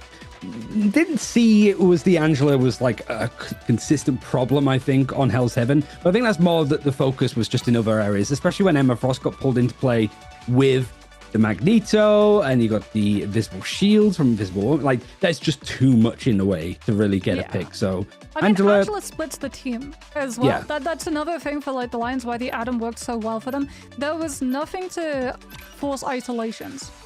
So Lions were always able to just fully stack up around the Adam and make it even harder for Remake Esports to be able to put pressure on him, force him off of those angles, force the self-res out early, be able to mark the location of the comic revival casts. Angela really like allows you to go for the full just attention draw in other spaces entirely. So I'm not surprised that we're seeing her get removed. Something else to remember as well is that another reason why we're probably seeing the Phoenix save here is the range that Phoenix now has access to in 5.5. It doesn't matter which map of Krakoa we go to, what kind of fight you're taking, that Phoenix is still going to have pick potential if you get caught out by a stun on your rotation. Last couple of bans. Oh no. Missed out from Remake. There's a Deadpool ban. We'll say that. They're ahead of the game. Elsa Bloodstone? Is that you? Yeah. Just missing. Oh, that means that the Adam gets through for free. Are they just expecting it to not be in use this time? Like, is there something that I'm missing, like, from the bans that would just... Yeah, Invisible Woman would probably hurt Adam quite a lot, but like we sort of been talking about throughout the entirety of the day, yeah, Invisible Woman is Thanos secretly when it comes to the strategist backline. But even options like Cloak and Dagger that are so much worse are still very good, and I imagine would suit fine in the triple strategist line with the Adam if they wanted. Yeah, Yeah, and I mean, especially if you're playing for like a super aggressive players when a dive decides to hit, one way that immediately forces a dive to disengage is if when everyone jumps, they all get hit by Terror Cape. Yeah. No one is going to want to stick around if something like a Phoenix is in play, because 28% increase vulnerability, oh boy! You stack on top of that all of the Phoenix damage, and yeah, you're not going to be alive for very long if you're committing to that dive. Ah, Psylocke, good to see you. Wait, sorry, who are you again? I feel like we're just not... You're just completely gone. Literally snapped out of existence when it comes to how popular they've been so far. But Gads, is it going to come into play? You don't have the team up anymore, at least with Emma Frost, that was really made them decent when things were nerfed still. Gads is going for it. Was this a bait? Did they purposely not ban the Atom to try and get Lions to play? Because like I told you, right, the Atom was really, really hard for them to face down because they had nothing to really get on top of it. No Venom, no Star-Lord, no Psylocke.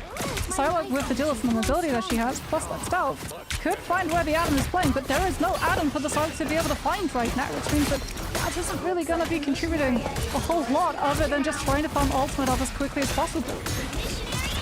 It's a weird comp. You got Jeff that's in play. He debuts 2026 at EMEA, and Psylocke at the same time, just a few more hours into the day.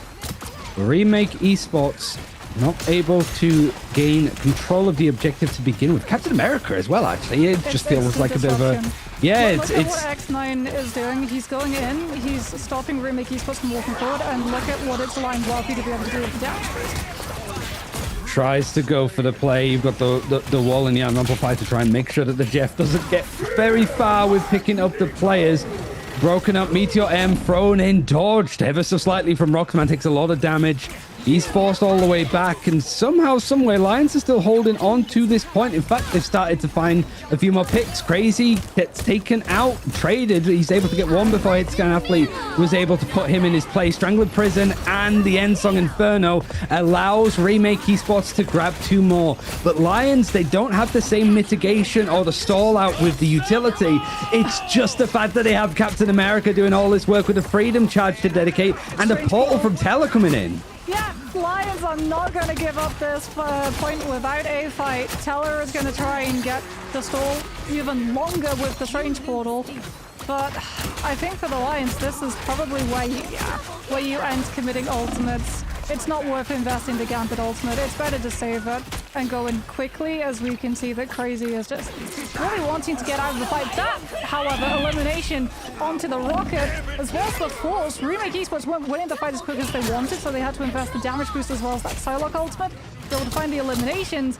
And Lions actually invested the Captain ultimate to try and survive it and get out of it. And with Endsong Inferno and Wealthy getting the full health reset, Lions are turning the fight right back around because QB is still up and alive with the Mantis damage boost in neutral, and Wealthy has just become Thanos. I could feel your pain. I mean, we just saw the tail end of that action now, and a portal is going to be required from Remake Esports. We were looking away. I had the Endsong and assumed it was more like, I'm about to go down. I want to try and survive a bit longer or try and get out there. No, Wealthy's like, call an ambulance, but not for me. He takes out 3, I think, in the process of that time as they were fighting off the point. At least the portal play comes in for Big Man Jew, and he's able to get a Maelstrom pick off the back of it. But Wealthy is still going. Now from this distance, the buffed side is forcing the strategists to be against the line of sight from the teammates. You can see just how much of a dash, how much of a focus. You've got the Captain America, Jeff, flushing people out, letting Wealthy absolutely bring in the bank of impact. Different composition from what we saw in Hell's Heaven, but the first point from the Lions looking just as good. I mean, yeah, it's an overtime fight. Everyone from Remake Esports, their attention is fully focused on staying on objective so that they don't just lose it off of point percentage. No one gets the opportunity of going and contesting that Phoenix, which means that Wealthy is just having an absolute field day up there. Farms another, 80% of Endsong Inferno to be able to have it, like a few right clicks, and you're gonna have it right back and ready to go with the Meteor M coming on through from Teller. And like, I'm just looking at the Psylocke and really scratching my head and trying to work out what exactly it's doing for the composition from Remake Esports, a sentiment which they apparently share, because the Psylocke is gone, replaced with a Mantis for the damage boost potential, so that Hitscan has actually got an opportunity of matching wits with Wealthy's output. Azumi, well, on the stop for a brief second. Now Rogue got that team up. I mean, the whole team up is going to be pulled in with the Gambit, Magneto, and Rogue, which we haven't really seen. I thought we'd see a little bit more from Rogue, but on this point, it seems to be a really good way to sort of use these trope points to your favor. The problem is, it's just wealthy. I feel like just seems to just keep himself at a distance, and if you try and chase out onto the Phoenix, they have so many tools to disengage. I mean, Lions as well. The problem for Remake right now is that one-sided Mantis ultimate, which means that that's going to go aggressive. Remake Esports try to go point, but that just means that they're closer to the Lions push, and they find the isolations onto that Gambit, which means that these eliminations, they're just going to flood through. Gambit and then Mantis, when you only have Rocket to try and keep the rest of the team propped up, no one stands a chance at survival. And the Lions, off of the back of literally just a Mantis ult to push forward and a Magneto to make sure that it doesn't get taken out early, are able to cement the fight win. Fight is going incredible. This series is going incredibly well for the Lions. It's hard to really sum up just how impressive like the macro has been. It's almost very similar to like Al Qadsiya in those moments that we saw in 2025 of just the general play around these ultimates and focus. You've got the Captain America in play, freedom charges in hand. Teller goes down. Both the Vanguards took so much damage in the end, and that's with the Lions sat on so much to help with this. The Royal Flush from Rex, he might go down with it. Wealthy's managed to turn things into an engagement. You got guards that have switched over to that Mantis, like you mentioned, able to bring out the Soul Resurgence over onto that front for Remake. They found themselves a pick, but they haven't found anything else since, because it's Wealthy and Rex that have found themselves too off the back of nothing. I mean, Rex invests the Raging Royal Flush and just anchors on point. Wealthy controlled the entire backside angle against Remake Esports' own spawn point, by the way. Catches the rocket on rotation, so no Cosmic Gun Amplifier to be able to stand up to the damage output of the Gambit ultimate, and no BRB as well. And then if they try and disengage the Gambit ult on point, they go directly into Wealthy, who has the stun and the setup and manages to catch another strategist. As the Lions could very well make this a 100-0. As they're just going to go proactive. Out comes the Freedom Charge, and they rush right at Remake Esports when the team is split. Half of them will go in point, and the backline got left behind. Oh, Wealthy is farming up these eliminations like they're nothing.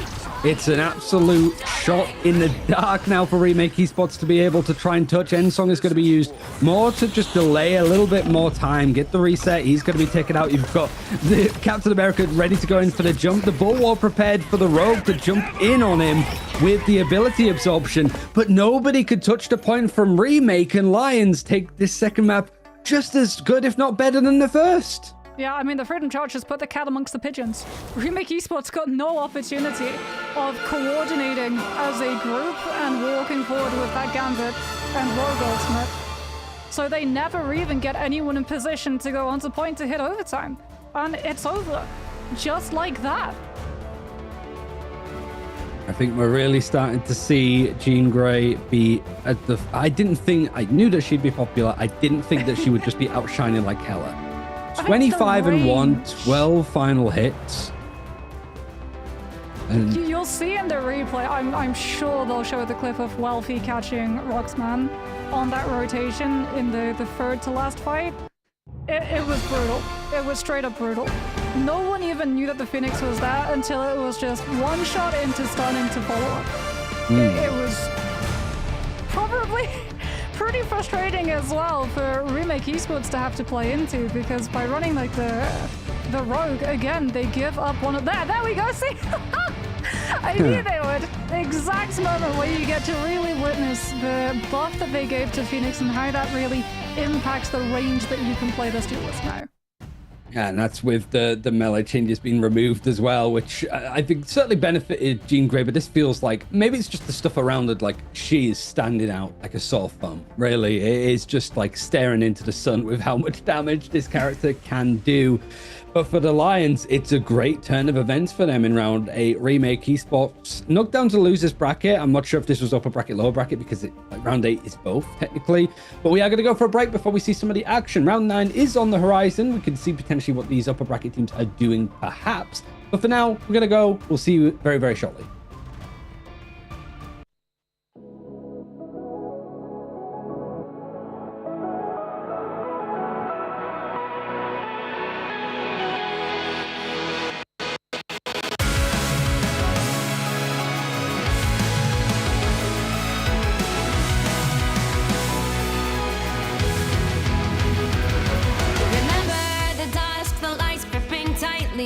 trapping all those fighting souls. But yet, across the world, I see you standing in my way. And remember the time, the place we used to fight like the sun and moon. And I wonder if ever there was a time that we were friends. The night has fallen, shadows looming, and yes, that time has come for me to seek you out. We are standing now for our last reunion. Break the chains, find your way, come find me.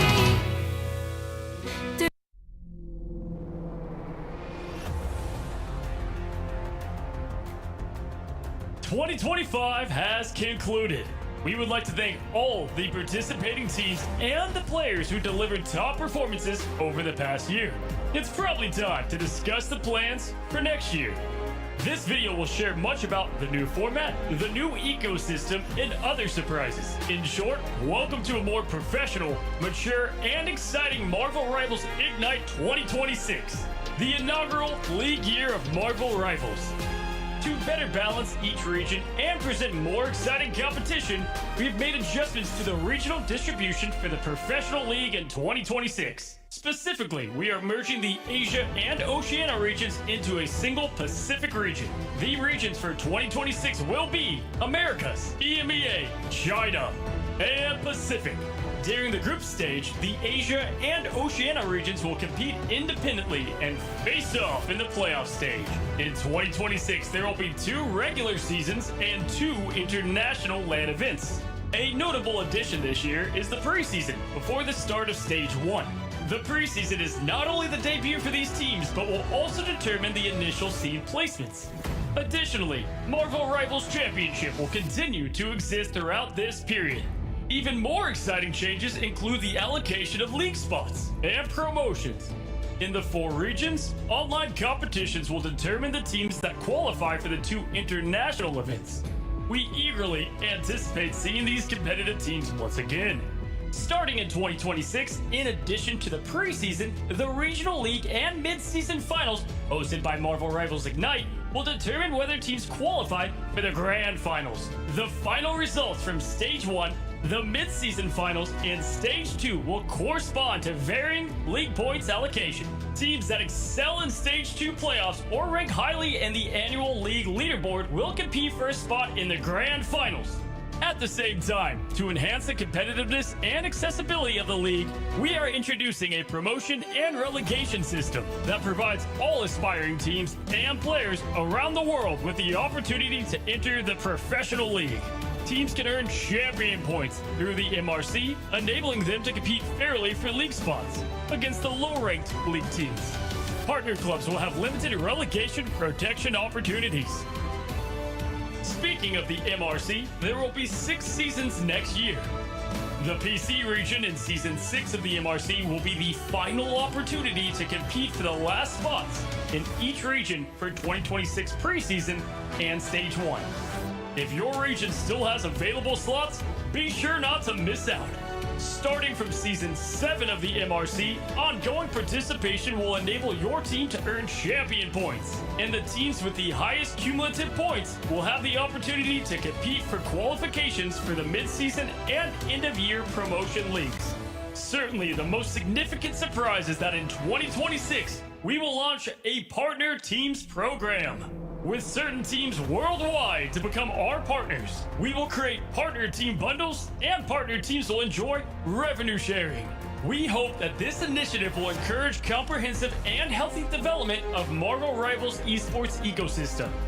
Besides the partner team bundles, esport bundles will be launched in a timely manner. At the same time, the annual prize pool will exceed $3 million. Let's see how much you can win. More competitions, more moments of victory. There is so much to look forward to next year. The Ignite events of 2025 were unforgettable, and we can't wait to embark on a new journey with everyone.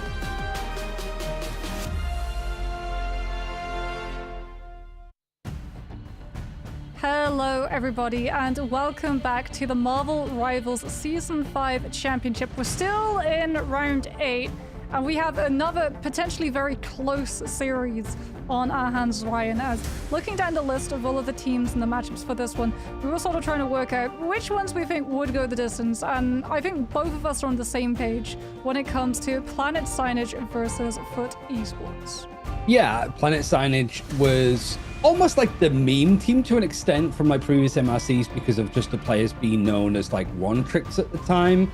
But then the last couple of MRCs that we've seen, Planet Signage have started to like creep up on broadcast a lot more to Tetch's adoration, I would say. He absolutely loved Planet Signage. Going up against Foot Esports that were known as All Business, which about this time last year, they were sort of really well known. I think it was the second place finish in one of the first MRCs that we saw in EMEA. And since then, this core has tried to stay together. You've got some players like Blacksal that used to be on the Fnatic team that played in the Invitational. But most, Demon as well, I think was on Insomnia for quite a while as well, with a fastball special Wolverine plays. But yeah, like Closer, Xenos, Slowpo, I think they were all part of that All Business. And Binary was, I think Binary was on FaZe as well, I'm pretty sure. Yeah. Yeah, I mean, like you said, Planet Signage really getting a lot better as the MLCs progressed, to the point actually that they took 4th in the previous one overall. So this very much could be a sort of appetizer for what the MLC matches next year look like, where they were talking about MLC being one of those opportunities for these teams to enter up into those Ignite stages. Or Planet Signage could prove here and now that they're deserving to already move up, as they are going to be showing on the big stage and potentially trying to advertise to some of the orgs to pick them up as we head into the next Ignite season. As we have a look, we get another iteration of Hell's Heaven, and no surprises, there goes the Groot. What is surprising, though, is that it's actually Foot Esports team that ban it, given that Blackstar was known for being one of the best Groots in EMEA. I think the Planet Signage even, I keep saying Planet Signage because they were like Groot extraordinaires. None other than Kylian Mbappe is usually the one who plays him. And the funny thing is, sometimes you get some players that change their usernames to silly stuff like in tournaments like this. It has always been Kylian Mbappe. Like, I have casted him before playing the Groot, and you could already tell with the hover over. But esports know this team well enough. They've probably scrimmed a good amount. Invisible Woman's going to be protected. The Rogue is going to be banned out, making sure that Foot can't put some of those compositions, I suppose, together. And I think Xenos is going to be the one maybe leading the draft phase in that strategic backline as he takes out Gambit.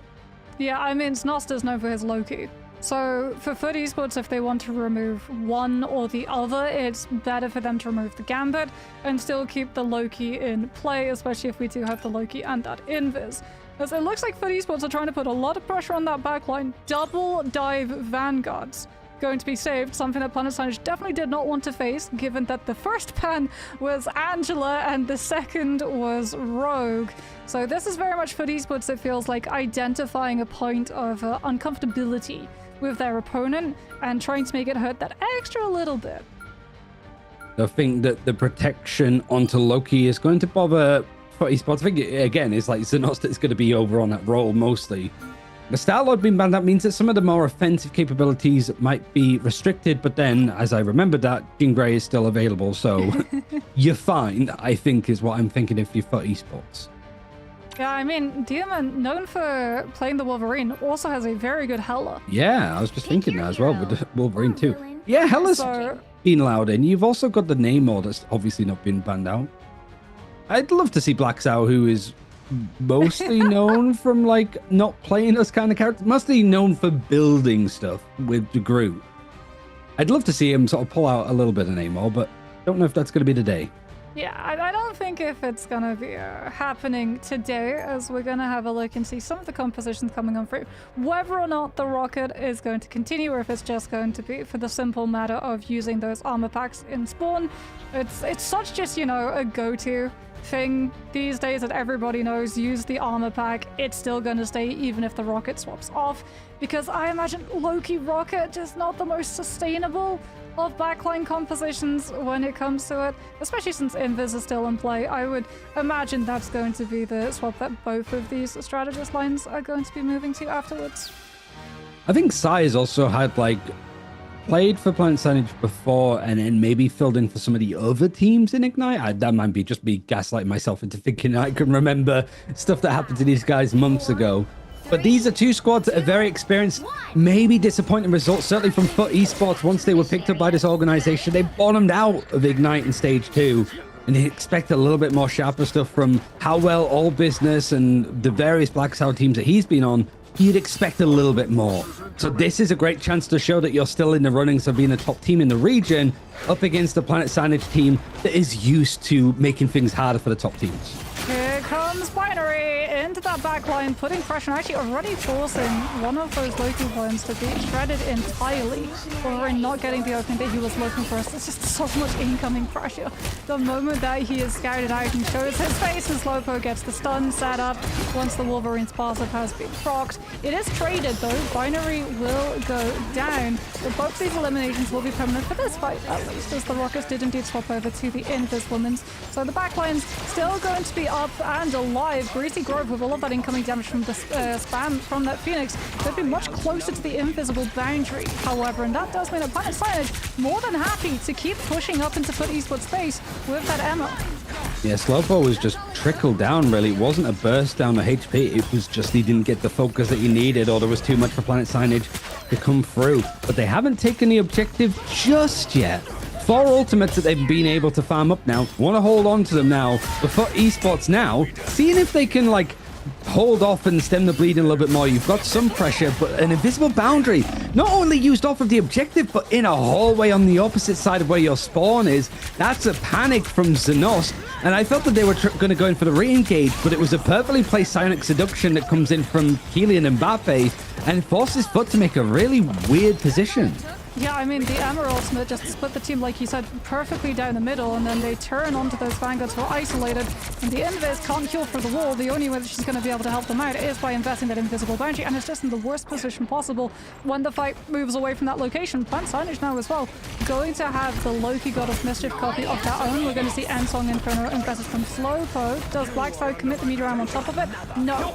Looks like they're content to just, with the Phoenix ultimate alone, walk up and still have that one-shot potential coming on through from that Magneto to keep up the pressure when Planet Signage try and move forward with an Ensong Inferno of their own. What a pull. Oh, the clobbering time, and then everybody's pushed out of the invisible boundary so you can actually get some damage done. Really nice stuff from Planet Signage. Able to keep things going. Foot Esports have sort of been this Schrodinger's fight. Are you in it or out of it? It's hard to tell if you're like engaging or whether you want to try and buy some time. It's scrappy and it's just not impactful, as Planet Signage have been farming up this objective pretty much from the beginning. Happy to go. They've got another Psionic Seduction to try and pull things back for Esports. Just as it looked like Binary was trying to get out of the fight with Freedom Charge, Esports back into it. Oh, well, I guess I might as well go for a quick crack here into this engagement. But it's looking like it's going to reach the 90s percentage-wise, Moxie, and nothing has happened for Foot. I mean, they're trying to put Binary into that back line to just split the attention of those teams. But Demon, with that Punisher, can start melting through those health bars. They do manage to claim the life of Maverick, who came back with the portal on the Strange just to make sure the Planet Signage went down numbers. As Foot Esports finally starting to find the footing that they were looking for, but is it going to be enough? Last Stand comes on through, connects onto Closer, and it's led up into the Phoenix stun on the top as well, so he just isn't given the opportunity to recover. And off the back of that, Planet Signage more than happy to invest in Viz Boundary, forcing Snos to have to mirror as it's overtime. And Foot Esports have no choice. They have to keep members on the point, otherwise we go next round. They have to keep fighting this from somewhere. You've got a final judgment from Demon. You've got some protection, at least with the boundary, but he's not on the objective. He's not competing against it. And he just gets grabbed, thrown into the wall anyhow. He just can't really find a good spot to do much in. Now, Silent Seduction perfectly placed because Closer, he just got the God of Mischief, able to get the copy. The invisible boundary, again, used off of the point. They still need to be able to touch this, but that's how back against the wall they are. They don't have much. You'd be even dedicating the final judgment from Demon. And somehow Planet Signage is still going. Now they've lost Vegito Blue. Now you've got the Ensong Inferno from Psy to try to keep some delay in. This is just a ridiculous fight, Moxie. Oh, and they stacked Ensong Inferno plus Feast of the Abyss, however, Closer held on to Regeneration Domain and is able to heal through both of those ultimates connecting. But Esports finally able to keep their heads above water long enough to find those eliminations and seize themselves through the sea of ultimates invested on the side of Planet Signage. Now, though, they have to see themselves through the Kraken Impact as well as double strategist ultimates that Planet Signage are going to have to be able to farm up this time, however, Ryan. The Captain America should be a little bit more impactful. Binary doesn't have to go full committal, just has to disrupt the backline long enough for the rest of that team to commit to the front fight. He is backing up. There's like not only the Magneto in front of him, but the Phoenix.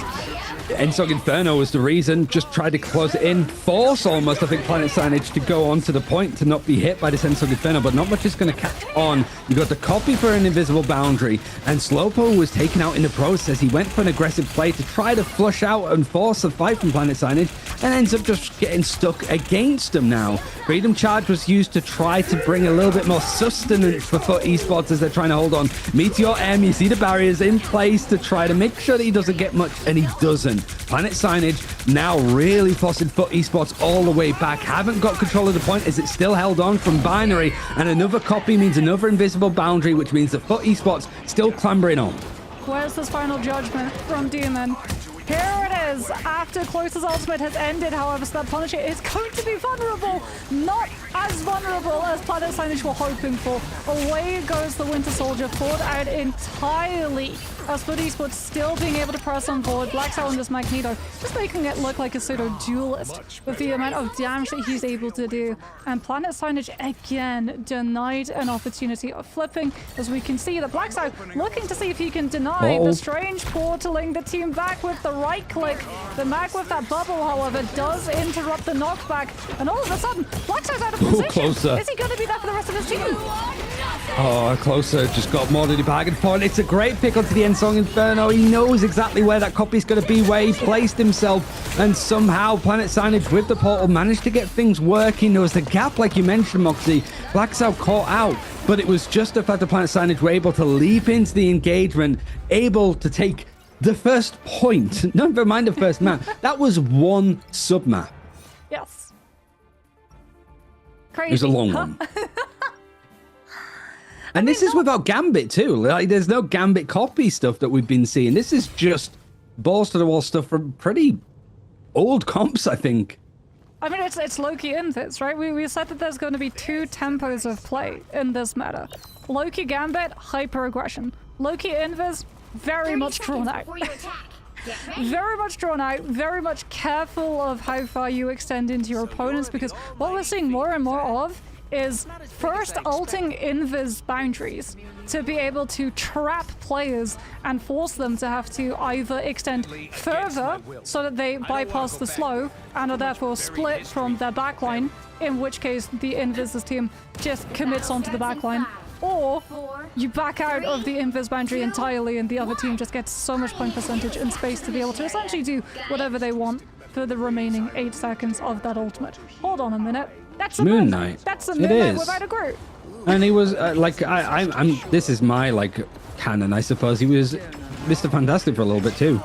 And they were genuinely his two best options. We'll see if Vegeta Blue is going to be the one to pull out the Mr. Fantastic. Not expecting it on the first day. Not really expecting it on the last. But Esports, however, though, Freedom Charge straight away, looking to see if they can wrap around the Demon, very well known for the Wolverine. He gets slowed down by this invisible boundary, but a Bulwark allows him to protect him. The Feral Leap trying to just get the cut up onto the Magneto, but there's so much sustain from Planet Signage.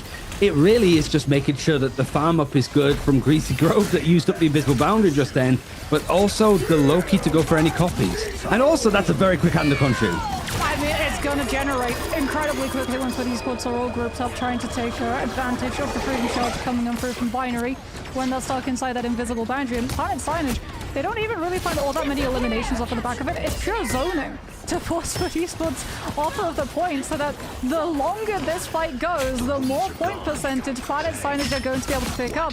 They're reminiscing to the previous fight, and they're more than happy to just keep taking a lengthy engagement if it means that they get more point percentage, especially if it comes at the cost of Blast Time coming over from Demon, which doesn't really get much of anything other than forcing the hand of regeneration domain from Planet Signage, who wouldn't even be looking to use the Loki cooldown in this next issue of the fight because you're looking to use God of Mischief instead.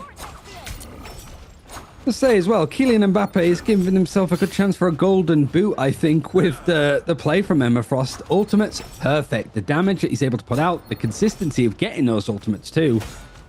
And Slowpo shifting over towards the Namor, so you do have that deep Wrath combination. And Mbappe taken out for the time being as Blackso gets a nice connection on him in the end. It's a 6 versus 5, but can you do much? Certainly when it comes to taking back control of the point.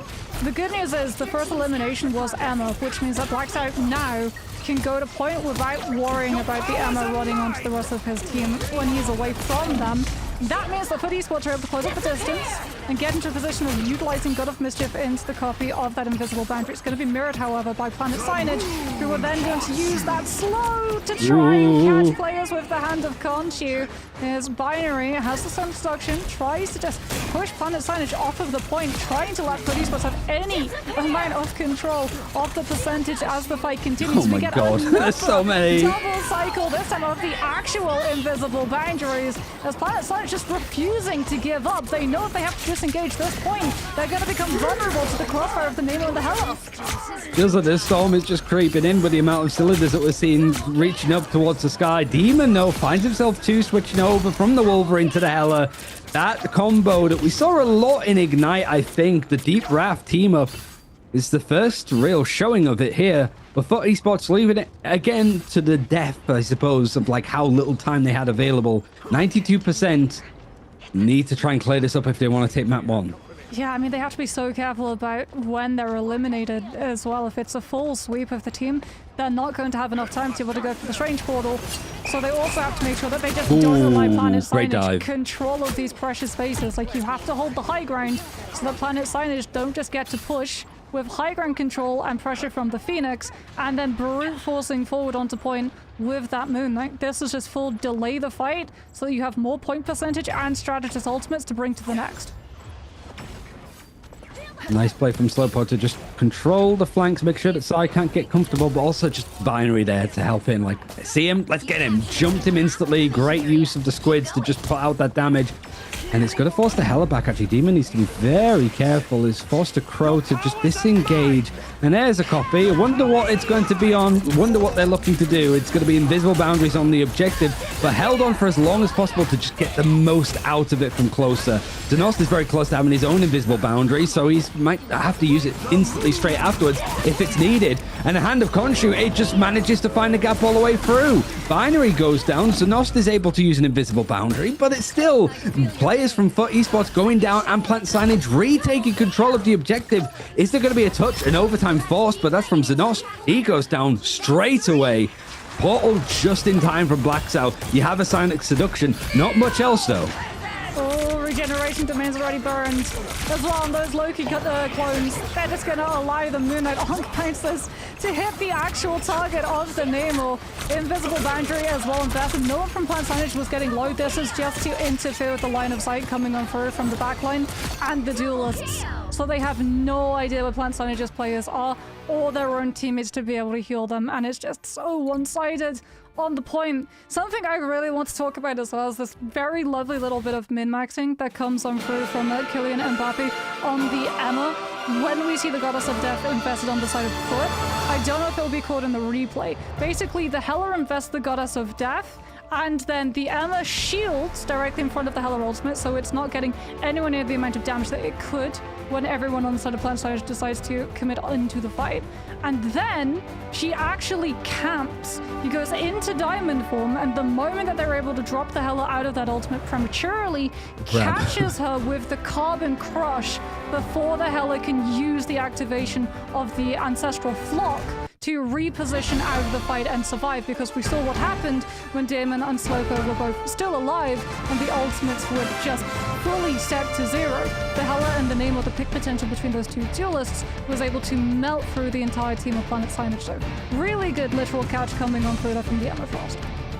Really solid performance, just the ultimate timings and also topping the damage. At least for Planet Signage, it's going to be Demon that does a little bit more.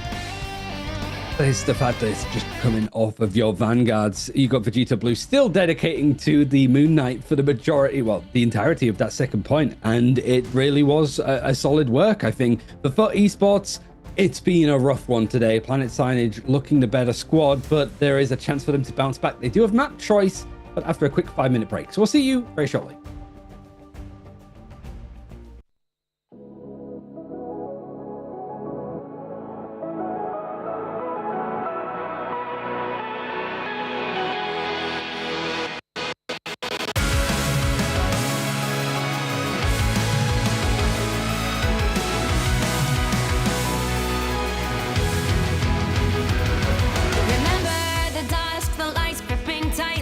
Trapping all those fighting souls, but yet across the world I see you standing in my way. And remember the time, the place we used to fight like the sun and moon. And I wonder if ever there was a time that we were friends. The night has fallen, shadows looming, and yes, that time has come for me to seek you out. We are standing now for our last reunion. Break the chains, find your way, come find me.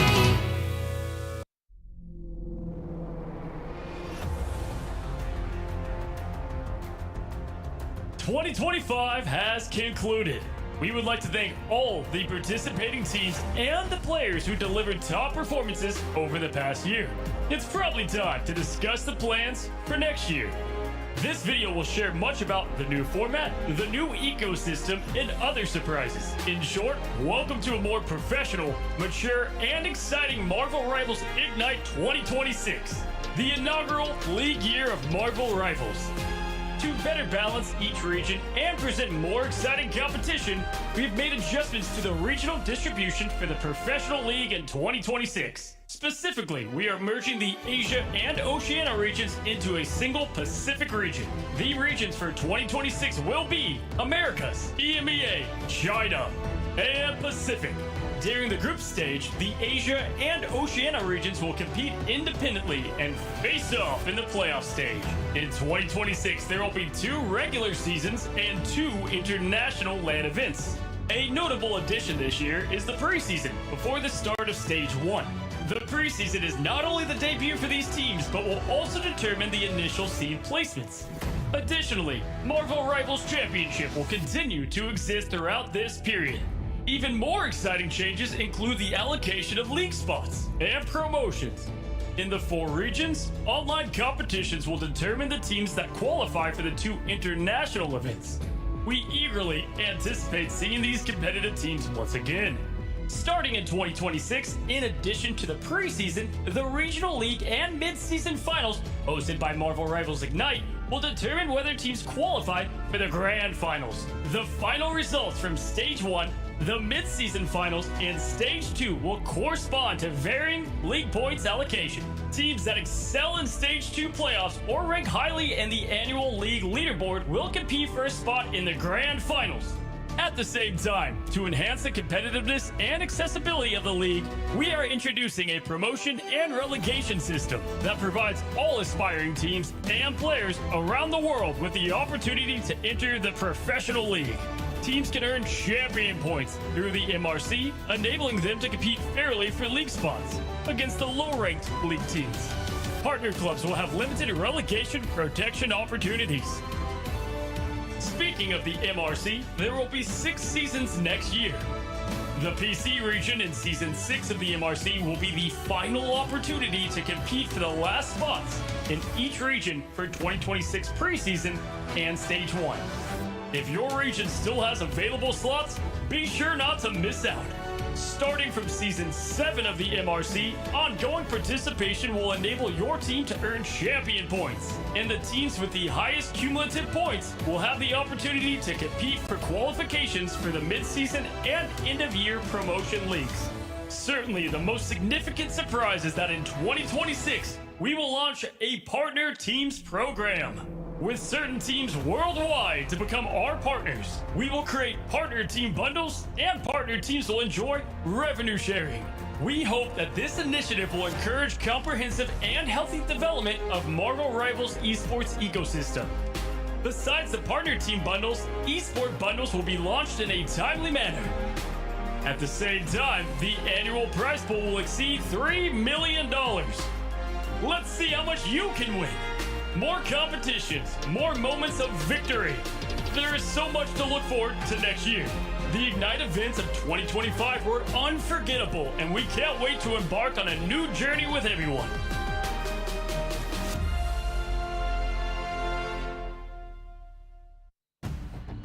The team of FUT Esports or All Business is not really business as usual with how well they do in Marvel Rivals Championship in EMEA, because Planet Signage, a team that is notoriously good at upsetting some of the stronger teams in this tournament, are doing it again, I think. And I wouldn't even say that it's like an underdog story. I think Planet Signage looked the better squad in that one, frankly, Moxie.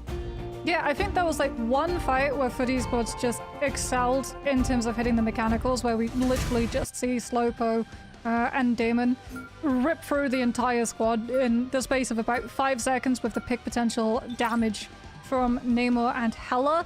But when it's the ultimates versus ultimate engagements, Planet Signage really do feel like they have a little bit of a better read in terms of how to play that tempo as well as overall positioning. As we get ready to head into our second map of the series, FUT Esports have decided to take us over to Central Park, which means, again, Angela will be the instant ban on this map, as we talked about. The verticality, the amount of space that your duelists want to be able to hold, Angela being able to immediately pressure them off of that, not even off of just an ultimate, but pure existence alone, is something that these teams simply cannot lie through. No, not at all. And it's just, I think of the times that we've seen like Torch in play have just been on various points, certainly first and second, how much you could use the terrain to sort of protect yourself. And then you give that to Angela, she's just not going down. She's just going to be an irritating factor. Loki, Invisible Woman, and Gambit all banned out instead. It's not going to be any of them in play. So it's going to force the backlines to change up a little bit more considerably. But it does mean that there's more space in the draft for other choices of characters. The group's been protected, the rogue has been protected, and now a Mantis, so Planet Signage looking to go triple strategist perhaps. I mean, good reaction as well for going for the save on the Groot into the ban on the Gambit, so no Purify off of 2 decks of cards or the cast of Raging Royal Flush to be able to instantly slip out of the Strangling Prison. As FUT Esports now will be going for a save on the Star-Lord. Something that we didn't really get to see in that first map. Magneto currently untouched as well does mean that you're going to be able to have the bulwarks to be able to protect that Star-Lord, but this being MLC and bans being universal, it also does mean that Magneto is lent to the other team to have Meteor M to absorb the Galactic Legend without forcing a strategist to part with their ultimate instead. There is a omission of Daredevil here. Wolverine actually be banned out beforehand.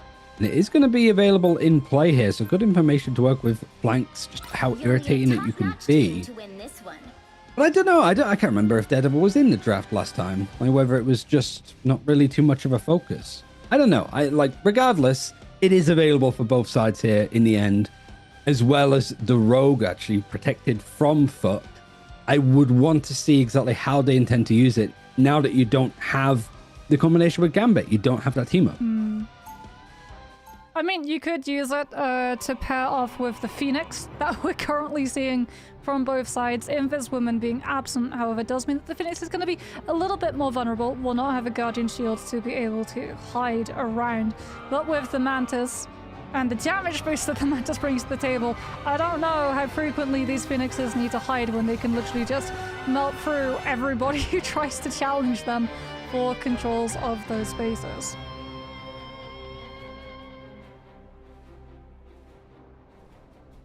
Now we'll see if FUT Esports can pull themselves back into this series.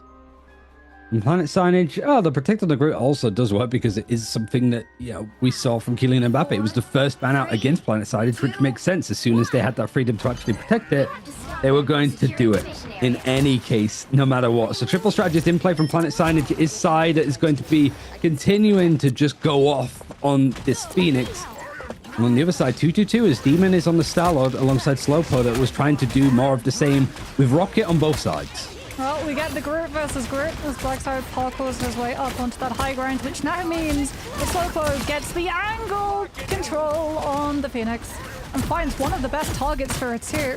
Mantis has been taken down temporarily. BRB will be able to bring Koji right back up, but in the meantime, Slowpo is uncontested at the moment with the damage boost stacks onto that Phoenix. And for esports off of the back of that have already been able to make headway onto the point itself. The Groot walls preventing the disengagement and just allowing Slowpo to farm 75% and counting to the first Endsong Inferno, as it's just so one-sided. Plant Signage don't even have control of back of point. It has to be a full regroup into Strange Portal Swap just to be able to try and hold on even longer, but unfortunately for them, no one's really on the objective in time until just now. They have just enough time to get a body onto it, but that might just be delaying the pressure's inevitable. Seems that way. There's a pick at least, but it is more of a 5 versus 4 that's currently in play. We are back. Okay, yeah, this is FUT taking the point. Good amount of time. Should be everybody being cleaned up and the portal forced out early from Planet Signage. But FUT Esports finally get stuff going on their map choice, and they do it with 5 ultimates still in the clock. If they can start to snowball this a bit more, get these ultimates in hand, just as Planet Signage currently have nothing, this could be a very quick take on second. I mean, Day1 is looking for a very quick hit. It looks like with the Galactic Legend already setting up the teleport to be able to re-engage Planet Signage. Knowing that they don't have control of any of those bases, corner or main have to just go up into the buildings to be able to avoid some of that incoming damage, as well as the Starlord ultimate, closing up the distance, getting close up to FUT Esports so they can invest the Mantis ultimate and try and catch the disengagement. As FUT Esports mirror, bait them in close and catch up the Strangling Prison into Endsong Inferno follow through. And that might well be the end of Planet Signage's chances of defending second. It really did feel like Demon wanted to maybe get that Meteor M out of Maverick, but it just wasn't a factor in this one so far. He was just able to hold on. Okay, we'll go for a different combination with Slowpo and Blacks out, Soul Resurgence to just keep the tempo up with everything that was thrown Planet Signage's way. They wanted to be aggressive, so that's a fight that's given the payload free reign. And now with this pushback, a Meteor M is going to slam down, takes out Mbappe. And now for Maverick, he's taken through. Is Demon going to use the Galactic Legend now that he has that window? We might want to wait out the fate of both worlds. Might want to wait out the Strangling Prison, see if anything more can be forced out. But he has a window to where this damage can come through unmitigated. Cosmic Ion Amplifier, there is the Strangling Prison. However, FUT Esports have a Cosmic Ion Amplifier, and it's propping up the Galactic Legend coming through from Day1, which means that Planet Signage just not getting any groundwork done in that fight for control of second.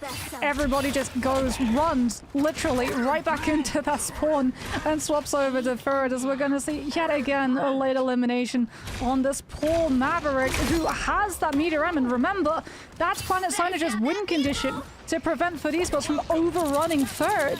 The pressure of the Meteor M combined with Endsong Inferno was the thing that would prevent the attackers from just moving forward and getting so much space of objective. This has been pretty much full send from FUT. Really digging their heels in and just booting Planet Signage to a different galaxy. And Maverick has had this Meteor for some time. It's just not been a chance for him. There's the combination again. This is that all business FUT team that was doing so well across 2025. There's just not been a chance for Planet Signage to really get their ducks in order. And it's FUT doing it in its most simple elements, right? The combinations, but you have these circuits, you have these cycles that it's just no matter whether you go for this point, it's going to be 3.5 minutes on the clock if it's not for a last touch from Maverick. Had to switch away from the Magneto. 3.5 minutes on the clock, Moxie. Yeah, I mean, the Cap manages to make it through the labyrinth that is all of the Groot walls set up from Blacksow, but he's taken down so quickly. There's no opportunity for anyone else from Planet Signage to navigate from spawn onto convoy, and FUT Esports just finish off Central Park without barely breaking a sweat. They barely got slowed down. There was one opportunity on second where they had to worry about the Strangling Prison coming on through from Kylian Mbappe, combined potentially with Psy's Endsong Inferno, the way that FUT Esports did it. But they go so proactively against the Groot, where they actually utilize the Meteor M to find the damage to to take the Groot out rather than holding on to it and trying to absorb the projectile, which is the Strangling Prison cast. And then by the time that Planet Signage are actually getting the Groot into position because he has to be brought back by the BRB, Sai just doesn't have the setup opportunity to use the Ensong Inferno, and Third Esports are able to just control the situation with Cosmic Ion Amplifier and Galactic Legend that they built up in the meantime. So Planet Signage, it was a very good look for them on Hell's Heaven. It's not really worked all that well here, but I think it is less of a case of them making mistakes. They wanted to go aggressive. They got caught out by that first Strangling Prison, Ensong Inferno combination, and then it's just a case of like every time that they tried to face what was coming next, but had something to throw their way. There was not a neutral that happened afterwards, and that is without the Loki, the Invisible Woman, or the Gambit in play.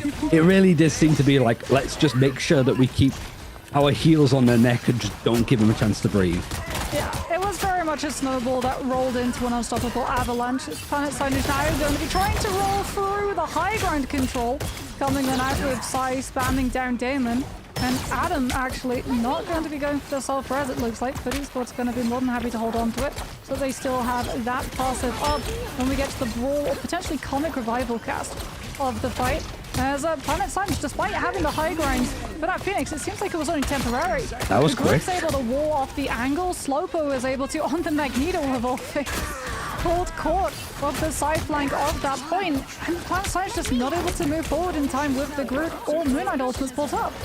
That was a 40-second Groot ultimate, I think, Strangling Prison from Blacksow, just able to really halt any pressure that Planet Signage is putting in. Vegeta Blue and the Khonshu felt like he wasn't really going to keep up with the kind of damage there. Phoenix has to dash out just on a lick of health, just from these blasts of damage that are being thrown in.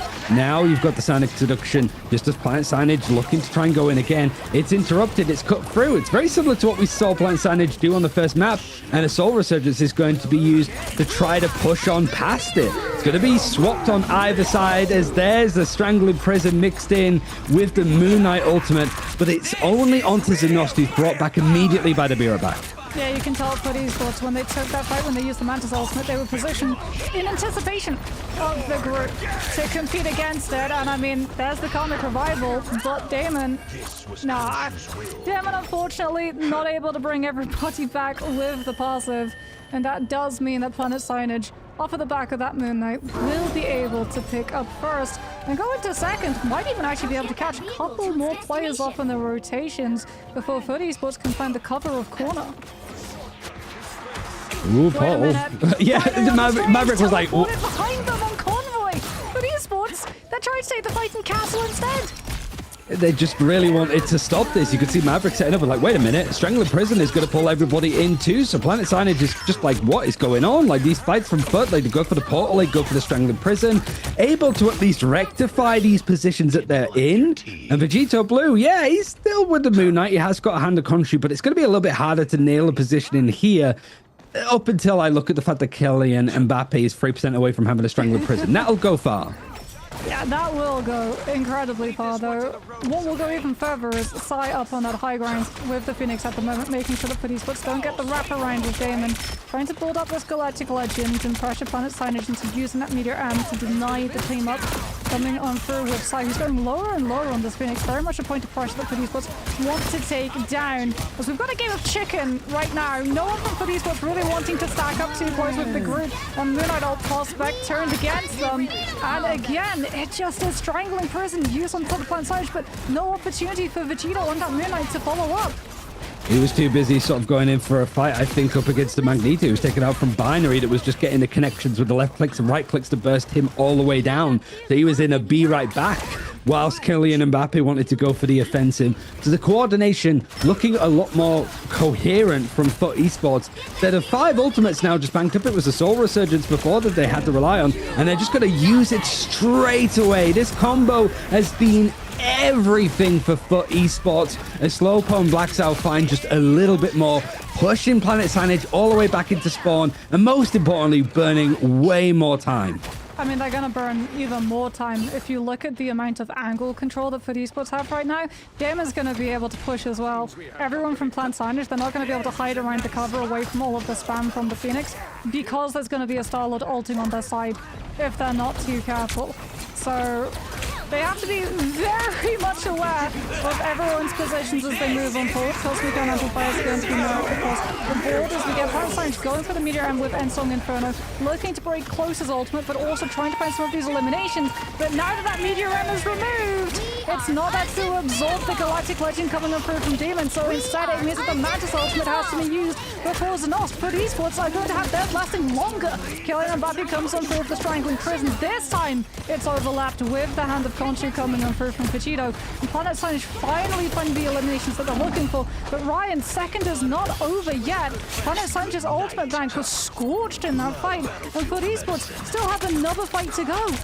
Pretty much means the FUT Esports at this point are going to have a better time bank on a second round if we get that far. And that's if we get that far. BlackSow doesn't want it to get past the second checkpoint as the Strangling Prison, not mixed with anything else, was enough to clear on through because Planet Signage just didn't have much sustain, regardless of the fact that like they had the Mantis still alive.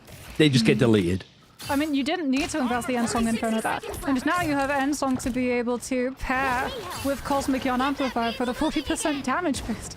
Meteor M slamming on the Simpot. Cosmic Yarn Amplifier, Ensong Inferno is just going to open the door for FUT Esports to take out the Rocket Ultimate, and then even more. BlackSide, though, getting caught out opens the door for Planet Signage. Try and make some way onto that objective. Out comes the Meteor M! And that's the one which means the Binary doesn't have to hold the charge anywhere near as long to be able to pick up that elimination. And Planet Signage are pushed back once more. They've got 30 seconds left. FUT Esports are just going to continue applying pressure onto that spawn point, trying to mark out whether or not it's a strange portal to be able to get the attacking side back on objective in time. Back on track. Kylian Mbappe isn't going to be the one that switches. He's got the Strangling Prison. Has he got anything to go with it? Meteor M, that would be good. I mean, Ensong would be nice as well. Zyko's very low. He might not have had the opportunity to use it, but everything that Planet Signage has managed to grab in the last 5 seconds was used, but it's found so little. Vegito Blue's the only one that found to pick. He's got the Hand of Khonshu. He's going to try and find a good spot to throw it in, but it is just the shots from the Vanguards that have actually cleared up everybody from FUT. Maybe the Ultimates didn't quite get the eliminations, but it did just force everything out of FUT up until this portal. See if it can go in. No, Zenost gets stunned out from the Phoenix. They have to give up second. That was a huge stun coming on through from Psy. Granted, if FUT Esports had been able to make it for the portal, no doubt they would have tumbled directly into the Hand of Khonshu by help from Vegito Blue. But it does mean that they get to hold on to that Moonlight Ultimate. Unfortunately for Plant Signage, though, it wasn't as dominant a take on second, which means that FUT Esports are already contesting third. And BlackSow punishes the Groot's overextension, utilizes Strangling Prison to catch Planet Signage, who were looking to disengage and stem as much of the eliminations as they possibly could, and therefore lose even more players when they try and prevent just that from occurring. Vegeta Blue has had the Hand of Khonshu. Doesn't need to really build it. He would have built it already. But it's more of a case of like finding the picks anyway. Bierback is going to be forced out. You have got the Starlord to try and be annoying, able to portal out with the help of that team up with the Rocket Raccoon. And still building it up. 69% for Demon if he wants a Galactic Legend. The Yarn Amplifier would damage boost it if he can get that to work. But, I mean, it's just going to give Binary an opportunity to go for a Meteor M. Seeing if there's going to be the follow-up. And it's going to be the Ensong alongside. 2 big hits coming through. But it was only Psy that went down just beforehand from Demon. Now the Galactic Legend is available and the Soul Resurgences have come through, as well as Yarn Amplifier and Planet Signage's side. I have to be looking at Demon. He might be the one that cleans this up, especially off the back of this over from BlackSow in overtime as it hits again. It's done. Let's just clean up at this point. Planet Signage don't have anyone down to be able to go for that strange portal. Demon's going to be able to read the situation too. Just fully body blocking to make sure that no one's able to get past, and FUT Esports will be able to handily 3. prevent that objective from moving all the way forward into third. Perfectly, again, just disengaging. They know that the Grid Ultimate isn't going to be up to combine with the Hand of Conchu coming on through. So when they hear the Moonlight Ultimate activation, everybody throws themselves with the Mantis, Soul Research, and Speed Boost that it carries over the side of Staircase. Not the side that brings you to your doom, that left side. No, they throw themselves to the right side, which actually leads to a cushion of a stairwell.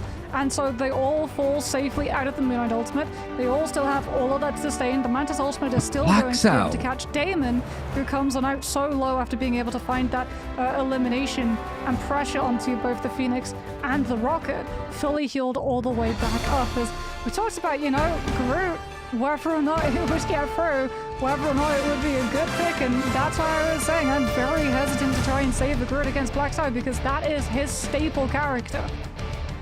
The damage done, the damage blocked. Final hits leading the line. And doing more than Slowpoke, that seemed to just have so much like free reign in the sky, like we've seen consistently come in from these Jean Grey performances. I was worried about like for esports seeing him again, because it's sort of like first map reminded me of what we saw in stage 2 of Ignite, where there was so much excitement around them. This team, all business, were actually picked up by an organization, and they completely floundered it. It looked like that in the first map. This looked like the old business that we saw a year ago playing in MRC. We'll see which one we get for the third map up against Planet Signage as we go for a full BO3 after this quick break.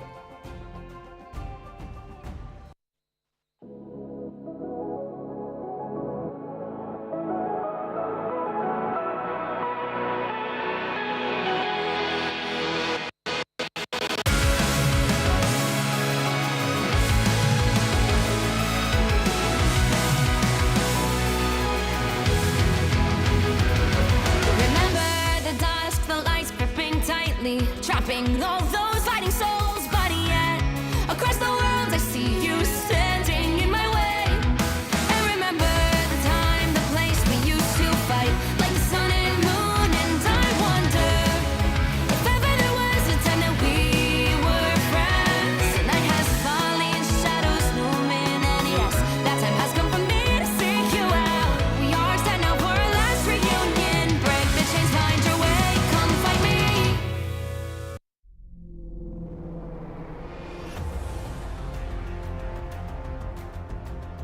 2025 has concluded. We would like to thank all the participating teams and the players who delivered top performances over the past year. It's probably time to discuss the plans for next year. This video will share much about the new format, the new ecosystem, and other surprises. In short, welcome to a more professional, mature, and exciting Marvel Rivals Ignite 2026, the inaugural league year of Marvel Rivals. To better balance each region and present more exciting competition, we've made adjustments to the regional distribution for the Professional League in 2026. Specifically, we are merging the Asia and Oceania regions into a single Pacific region. The regions for 2026 will be Americas, EMEA, China, and Pacific. During the group stage, the Asia and Oceania regions will compete independently and face off in the playoff stage. In 2026, there will be 2 regular seasons and 2 international LAN events. A notable addition this year is the preseason before the start of Stage 1. The preseason is not only the debut for these teams, but will also determine the initial seed placements. Additionally, Marvel Rivals Championship will continue to exist throughout this period.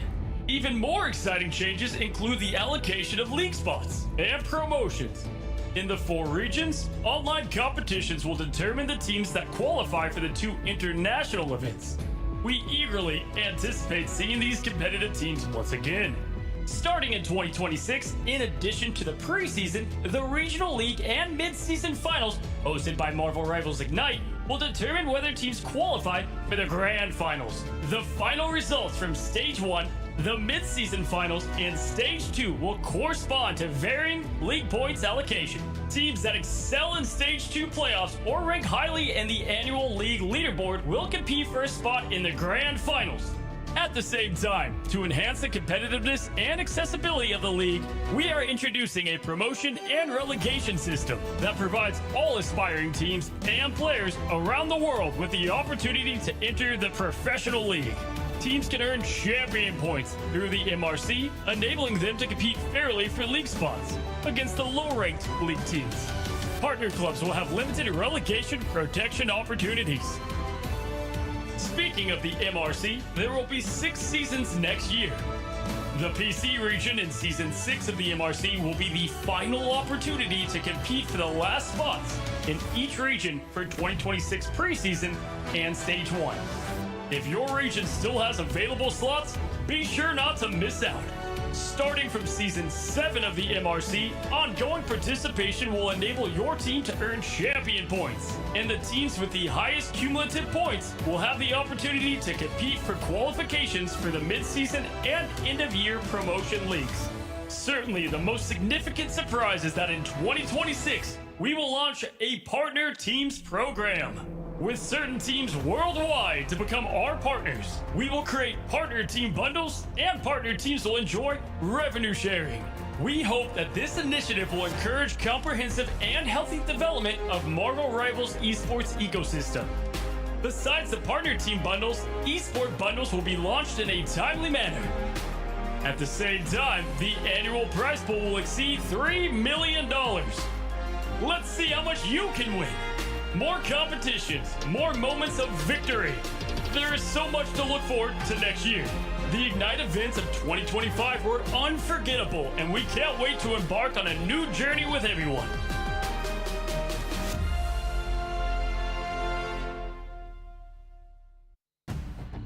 We did end up getting that information about Ignite at the end of the year, just as the great minds behind Marvel Rivals Ignite promised. And both of these teams in this MRC, which is really just more of a taster, I think it appetizes what's going to be coming in 2026. Both these teams are going to want to do well in Ignite, and also the future MRCs that are going to have a lot more impact on the scene, like you just heard from Cozy just there. Midtown is going to be the deciding map between these two squads, and I have to wonder now that Planet Signage has seen the impact of not having the Gambit in play, trying to prioritize the group when you know that you're up against Black Sow. I'm wondering what their process is going to be on how to deal with things as we get to Midtown. I mean, I would imagine as well they're weighing up whether it's worth banning out the Phoenix. Because I don't think it was a case of like one Groot just outshining the other. It was just that for esports, the combo of strangling Prison into Ensong Inferno, where there was nothing to stand in its way. Like, the one thing that maybe could have been used against the Strangling Prison, other than just shielding and blocking it off entirely before Ensong Inferno comes into play, would have been Gambit with the Purify, but they themselves banned it, which meant that they just didn't get the opportunity of getting out of those. It's either you position to split so that it's not the entire team that gets caught out by it, or you block the initial Groot ultimate because you have no opportunity of blocking Ensong Inferno because it just tears through shields. A change already for Planet Signage, banning out the Star-Lord. Not that I think, like, Demon had a good performance. I wouldn't say that he was, like, the win condition. But I think it's more of a case of, like, esports forced up so much that, you know, you get a Star-Lord Galactic Legend right at the end of that. There was nothing for Planet Signage to do about it. They used all of their big cooldowns against some of the other bigger ultimates, and then Demon comes in and goes, hey up, come on, give me your lunch money, and you can't do anything about it. Rogue being protected is interesting. I think that's what we saw on... what we just saw in Central Park, but we never saw it actually in play. I mean, the Star-Lord as well, there's more context for like why we're seeing the ban here come through, and that's because the Phoenix was having to give time instead of like spamming and trying to build up Ensong Inferno or looking for eliminations on squishies, was having to allocate time to clearing out the Star-Lord. And then the Star-Lord ban also weakens the Rocket if it makes it through, with both the Invis and the Gambit being banned out because you don't have the team up. Plus, you lose as many options to be able to divide the attention of the defense, where a Star-Lord just pops up super deep in your backline and everybody turns around to peel it, and then all of a sudden, blink and you miss it. Star-Lord pulls a Houdini and he's away entirely for free with the team up teleport. As we are going to be potentially seeing more Groot, as the last time the Wolverine ban came through, it did herald the use of Groot in the composition. So for esports, wanting to remove the Wolverine themselves does lean into them wanting to keep the Vanguard still in play. Angela too. I mean, we sort of already spoke about it, right? Of just loads of high ground terrain for you to fly in, buildings that you can fly in and around. You're just going to be irritating And I think that's something that certainly, like, I think even Binary was one of the early adopters of Angela back in stage 2 of Ignite. I'm pretty sure, like Hell's Heaven and stuff springs to mind. G-Grade protected makes sense, but I guess it's more interesting that you thought that it would be a ban for them. So then protecting it kind of goes against the grain. Also, to protect onto Loki when you don't have Gambit or Invisible Woman, is it like Rocket that people are going to be like looking to try and copy to get as many yarn amplifiers as at hand as possible? Maybe potentially Luna, as maybe even Mantis, as well as Mantis so far has not been banned. Hella ban coming on through from the side of Planet Signage, so they really do not want to have to face Damon on that Hella, and I mean it makes sense because one of the things that the defenders can do if they want to take control of the tempo on places like second and third is swap their duelists onto the Hella and take advantage of the sheer amount of distance that the attacker side have to be able to cross just to be able to get back on top of the defense if they have to play those retakes. As I don't think we're going to be seeing duels come through from FUT Esports just yet. Starting out on the defense, it does look like they're going to be more than happy to go with that standard free composition of stall out strategies, and because the Gambit, the Mantis, and the Invis were seen as a higher prioritization, as they have more consistent value all across the board as opposed to being able to bring value to just that one starter fight, unfortunately that stall composition is going to be at its most strength. We've got the Atom, we've got the Loki to copy the Atom, and we've got the Rocket in case the Loki or the Atom fall first. I knew there was a character that's like, yeah, man, going for the Loki to, like, you don't have the Gambit though, Invisible Woman, what's going to be, because we did see some really good, like, Loki, Rocket, Yan amplifiers, just constant damage boosting. I'm also looking at Vegeta Blue. I would hope for it, but I don't think we're going to see it. No. Maybe, though. He has been buffed in the time that I last casted, and he's not switched off of it. Is it real? Is it our first S5-EMEA sighting of Mr. Fantastic? Oh my goodness, it actually is. He's done more than we've seen in 2025 on this character. Oh, there we go. That's about it. I was waiting. I guess We got 7%. We got 7% to the Brainiac bounce before we swapped over to the Moon Knight to have the Hand of Conchi pulled up. Psy, though, is the one actually farming ultimate at the moment. FUT Esports being having to be very careful how they position, utilizing things like the Groot Walls to be able to intercept the Phoenix line of sight so they don't just get stunned into the melting pot that is the Phoenix and Moon Knight incoming damage. Strangler Prison for Blacks out again. Very quick, very fast. Managed to outpace the Moon Knight because of obviously Vegeta being on the Mr. Fantastic, but also he goes down. Means that there's a chance for other stuff to be farmed up in that time as Planet Signage are trying to look for a way to break up this bunker, flush out where FUT Esports are trying to sink themselves into. Psy on the low ground looking to clear as many of the copies and clones that he can from the Loki, but the Psionic Seduction from the high ground is what FUT Esports are going to look to do. Yarn Amplify making it a little bit more potent is going to force out the Endsong Inferno from Psy. Nobody gets eliminated for the time being, though. Yeah, that's the thing. FUT Esports baited Cosmic Yarn Amplifier, like you said, forced the Endsong Inferno, so now it doesn't have the pick potential. Instead, what does have pick potential is Groot combined with Moon Knight does catch on to Damon as well, which means that Adam doesn't get the opportunity of coming on through with the Karmic Revival, and Snos doesn't get the opportunity of copying the Adam to bring everybody back with the God of Mischief cast of it instead. But Binary, already going to be onto that Strange, setting up the portal. FUT Esports, they've got defensive options, but other than an immediate Meteor M cast as they come through that portal, don't have pick potential for Planet Signage to be able to react to that. Scramble as the Groots are going to take the fight head on. A copy goes onto the Yarn Amplifier from Zenost. You got another Strangling Prison from Blacksal, though. He uses it with a Meteor M. He was taking a lot of damage, wants to try to control things again, gets the Vegeta Blue pickup that he was so much longing for. And now Planet Signage, a player down. You've not got any real duelists in the fight other than Psy, and it's forced back up from them. 1 minute and 40 on the clock, and Binary, with the switch over from the Strange to the Portal, does have the Eye of Agamotto if he can get right into the center of this Planet Signage squad. Can Planet Signage copy the homebook of FUT Esports and use the Groot and the Phoenix to such a devastating impact. Looks like they're looking to wall off the Vanguards. We're able to find elimination on the black side, which does force out that BRB, and they do get the Groot ultimate to connect onto the backline. But here's the thing, Damon was not with the rest of the backline, was already setting up the Karmic Revival cast that brings Nos back into the mix. Cosmic on Amplifier to shore up the aggression as they push out from those chokes onto the main route.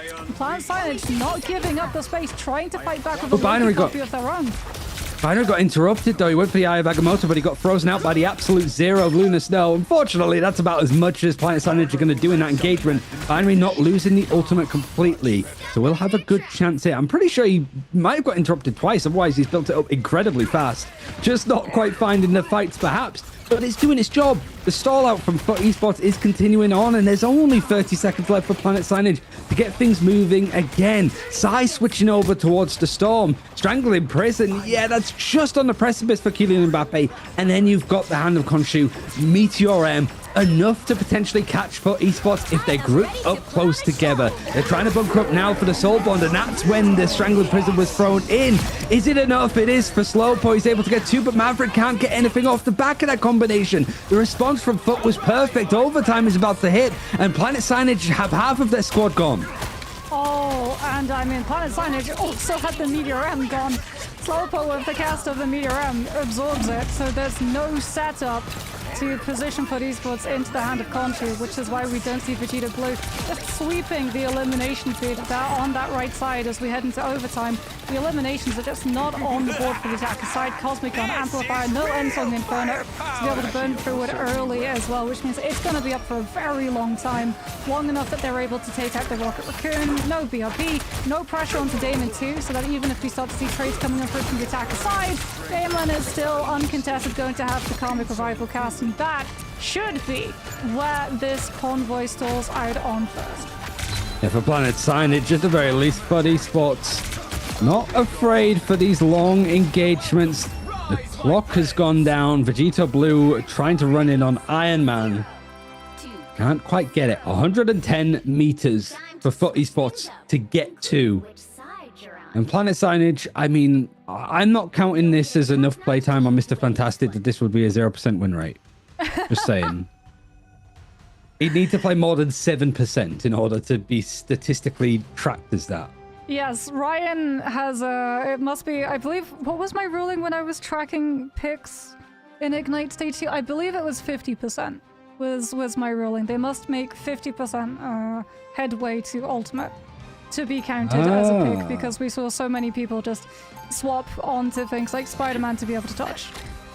I guess the only one that sort of falls into that that's still a little bit weird is Doctor Strange, but we all know and expect that. Vegeta Blue is going to be... So I had a little off rule where I tracked Strange Portal players separately. That just sounds exhausting, I'll be honest. Like, hey, look, I filled up 7 notebooks last year, okay? That was a you lot of did. information. You get them all signed as well. It was very fun, and I'm excited to see what parts of the world, if we get to see you in Ignite, you're going to be having these books signed in. But that's more of a future Moxie conundrum, I suppose, because we're talking about Ignite. We don't know what the heck is happening there just yet, because we've got MRC to play through. And this is not an elimination game for both of these teams. It's the upper bracket who's going to continue on into tomorrow's games and also next week. See who's going to be on top and who's going to be trying to avoid the shark of Navi in the losers bracket. Right now, though, I'd say that it's advantage for esports with the line that they've drawn in the sand of their defense and how much they've already pushed back Planet Signage. They've got 3.5 minutes to just push it an extra 70 meters. Yeah, and I mean, Planet Signage as well, not able to avoid the shark in this current lobby. Jeff Nato is going to be up in a matter of moments if FUT Esports even need it, because everyone from Planet Signage just walks into one small space against all of that incoming damage from the Moon Knight with the Storm damage boost, as well as the Jeff Pierce on the Joyful Splash. Not so joyful a time for Planet Signage to have to deal with, as they've got to very quickly actually give up that Strangling Prison charge that Kylian Mbappe had built up and go for a Strange Portal recontest instead. They do have the Atom for the Soul Bomb to be able to defensively live, but no! The portal actually hits where the convoy is and disrupts how they can get through! Herbie might need to sort of contact your insurance there, as it was a bit of a hit and run into the portal. And Demon finds free. He's found about 6 or 7 picks just off of the Moon Knight to begin with. And there's still so much for FUT to rely on here. Fate of both worlds. You've got the Yarn Amplifier and also Vegeta Blue going back onto the Mr. Fantastic. So that's definitely going to be counting as a loss. The Brainiac bounce is pretty much on the precipice there for Vegeta Blue, but I don't think it's going to be really be there to fight in. You've got the camera revival that's going to bring him back. Is that going to be the difference maker? A full focus, it's going to come into play. Is it going to stop FUT Esports at just a couple of meters away? I don't know. I don't really think so. He's the last one alive to try and stall this, as everybody else has gone down. That's about as much Mr. Fantastic we're going to see. And FUT Esports, after a pretty rough first map, have a great response in the final 2 and continue on in the upper bracket. I mean, that's the true test for a professional, right? Not letting a rough first map mar the rest of your sales. You have to be able to recover so quickly. And they're able to do just that. They land on their feet, they identify some of the points of weaknesses, where if they just go aggressively first and fast, Planet Signage really did look just a little bit less eager to be able to match the tempo that FUT Esports wanted to play to, and then coming on through with just the sheer amount of damage, the Moon Knight, the Storm, the fact as well that Planet Signage had no way of really hitting into that backline so that Closer and Znost don't go down when they're in their attacking half and can continue to just keep the rest of the team pushed up, healthy and sustaining. And then that really awkward, really unfortunate strange portal clashing with the actual objective itself, just preventing Planet Signage's walkout, and meaning that the coordination, the ultimates that they probably wanted to use the moment the fight broke out, just got disrupted entirely. Yeah, I mean, yeah, I hope Herbie is a dash cam to show that it wasn't his fault that he crashed right into the portal. But unfortunate for Planet Signage. But I still think every time I see them, they look stronger and just more well-rounded as a team. This was a squad that was sort of more known of just being sort of one tricks, and you get to see some eclectic hero choices, as we saw from Vegeta Blue towards the end there. But it's the fact that they're competing against one of the most experienced teams in Marvel Rivals Esports is like short history, but for esports, all business, whichever way you want to call them, they're a team that's going to be playing a lot more, and we're going to see a lot more of them over the next couple of weeks. But we're going to see exactly what else is going to be happening potentially, because we're looking into round 9 at this point. We'll see what's going to be going on after a quick break.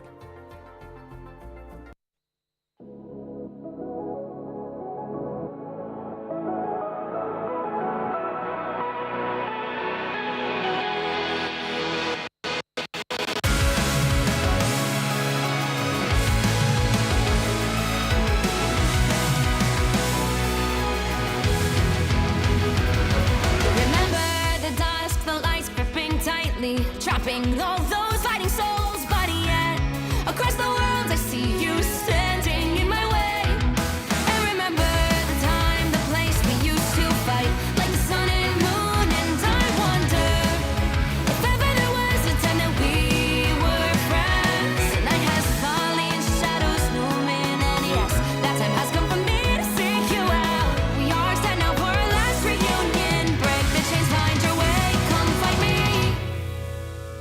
Do you remember who you really are? Show me that you are still the only one for me. I'll be waiting for you. Playing out, open your eyes, raising up your fists and smashing through time walls. Before the rift splinters again, we are rebels till the end. Rise up, open your mind, hold on to your powers. No one can stop us. We are rivals till the end of time. We will clash, no matter where.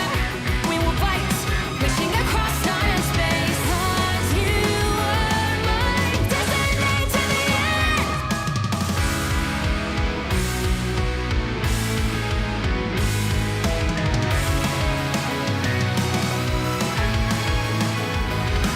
You see the dawn, the flames burning brightly, shining on those memories. And yes, across all time I see you turning the tides. And do you see now our time, our turn? We can still fight like the wind and fire. And wonder no more that now is the only time your heart is mine. Light has fallen, darkness grows, and yes, we fight for our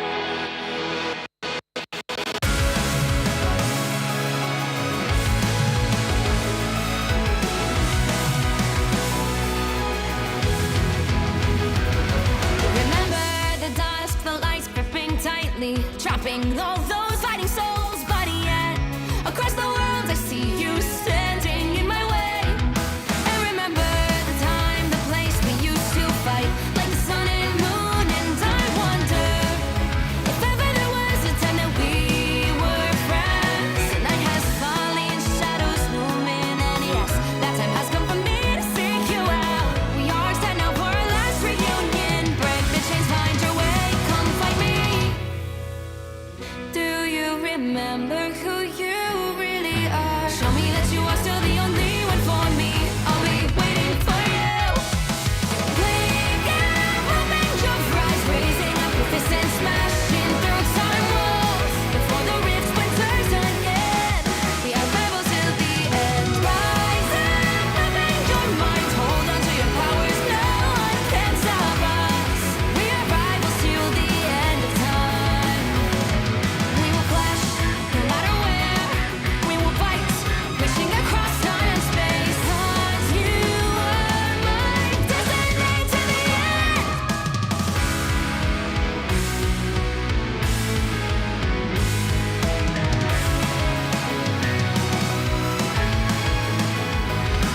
You see the dawn, the flames burning brightly, shining on those memories. And yes, across all time.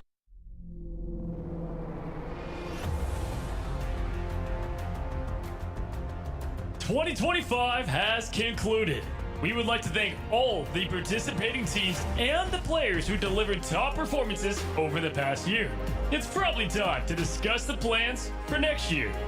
This video will share much about the new format, the new ecosystem, and other surprises. In short, welcome to a more professional, mature, and exciting Marvel Rivals Ignite 2026, the inaugural league year of Marvel Rivals. To better balance each region and present more exciting competition, we've made adjustments to the regional distribution for the Professional League in 2026. Specifically, we are merging the Asia and Oceania regions into a single Pacific region. The regions for 2026 will be Americas, EMEA, China, and Pacific. During the group stage, the Asia and Oceania regions will compete independently and face off in the playoff stage. In 2026, there will be 2 regular seasons and 2 international LAN events. A notable addition this year is the preseason before the start of Stage 1. The preseason is not only the debut for these teams, but will also determine the initial seed placements. Additionally, Marvel Rivals Championship will continue to exist throughout this period. Even more exciting changes include the allocation of league spots and promotions. In the 4 regions, online competitions will determine the teams that qualify for the 2 international events. We eagerly anticipate seeing these competitive teams once again. Starting in 2026, in addition to the preseason, the regional league and mid-season finals hosted by Marvel Rivals Ignite will determine whether teams qualify for the grand finals. The final results from Stage 1, the mid-season finals, and Stage 2 will correspond to varying league points allocation. Teams that excel in Stage 2 playoffs or rank highly in the annual league leaderboard will compete for a spot in the grand finals. At the same time, to enhance the competitiveness and accessibility of the league, we are introducing a promotion and relegation system that provides all aspiring teams and players around the world with the opportunity to enter the professional league. Teams can earn champion points through the MRC, enabling them to compete fairly for league spots against the low-ranked league teams. Partner clubs will have limited relegation protection opportunities. Speaking of the MRC, there will be 6 seasons next year. The PC region in Season 6 of the MRC will be the final opportunity to compete for the last spots in each region for 2026 preseason and Stage 1. If your region still has available slots, be sure not to miss out. Starting from Season 7 of the MRC, ongoing participation will enable your team to earn champion points, and the teams with the highest cumulative points will have the opportunity to compete for qualifications for the mid-season and end-of-year promotion leagues. Certainly, the most significant surprise is that in 2026, we will launch a Partner Teams program. With certain teams worldwide to become our partners, we will create partner team bundles, and partner teams will enjoy revenue sharing. We hope that this initiative will encourage comprehensive and healthy development of Marvel Rivals esports ecosystem. Besides the partner team bundles, esport bundles will be launched in a timely manner. At the same time, the annual prize pool will exceed $3 million. Let's see how much you can win. More competitions, more moments of victory. There is so much to look forward to next year. The Ignite events of 2025 were unforgettable, and we can't wait to embark on a new journey with everyone.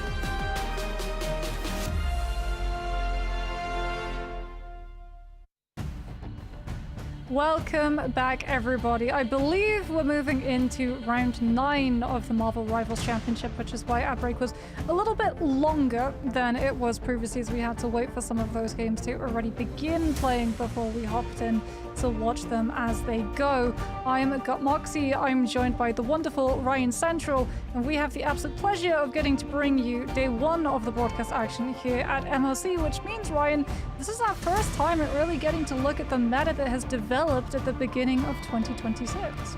Yeah, and I think we've seen some obvious things that are the meta is going to sort of revolve around. But I still like the amount of variety that we've seen in these places, not because sometimes it happens in a case where everybody has a different look at what the meta is going to be. And as the tournament goes on, it sort of homogenizes into one general strategy that everybody starts using.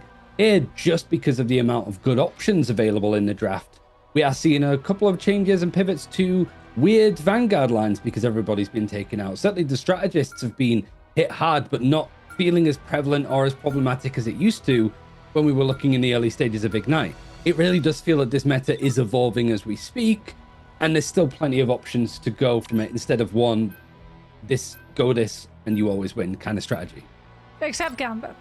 Gambit is kind of the go this and you always win. Although, also go this and you always lose in MLC because one team gets Gambit and wins with him, and one team also gets Gambit and loses with him. But hey, that's just the luck of the draw as we get ready to head into this match between 5F30OH and Rover, and already we get Gambit and Mantis being the first things removed from play. Invis save followed up by Daredevil save. So it does look like we're going to be getting to see both the backline trying to shore up their defenses against Dive, but also the Dive very much looking to hit the backline at the same time. Daredevil protected, Angela taken out. We've seen a lot of Celestial Husk starting in this domination game, as we always do across the Marvel Rivals esports scene. An Invisible Woman is protected. Loki would seem like something that you could potentially take out if you want to not deal with too much of it going on, and that's exactly what our friends over, I don't even want to begin. Is that a like element or something like that? I'm gonna Google it. Actually, you go over the rest of the draft. I'm gonna work out what this name means.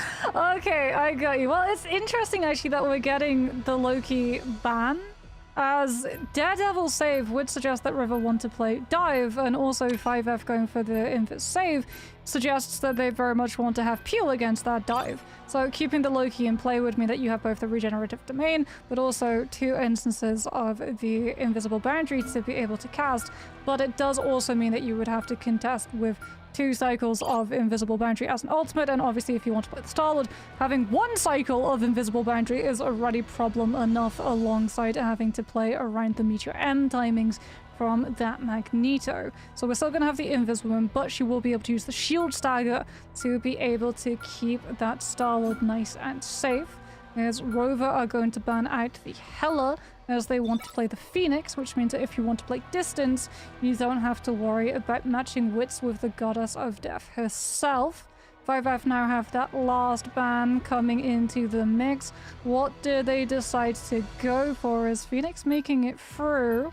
The Hela ban means that there's not that much chance of banning out the Namor, and it's actually going to be the Magneto. Well, as we talked about, could potentially help the Starlord, but you don't have to give the Bulwark to the Starlord because you've got the Invis to give the shield for that instead. So you remove the Magneto and remove the Meteor M to absorb the Starlord ultimate, which now forces Rover strategists to have to burn an ultimate for it instead. How are you doing there, Ryan? Going back to chemistry? Any headway? No, unfortunately not. The only thing that's coming up is a BMW 5 Series car. I don't think it's anything to do with that. No, it's just that's pretty much it. Like just the make and the mark of it. And I don't even know what to call this team. Like if it's a serial number or whatever. Yeah, There it's we just go. it's 5F. And it's like it's a 30 is a 0 as well, so that sort of threw me off to begin with. A 5F will have to do against Rover. And we see 6-star beat. Some of the names I'm just dealing with it, and we're also waiting for Oren Vox to get back into the service, which shouldn't be should be too much longer of a wait. But Yeah, seeing the let's hope Daredevil. that the 5F managed to go back to 6F real soon, as we Maybe are that's going it. to be having to go shortly with 5 against 6 players is going to be problematic, especially since Daredevil was able to make it out, which means that Exalted is going to be conveying all of the information to both his Rogue, but also to Lord Rika on the Phoenix, about which angle 5F aren't stacking towards to be able to win out those lane fights. That's what the O is at the end of the name as well. It's like, oh, Oren Vox is DC. I mean, it was something early. I think I was watching, would have been Navi's games early. I think Crisis DC'd and it paused. But when we watched the replay, it didn't have to pause it. It just carried on as normal, right? Like it cut that section out because the game pauses and then goes straight back. It's like, oh, that's kind of cool. It's interesting tech. I'm not sure if we're going to be seeing a return of Oren Vox, so it is going to be 5Fs versus Rovers, who are taking the early advantage naturally with their forward focus, and they also have control of the objective. I mean, this is just a composition that plays incredibly quickly before 5F are ready to really set up the Phoenix or the Star-Lord on the points of pressure. The Phoenix on the off angle, the Star-Lord trying to hit the back line. Oren Vox will return to the fold, comebacks on that EMEA, as that should now prevent some of the rushdown potential from Rover just deciding to go aggressively forward with both the Rogue and the Daredevil to push the front line, and then Lord Rika on the Phoenix, uncontested, able to farm to the Ensom Inferno on the side. Now, Exalted trying to build up the Devil out. Mostly playing for the information, seeing if he can really set this Ensom Inferno for a specific point, and it cuts right on through the counterpart Jean Grey on the other side, as well as taking the Rocket Raccoon back to spawn. No beer back was available. The rest of Rover making this a cleanup. We do, have everybody back at the very least, but it's still something that Rover just are going to lead with that advantage going on at this point. It's going to be hard for 5F to really regain this point at the very least. Especially with how pushed up Rover currently are. Like, they're going to have the Daredevil ultimate. They're going to have the Invis as well, where using the Daredevil on the walk up against 5F is going to buy Darby the opportunity to build Invis. Like, for 5F, you have to just rotate a point as quickly as you can, but now you risk your team getting split in half yet again. Strangling Prison followed up by It's Jeff, who Crash to be able to just eat everybody within it. Able to come on through and find these eliminations, and it's just been so one-sided too. Cosmic on Amplify was attempts to be invested, but the eliminations came through so quickly. Damage boosted barely anything, as unfortunately for 5F with the DC at the beginning of this round, there was so much momentum against them. It very much was just trying to push a boulder up a cliff, so it's better for them to try and reset and go into Celestial Hand with the full mental reset 6v6 attempt. That's only the downside of being at domination too, is that ult advantage is still going to semi-carry on into the second point because you've still got those two ultimates handy. But yeah, you just have to kind of ride it off a little bit. Hope that everybody's good to go and to work with. And well, for 5F, you do have 4 ultimates essentially ready to go. 4.5, 50% for Oren Vox to get that Silent Seduction online. But I am a little bit scared of what Rover could offer here when you've got a Heartbreaker alongside the Invisible Boundary and the Devil out that I think was just held on to because of the advantage that Rover had. They didn't need to dedicate all that much else. Yeah, I mean, they just used Strangling Prison combined with Jeff to be able to find those eliminations because they knew point percentage was so up against 5F's position. They had to go point no matter what. So it wasn't even worth using the Daredevil ultimate to try and catch them in the rotation. Just use the Strangling Prison and you can predict that path instead. Shia now is going to be moving over to the Winter Soldier to try and punish if Rover play as aggressively forward as they have been, as the Rogue isn't really in a position to be able to shield the Daredevil from those boner cooks. coming on through. As 5F with that invisible boundary rotates a point, wanting to be able to use it in reaction to the Heartbreaker. So instead of losing it on rotation and Rover just baiting it out and rotating point, they at least get to employ it here in that brawl fight, which is exactly what Bucky pulls on. Absolutely cuts on down the wall for Lokarika. And whilst it's not really in the hands of Rover just yet, it's pretty much an inevitability. Able to pick up the point early on. 5F having a bit more to work and fight with. But still losing out on that first engagement now. Pushing up into this choke, it could just be a bit more of a harder task for 5F. They do have a Kraken's impact. But are you going to wait for that to go in line with the Strangling Prison? If so, you're going to be waiting for quite a while. I mean, there's just no space to be able to use it as well. It's such an awkward position where you don't want to use it on the walk-up because you might potentially just fight with one of those low-hanging ceilings. That means that Rover take advantage of the hesitation. Out comes the Strangling Prison yet again, followed up by the Jeff, catching 1, 2, 3, 4, including the Bucky, who didn't get the opportunity of using Kraken impacts to be able to have the CC immunity against the Grid ultimate, and therefore doesn't get to use it to counterplay the Jeffs. This is a rough day at the office. It's a shame, too, because we're, like, looking at more of the loser bracket. These are elimination games, I think, too. So there's a lot more, like, stock onto it as we're in round 9. And just, at least able to show off some of the teams that have been doing well to get to this part of the tournament. And it's just been a little bit rough to see if they can quite get much. Silent Seduction and the Fate of Both Worlds might be the start for 5F now. Found that pick, managing to try and push out a little bit more. Do get onto the OG man as the Groot is going to go through. This should be a point turnaround unless Rover are going to go for an early portal play in order to fight for this, or whether there's going to be a dig deep approach from the surviving members of Rover. Yeah, Shia actually gave up the Kraken impact. We're very much on the same page, understanding they wouldn't get an opportunity to use it, and cross over to the Punisher with Kara moving over to the Storm so that you have the damage boost and can start melting through some of the isolation walls that the OG man has been trying to put against this team. Now you have that one-sided damage boost too. You can just walk on Rover before they're ready to make a play, so that by the time someone goes over to the objective, try and pull 5F's attention and lessen up all of that damage coming through from main, allowing the rest of Rover's team to walk. The players have already been eliminated. They get fully isolated and divided and conquered in turn, which means that 5F are able to hold through another of these fights without even having to invest in ultimate. So they are starting to bang back some of that point percentage.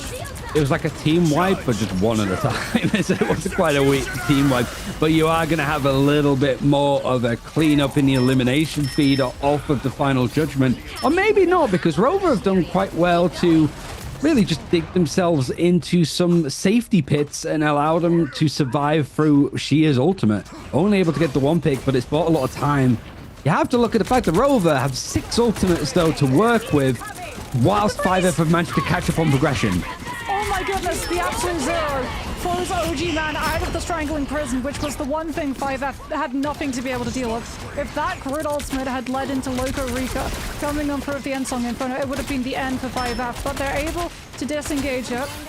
Come on through, drop from high ground to low ground, still have that strategist as well. Nice, safe, out of the way. The Groot trying to use the walls to block up the line of sight, but the Lunar ultimate has been built up in the meantime, and 5F are able to push out from that box, back onto the point with their Punisher fully pocketed, leading up into the Ella, utilizing and turning the Sonic Seduction to deal with the Daredevil ultimate. And the Seduction, seeing if he can force stuff back, instantly by the Jeff. Seeing Crash, you've got a multi-pick for 4. We've been able to spit people off of the map, and it is just going to be the focus on to... I mean, Jeff would consider the best friend of Evan Frost, but maybe not in this instance and scenario. It's a key pickup, though, just as the Sound of Seduction bought so much space and time and allowed 5F a chance to actually get things into OT. They are trickling players down, and it's looking like Rover are going to take this back. They still aren't at 99% themselves, but remember, they're a point of the map up. There really isn't much left for 5F when it comes to leeway if they make some of these mistakes. And I have to be looking at the final judgment, which is coming out maybe a bit prematurely. He's kind of on his own in this fight, and just in front of the strategist, he's instantly deleted by Lokarika. Yeah, final judgment just not getting the heals that it needed to keep it topped up through that invisible boundary that Darby is able to come through and react with. And I mean, 5F, they've got players trying to swap over to things that can touch in time. The Spider-Man just barely not able to make it. And Rover are able to see Celestial Hand over and done with. They'll be able to walk away with Celestial Husk 2-0, but we can definitely tell, you know, towards the end of that map, there was turnarounds coming on through from 5F. Now it's just a matter of them having to recover from that tempo setup that was losing the first round to that disconnect and being able to come through fresh on second match. Yeah, I mean, frankly, it's a tilter, but we sort of seen from the last series that we watched, 30 spots dealing with stuff like just a really bad first map, but you've got to dust yourself off and make sure that you make the right responses in the draft if they felt that there were some issues to go from. Local Rica, 15 final hits. I'm pretty sure very close to having just as many as the rest of the team combined. And the damage really starting to look a lot sharper in front of everybody else. But it is, yeah, the context of like 5F were playing with 5 players for the majority of that first point before we did see a Roomfox be able to come through. It is a real test, and we sort of like, it's whether these guys have enough about them to be able to just be like, all right, just next match, don't worry about it. Yeah, I mean, uncontested, Phoenix is going to run the lobby. To put it, like, quite simply, especially when you have Vanguards making all of that space for you. But like we said, the true test for 5F is going to come in that second map, and we will be back with that second map after this short break.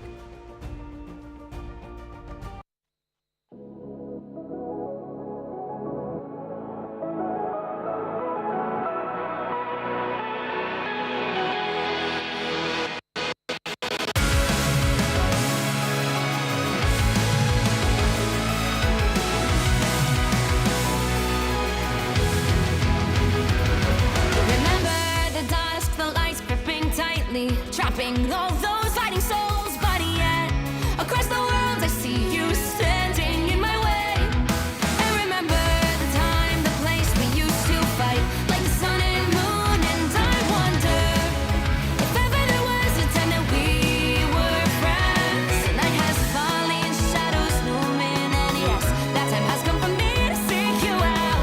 We are set now for our last reunion. Break the chains, find your way, come find me.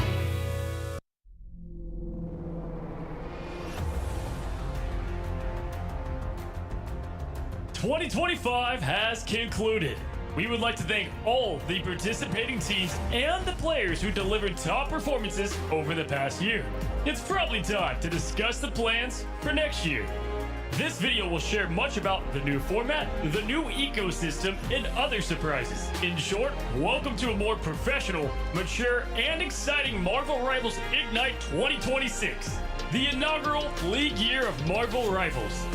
To better balance each region and present more exciting competition, we've made adjustments to the regional distribution for the Professional League in 2026. Specifically, we are merging the Asia and Oceania regions into a single Pacific region.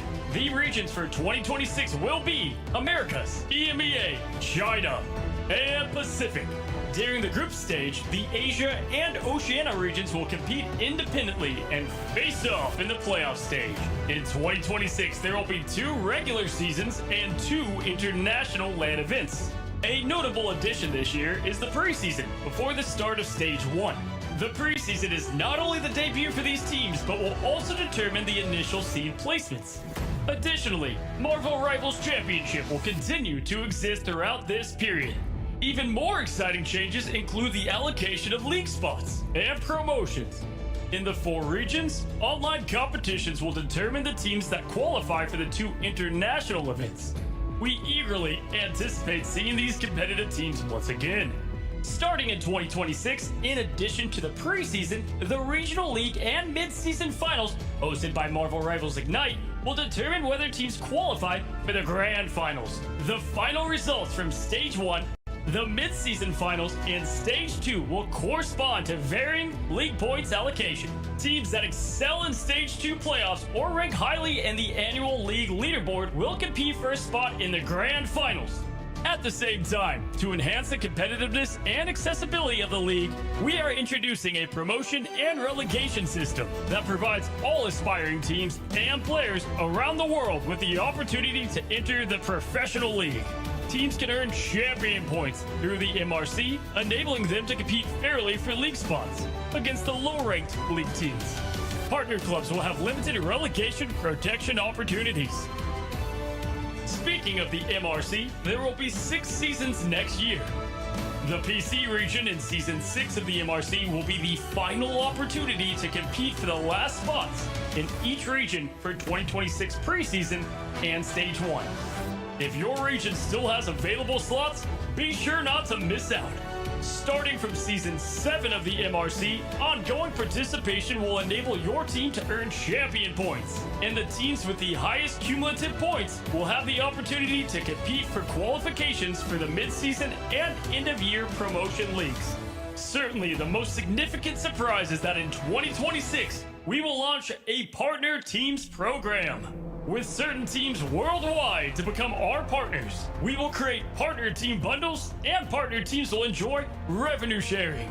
We hope that this initiative will encourage comprehensive and healthy development of Marvel Rivals esports ecosystem. Besides the partner team bundles, esport bundles will be launched in a timely manner. At the same time, the annual prize pool will exceed $3 million. Let's see how much you can win. More competitions, more moments of victory. There is so much to look forward to next year. The Ignite events of 2025 were unforgettable, and we can't wait to embark on a new journey with everyone.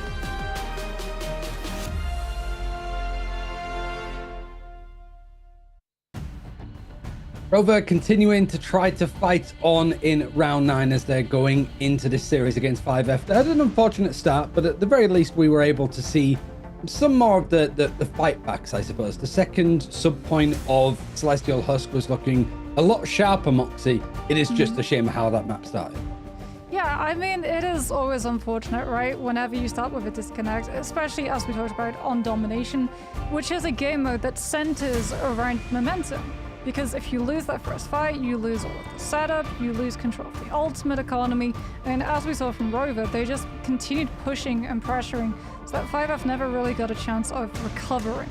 As we get ready to head into the second game, however, it looks like 5F want to try and return and redeem themselves when it comes to that map type, because we head yet again back to Domination. They decide to take us to Hell's Heaven. Yeah, wanting to see if they can run it back at full strength as well. I don't know how much we're going to see change with the draft, really. There was the fact that Daredevil was able to come through, which we haven't really seen a lot of teams really just flat out allow in some of these games and some of these engagements. But Lokorika was able to do so much damage on the Jean Grey that you would consider maybe that 5F would not want to see it on a map like Hell's Heaven. I think it's a little bit worse than Hell's Heaven than we would have seen on Celestial Husk, mind, but still, it's the clear winner, I think, of what we've seen from the action today. Yeah, I think you also have to be very wary of the Groot as well from what we've seen of all of the previous matches. Like Hell's Heaven, when you try and disengage a fight, especially on Frozen Airfield, in those really tight hallways, on the sides of the point itself, you have to be very careful. But now we get to see it. 5F, they saw the Phoenix, they saw Lokorika on that deal list, and they decide to remove it right away. So that already is a very big change when we compare the draft system from the previous round. A Gambit taken out too, feels that they're going to be the main focuses, but it means that Daredevil yet again allowed through, and I'd say that there was going to be a protect in the hands here to potentially work with, as we're stuck on 1 second, so I guess we'll see what the move is going to be. Last time the strategists were hit quite heavily as well, where we saw a lot of things try to be removed so that Star-Lord could be able to find more value, as well as I believe there's a little bit of a technical issue, but we have got to continue on our side seeing the ban draft, which does mean that indeed you are correct, Daredevil is going to be saved, and once more the Loki is going to be removed. So no double copies of Invis Boundary and the slow effect trying to catch Matt Murdock out this time. The Daredevil protected, Invisible Woman protected, and then the Rogue banned out alongside Loki. So you have something to at least build this backline off without having the omnipresent invisible boundaries all just placed on the map, like we have already seen on Hell's Heaven specifically. Magneto also protected. just allowing a bit more of like that consistent option, I think, with the Vanguards in the front line. Not too sure what else we're going to be seeing from 5F as they're looking to like change stuff up. Yeah, I mean, the mag being in play as well means that you can bubble the Daredevil while still reserving the Bulwark for the mag himself. In the past, when mag had to make a choice, you would sort of wait to see if the mag would aggressively use the bubble on a teammate, and then the mag would be vulnerable, right? Because he wouldn't have it to be able to help himself, so you would actually use it to focus which target you decided to go after. Now you don't get that opportunity. Mag gets to do both. He gets to self-sustain himself in his position forward, while also helping his duelist play for more aggressive, proactive plays towards the enemy team. As we do get the Groot save coming on through from 5F, as the Groot, the walls, and just the setup that you can have with Strangling Prison combined with any other ultimates to follow suit is incredibly threatening, and it does a lot of the time tie the hands of the Magneto to having to invest the Meteor M to be able to try and absorb it. So now you got I really like as well the protect onto the Groot and then the ban of Angela straight away, because Angela being allowed into this draft of this long is quite surprising, but it was just a last ditch change up to make sure that Rover don't have a good response. Wolverine's still available, but we don't really know much about either team on how much they want to be playing it, to be brutally honest. Just is going to be seeing challenge 5 on what he can do on the Groot, as it was a protect in his favor. And whether Rover are going to go for anything a little bit more unorthodox in order to deal with it, or go it themselves. I mean, the Angela would make the Daredevil problem much, much worse for the backline to deal with, but the Angela also gets to play counter flyer, right? So things like Ultron and Torch, but also to Star-Lord, something that we're seeing both of these teams currently showing for their duelist positions. If 5F decide to go with it, Loco Rica has already locked on to the Peter Quill, and with the Magneto and the Daredevil, as well as that Rocket Raccoon, I'm sure that duelist is going to be sticking around. All you need to do is capture the mission area. So playing 5F, trying to fight back. At least every player is in the server and ready to go for this first fight, which is going to do them a lot more than the last map did. For Rover, trying to go for more of the outside flank. The objective is going to be pretty much more in favor of Rover. They want to get themselves on top of it.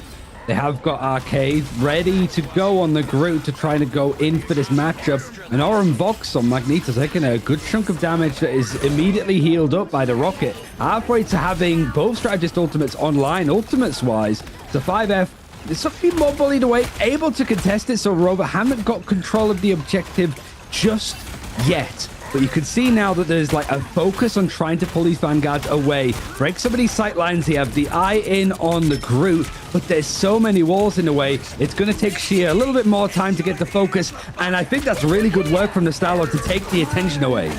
Oh, great invis boundary into Strangling Prison. However, Kyosh's right when the team needs it, able to build their own and counter heal.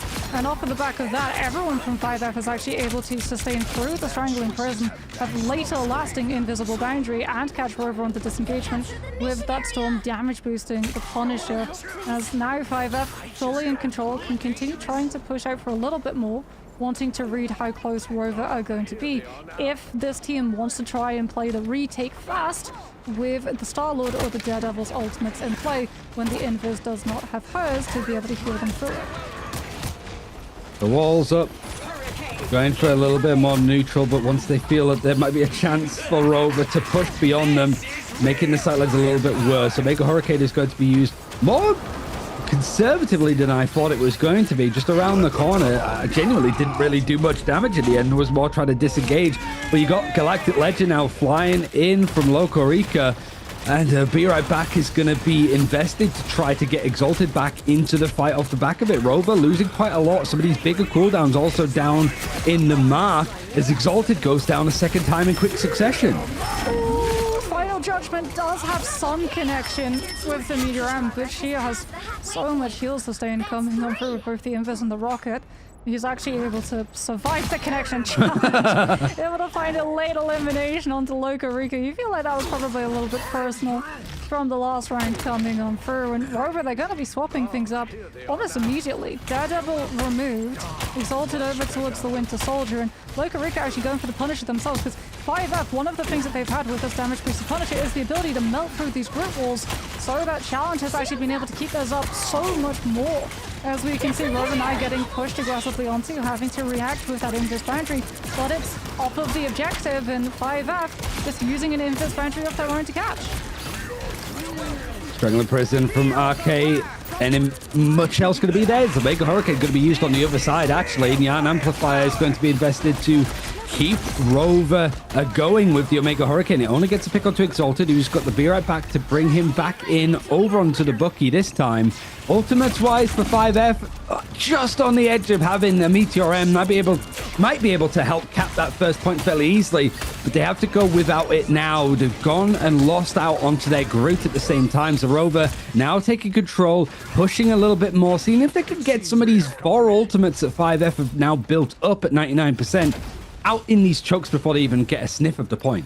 Not just that, they need to find an elimination. They're so far behind in terms of point percentage. They do have the invis boundary, but Kyoshis is going to have invis boundary to be able to match it. It's all going to be about shutting down these duelist ultimates.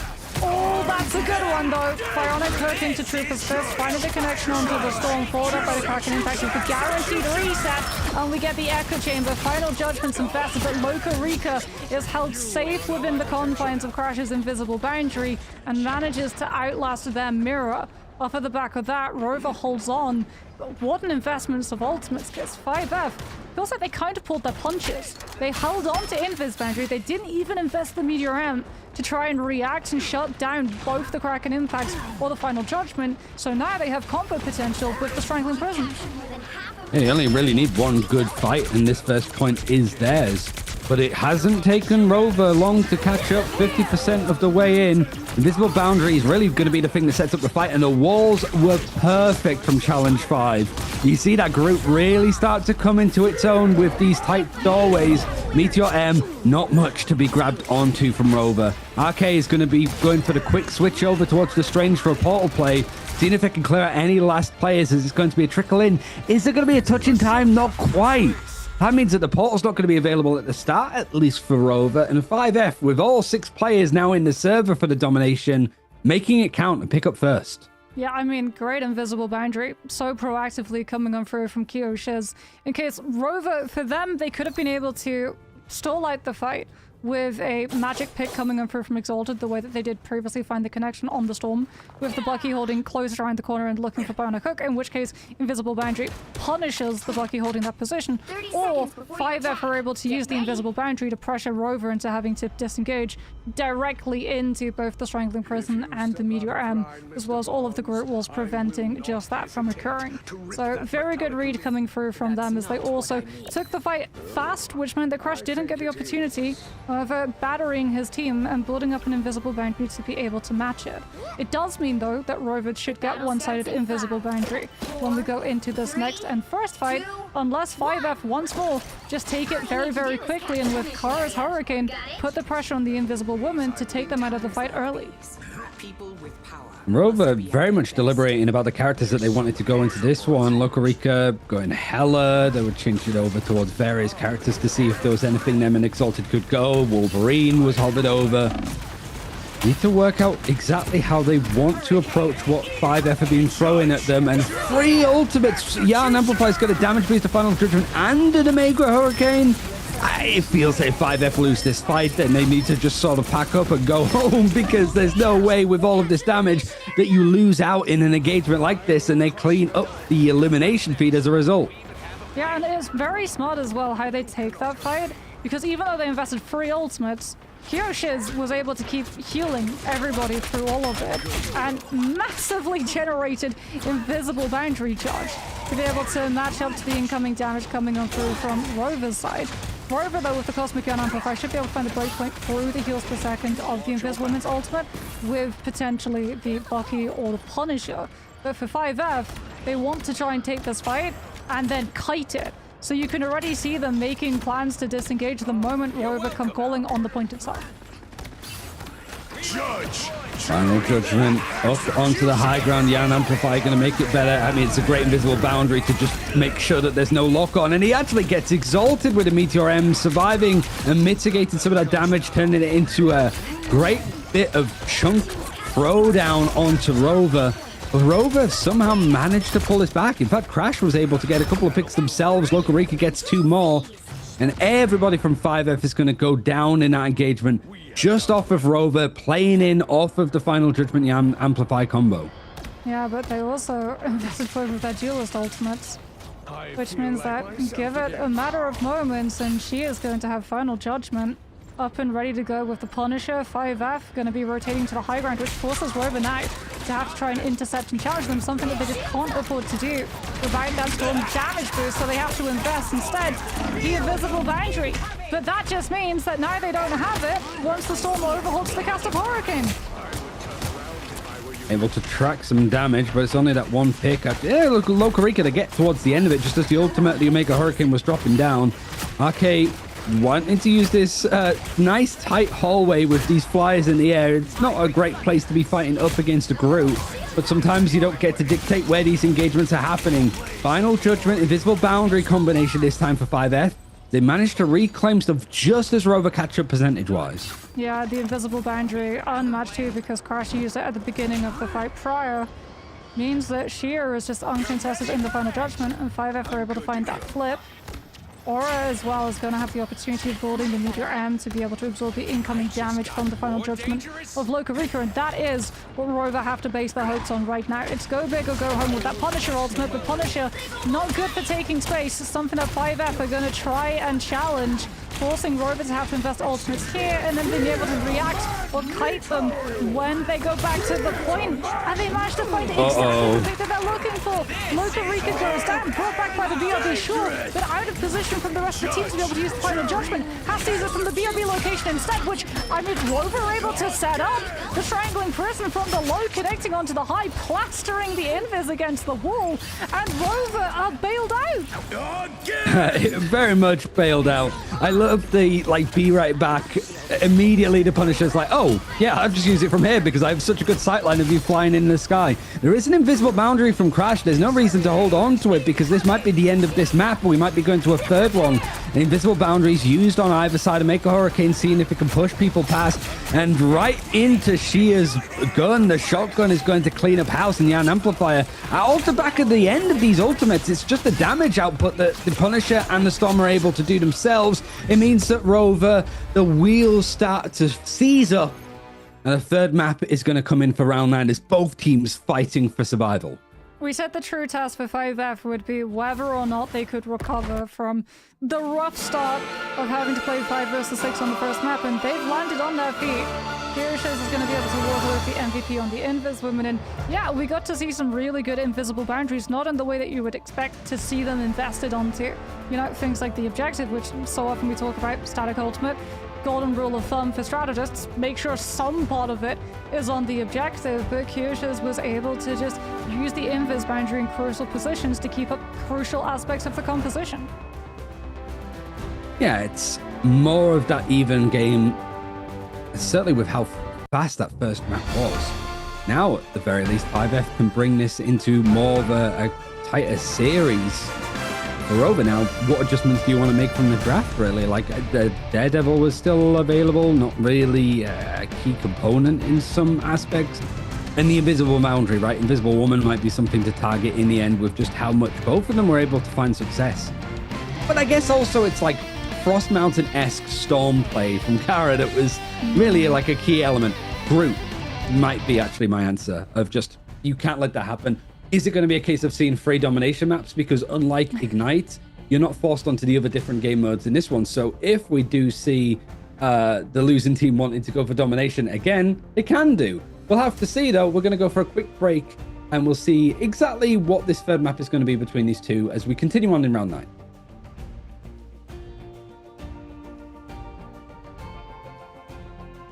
Oh no, are we going to do this now? Yeah, we're going to do this now. So we were going to sort of do this at the end, but we're going to be looking at some of the new content that's actually in the game currently. We sort of highlighted this right at the start of the day. There's 5 skins mostly to highlight, and that's not even the Lady Loki, which, Moxie, we haven't seen it all today. Instead, we're going to go over the Fall God of Winter and Cloak of Dagger Ice Padder, which are available for a couple of weeks now, so you still got a good amount of time. They're in-game currently, and if you're really enjoying the winter season, if you're a Sagittarius Capricorn baby like I am, this might be the kind of like wintry vibe that you want to go for.